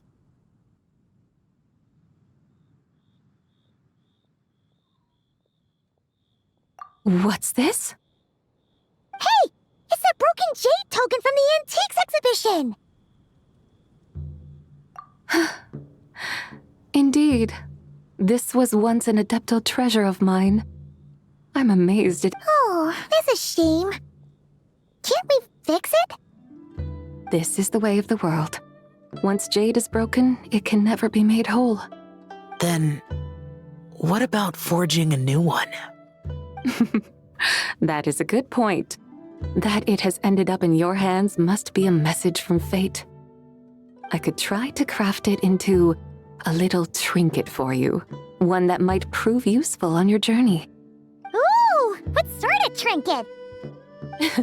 It's just a passing thought, one that will require the right opportunity. I'll think about it more when the time comes. Now that we've had our fill, we should get some rest. Tomorrow we return to Liyue Harbor, where I'll have need of your guidance once more.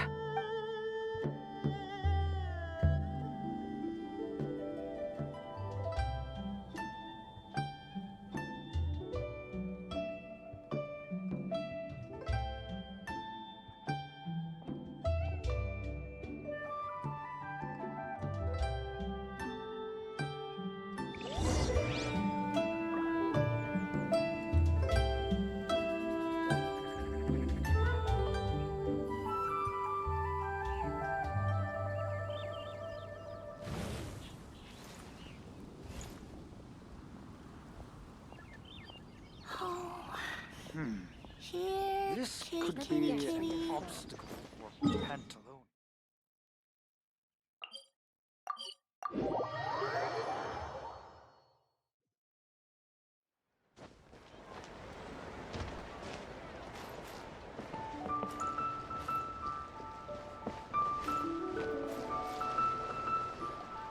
Chi-Chi, the lantern rite is almost over. Do you remember how to make a Xiao lantern? Morning, split bamboo, and get silk, make Paimon. You've got it all mixed up again. They're here again. Yow! Looking good in that new outfit, huh? Hey, it's Paimon! Dr. Baiju gave this to me as a gift. How does it suit me?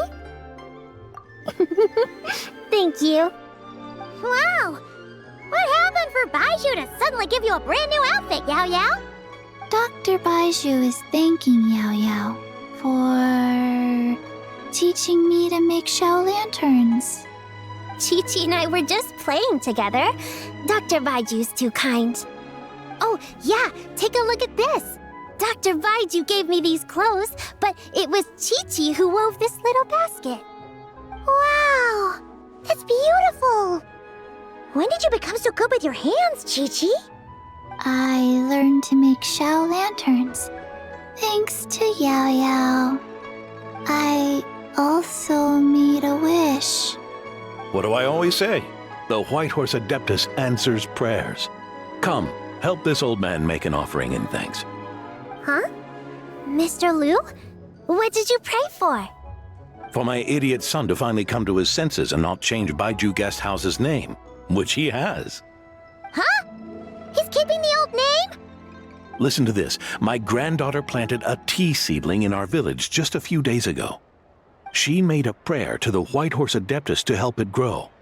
Overnight, her seedling flourished into a mature tea tree. Oh, that sure does sound like a miracle. Could the White Horse Adeptus really have helped it grow? Of course she did. Oh, White Horse Adeptus, how blessed is our family over whom you keep watch. Truly, this is an extraordinary miracle. You must record it in your family history without delay. Of course. Huh? Is that you, Miss Zibai? Indeed. I have a long-term booking at your guest house. Yes, I recall. Mr. Zhongli said to charge your expenses to the Wangsheng funeral parlor, if I remember correctly. That Zhongli. Always making trouble for poor Hu Tao. I noticed when you were here last that you bear a striking resemblance to the pictures of the White Horse Adeptus in my family history. You both have golden eyes. Perhaps fate has had a hand in our meeting. And a glad meeting it is, Miss Zibai. Now, why don't I gift you some tea from my garden to celebrate this encounter? We grow Sunghua tea there, and it has quite the reputation throughout Yilong Wharf. I hope you will accept it. Oh! Sunghua, buy 10 boxes, get half off teas, back on the menu. Buy 10 boxes, get half off? Don't be silly. This is a gift. It's free. Woohoo! Nice! Thank you so much, Boss Lou. There's no need to thank me. You're a visitor from out of town, which makes you an honored guest. Make yourself at home. Lanternlit may have ended, but the streets are still bustling with activity. Make sure to take everything in, meet some new friends, and enjoy your time here. And that goes for you kids as well. Happy Lanternlit. Got it, Mr. Lou. Happy... Lanternlit. Yeah! Happy Lanternlit, everyone! Happy Lanternlit indeed.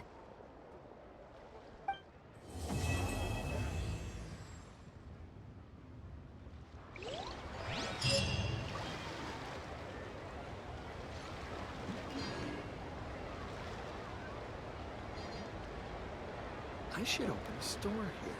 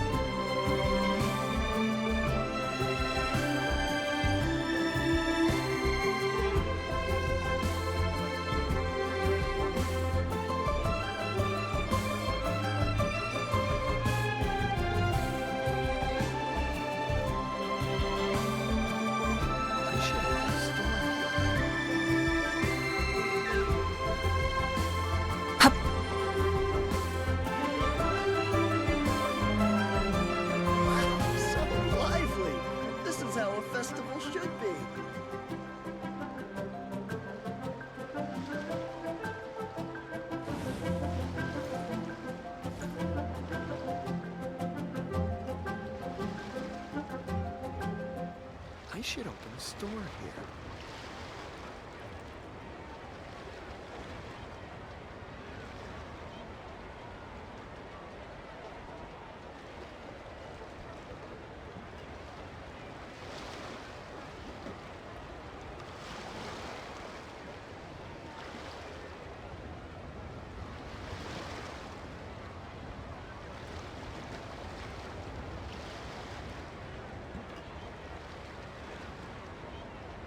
I should open a store here.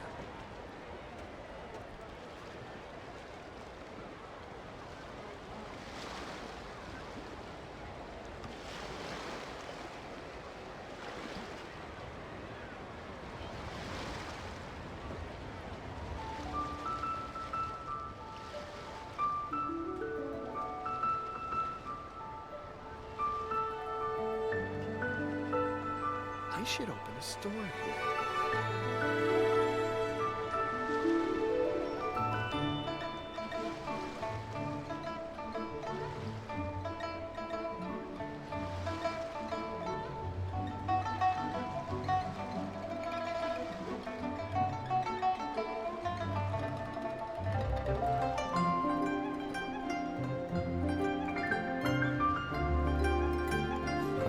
I should open a store here.